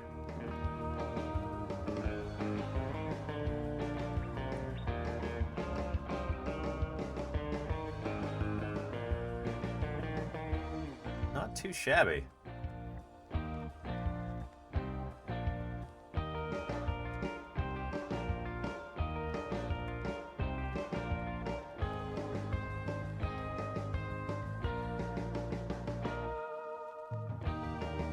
Right, not too shabby at all.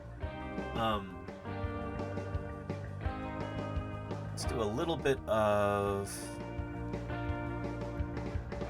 drawing along here. A little bit of your nasal crest thing going on there.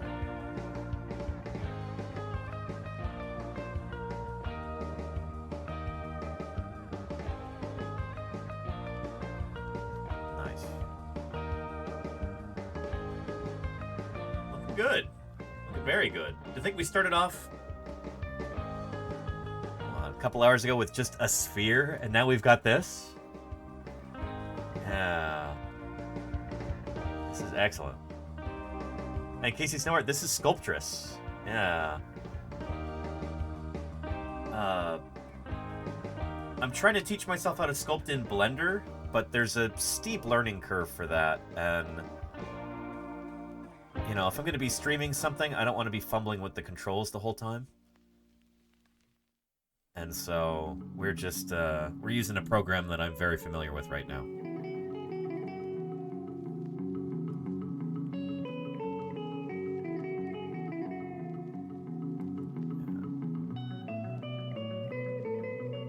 Nice. All right, not too shabby. Yeah, it's looking really good. And Son of Austerlitz says ZBrush is decent. I can't recommend ZBrush. Because I can't recommend the business practice, like the parent company,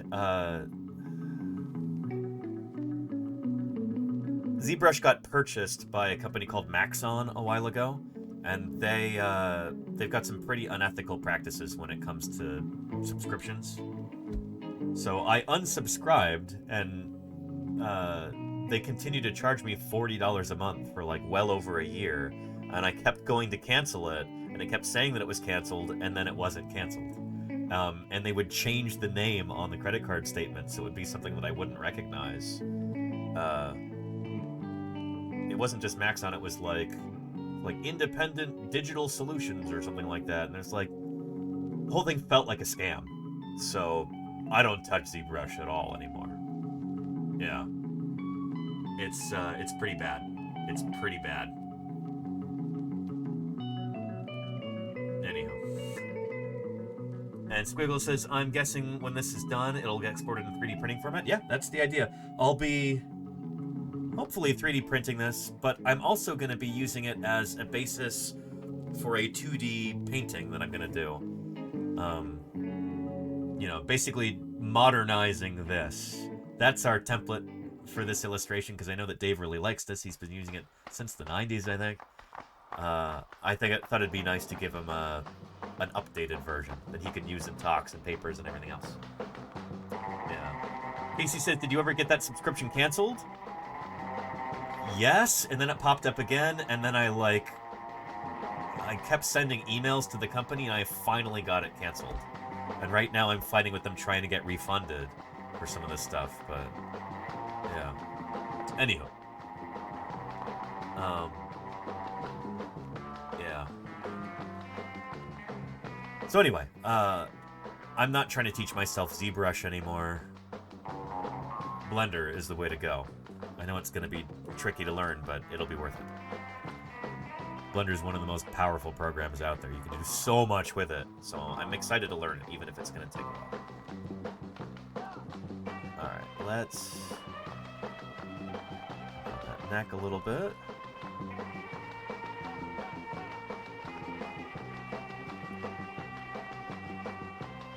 Looks looking good.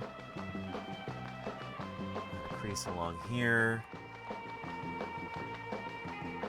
Vertebrae.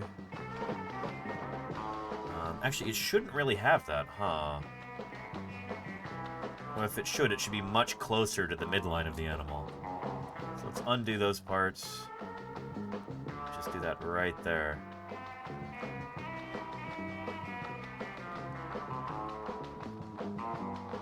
There we go. That's better.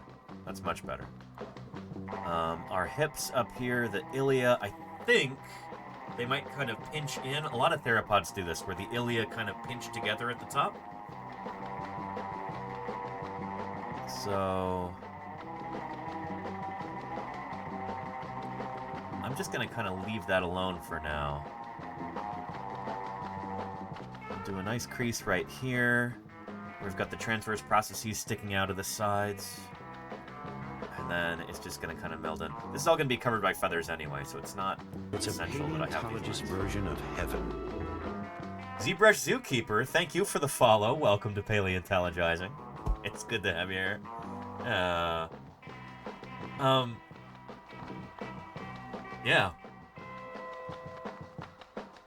And no sculpting module at all, says Son of Absolute. I'm glad that they do have sculpting now. It's, again, I'm excited to really learn it in depth. But yeah, right now this is Sculptress. This is when Pixelogic still had like this freely available program that anybody could use. They don't support it anymore, but I've got an old copy and it's great. I just wish that you could import different models. You could import STLs or OBJs or other file types. Instead, they've got like a proprietary file format, so you can export things as an OBJ and then print them, but you can't import OBJs to the program. Or at least not, there's like a big file size limit. Yeah, because if we go to import, you might be able to import certain, like if it's a really, really small OBJ, you might be able to do it. But anyway, a lot of the files that I want to import are things that models that I've made, photogrammetric models and stuff like that, in order to clean them up. And it seems like Blender is really the way to go there.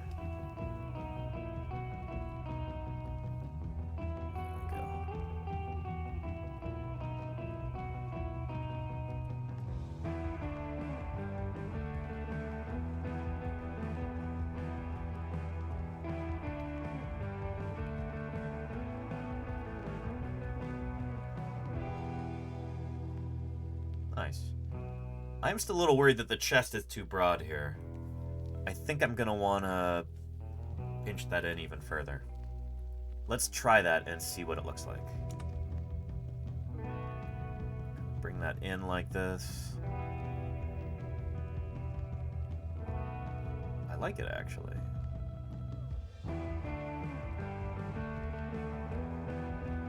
Yeah, it feels more Troodon-y. This is good. Yeah, they've got such dainty forelimbs.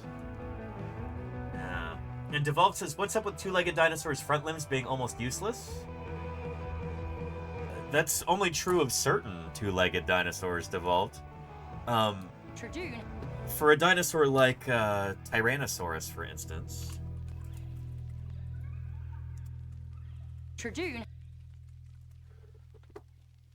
You know, this is a huge creature, probably weighed 5 tons or more, with an enormous heavy head on the front, walking on 2 legs.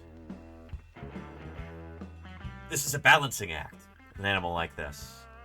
You've got that central fulcrum, you've got to have the same amount of weight on the front and the back end of it. There's a few ways that you can kind of get around this, or a few ways to deal with this. You could make your tail extra big and heavy in order to counterbalance your head, but then that increases your overall weight, and that's not necessarily a good thing. Requires a lot of calories, makes it heavier overall, more difficult to get around. You could also have a super heavy head and then reduce the weight elsewhere on your front end, and that's what the Tyrannosaurs do. The bigger the heads get, the smaller the arms get with these critters. So that's why Tyrannosaurus has got such small arms. All of the weight is going into that enormous, deadly head. And this is a strategy that worked supremely well for these animals. These were the dominant terrestrial carnivores in North America, in Asia, and, well, I can't say Europe, but North America and Asia during the late Cretaceous. So that's the case for these guys, but other theropod dinosaurs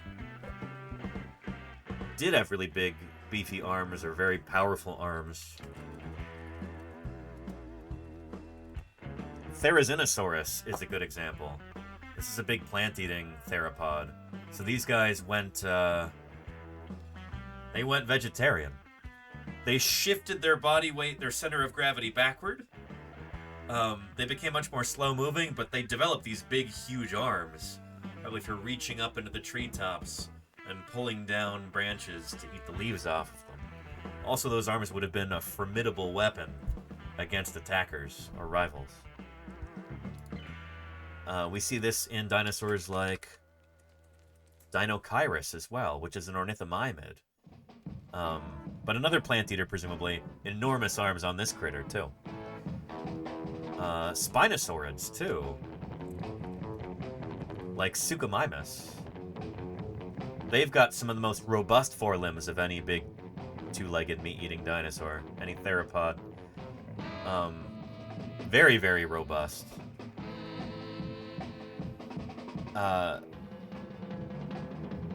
Yeah, and with some of them, this, you know, their neural spines over their center of gravity get taller and taller. That might be a way to help hold up that heavy front end of the animal, almost like a suspension bridge, like we talked about the other day. Because, yeah, this critter looks pretty front-heavy, right? There's a chance they may have even rested on their forelimbs sometimes when they were standing or wading in the water, looking after their looking for fishy prey to eat. These were fish-eating dinosaurs, primarily. So yeah, but they've got pretty substantial forelimbs. Anyway. ZBrush Zookeeper said, yeah, Sculptress just wants to give you a taste of sculpting without really giving you the meat of it. It's been good enough for me so far. Well, I don't know. Up until this point. Nope. There we go. There are other features that I wish it had, which is why I'm teaching myself Blender right now. Not right now in this moment, but at this stage in my life, I am teaching myself how to use Blender, how to sculpt in that program. So yeah. Anywho. Any herbivorous dinosaurs with big heads, or just carnivores with strong jaws? Many of the ornithischian dinosaurs developed really big heads. In fact, some of the marginocephalian dinosaurs had the biggest heads of any animal that's ever walked the earth. You know, critters like Pentaceratops. Just a ridiculously enormous head. And so, when these guys develop big heads, they've got a very different strategy from the theropods.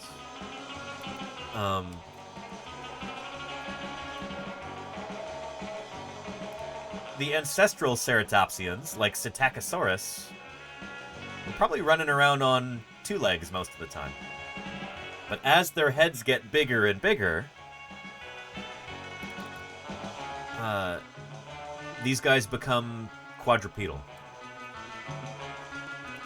Ancestral advanced ceratopsians, neoceratopsians, things like Zuniceratops, they're already quadrupedal like this. And that allows their heads to get bigger and bigger and bigger, which, for whatever reason, that was really important to these critters, to have ridiculously large heads. But that they certainly did. It's almost comical how big their heads were.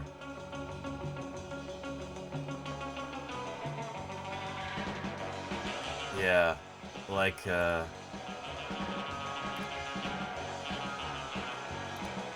shoot, this picture right here. Just bonkers. Look how big that head is. It's like bigger than the rest of the body.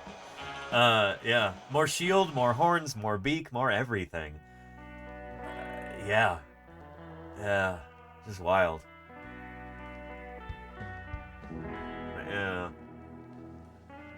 And Squiggles says they also seem to lower to the ground. Oh, you're talking about Spinosaurids having their forelimbs closer to the ground. Yeah, that's coming up in a paper that I'm getting published pretty soon, I hope. Reminds me of bison, all head and shoulders. There you go, George from New York. Yeah. Yeah. But yeah. Yeah. And somebody was asking about sleeping posture in dinosaurs. Where was that? Oh, Hannies wants to know, do you think dinosaurs held their heads like birds do when they are sleeping? We know that some dinosaurs did that. Like, Mei Long, whose name means sleeping dragon, This is a little troodontid from China.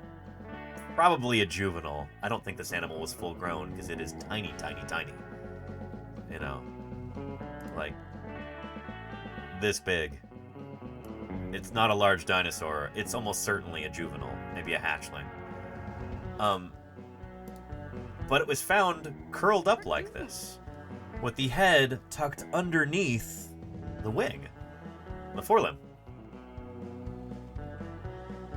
And so hence, sleeping dragon. That's where the name comes from. Mei Long in Chinese.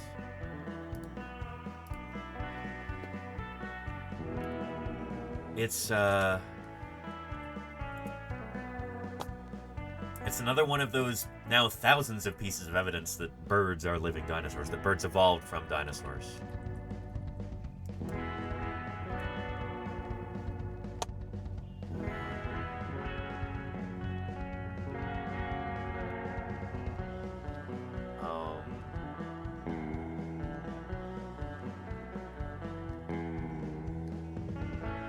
Let's see. I don't know if there... I was going to say there might be a clip in one of the documentaries that we watched a while ago, but I'm not certain there is, and I don't want to go hunting around for it and making everybody wait. So, yeah. Anyhow.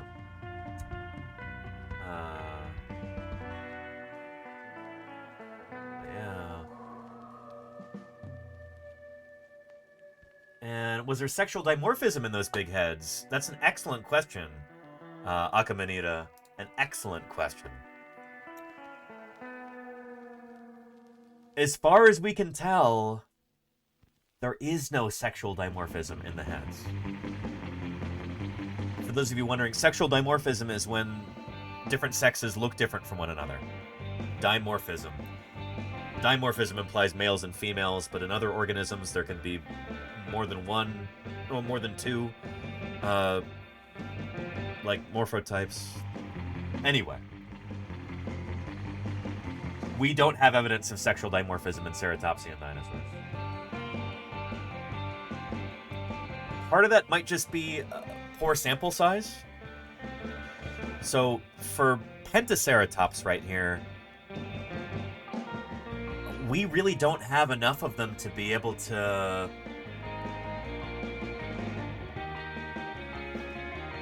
break them up into two distinct groups. But with other dinosaurs like, say, Pachyrhinosaurus or Centrosaurus, where we have many, many, many individuals, sometimes hundreds.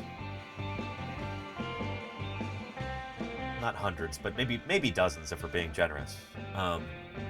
Many of the skulls are disarticulated, but anyway, we don't seem to see a clear, like, two groups emerging. Instead, it's more of just a spectrum. And there's a ton of individual variation. There's variation as these animals are growing and maturing. Their skulls are changing shape. There's just variation all over the place. It's not like you've got a bipolar distribution or you've got, you know, two distinct poles that come out or anything. That's not how it is at all. So some paleontologists are still looking for sexual dimorphism in dinosaurs. But usually when you look for it, it just isn't there. Which is not super surprising when you consider that birds tend not to display sexual dimorphism in their skeletons either. Birds definitely are sexual dimorphic in a lot of different species, but that dimorphism isn't in the skeleton. It's in the feathers, it's in the coloration, plumage, sometimes size. Males and females are different sizes. All of that stuff is super plausible for dinosaurs too, but it's not going to show up on the skeleton, you know?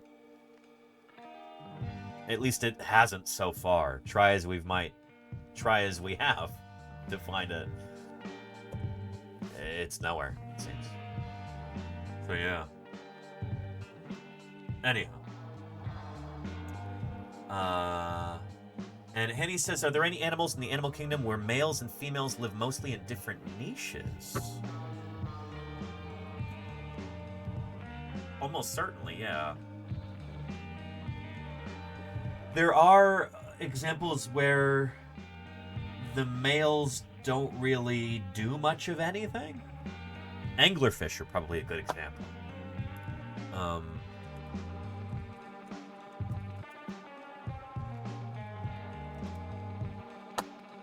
And here, Claire Burr, if you're still watching, would you mind changing our category back to science?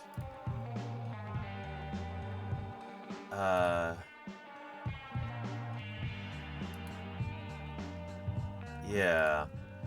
So, in anglerfish, the male is super, super, super tiny. He's like 1/30th the size of the female. And he basically just exists to latch onto her, deliver his genetic material, and then shrivel up and die and fall off. I don't even know if he feeds during his lifetime. He might not. Yeah. And here, let me change the category then. Thank you, Casey. Let's see.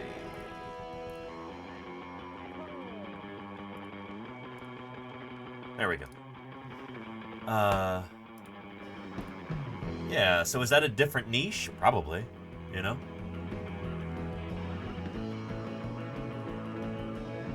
Yeah. I'm trying to think of other examples of animals that do this. Yeah.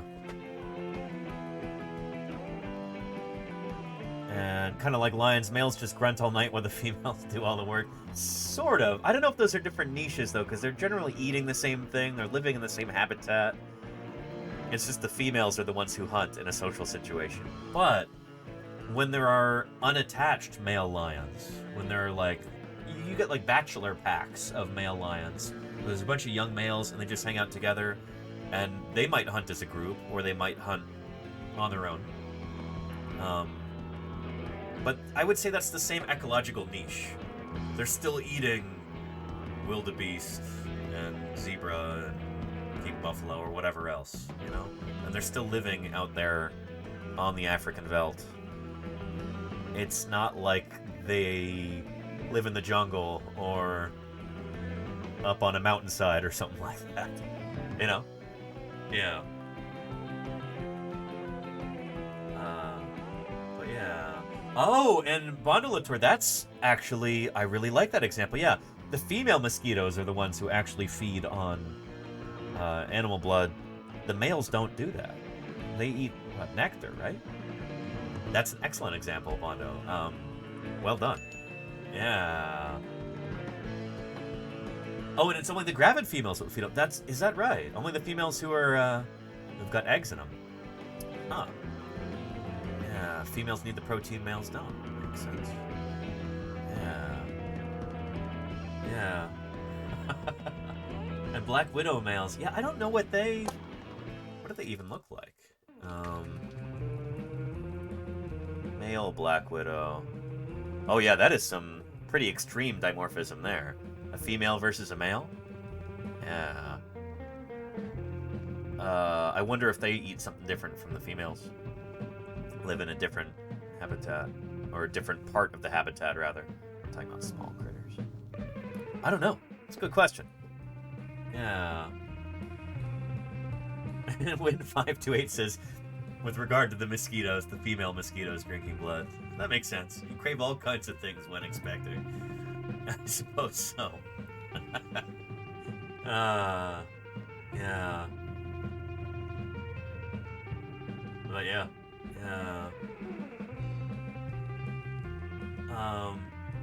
Oh yeah, and blue-tongued ferret, this is very true. Yeah, acipterids and falcons. The females are larger than the males, and they often focus on different kinds of prey. Yeah.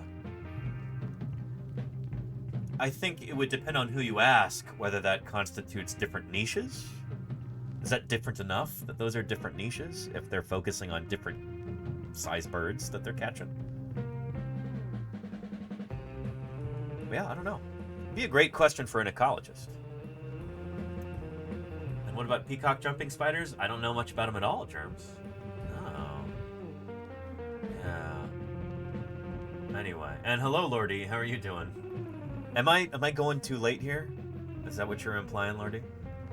Because I can wrap things up pretty soon. I know I got a lot of stuff to do. And we made some decent progress with this. I was hoping we could have this to the stage where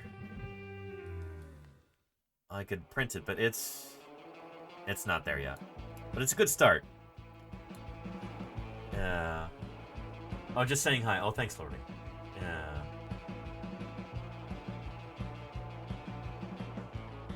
Anyway. But we are almost 5 hours in. It probably is time for me to wrap this up anyhow. But we made some good progress on this Troodon. And let me save that. And we've got our resolutions written out too for this next year. I've got a lot of them. Oh, while I was running to the bathroom earlier too, while previously recorded Danny was on, I added this. Make new previously recorded Danny videos. That is a goal for this year. So yeah. Yeah. Anyway, Happy New Year, everybody. I'm excited about what 2025 might bring, what opportunities might be in store. There's a lot of exciting stuff coming up, and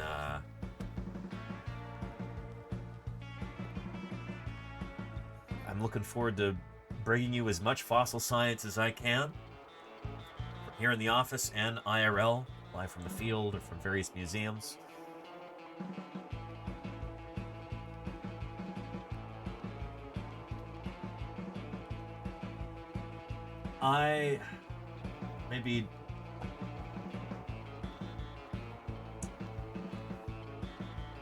Maybe despite my better instinct,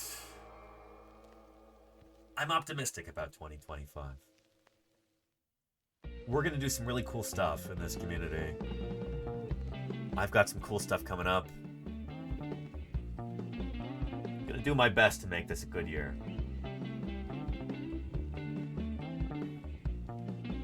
And I'm looking forward to sharing it with all of you.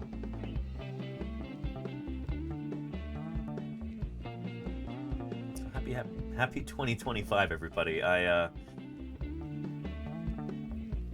so grateful for all of you and the support that you give me, the support that you give Science Outreach here on Twitch.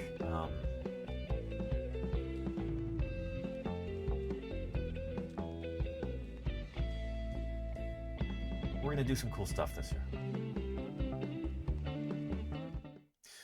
That said, it's time to wrap things up.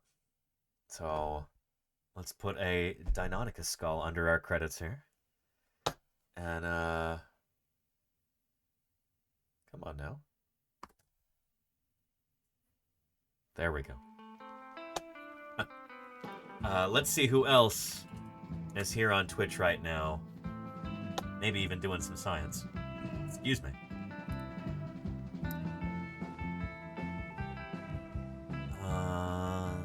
Scrolling. Moodles is on. I think we'll go say hello to her. She's doing some space and astrobiology news. It's always a good time.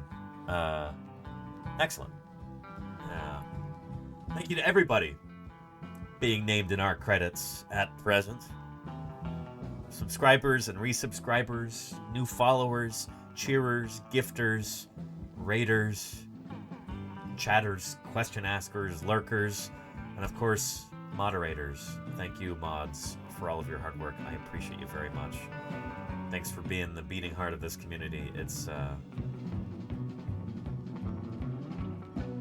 something I'm really grateful for. Anyhow. Tomorrow, hopefully, I need to email him. We're going to be interviewing my old undergrad advisor, Dave Verricchio, about Troodon.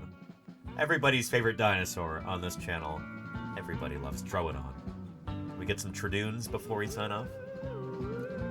So if you want to learn about Troodon from one of the world experts on that dinosaur, tune in tomorrow. Anyway, you take care, everybody. Let's go say hello to Mahoodles.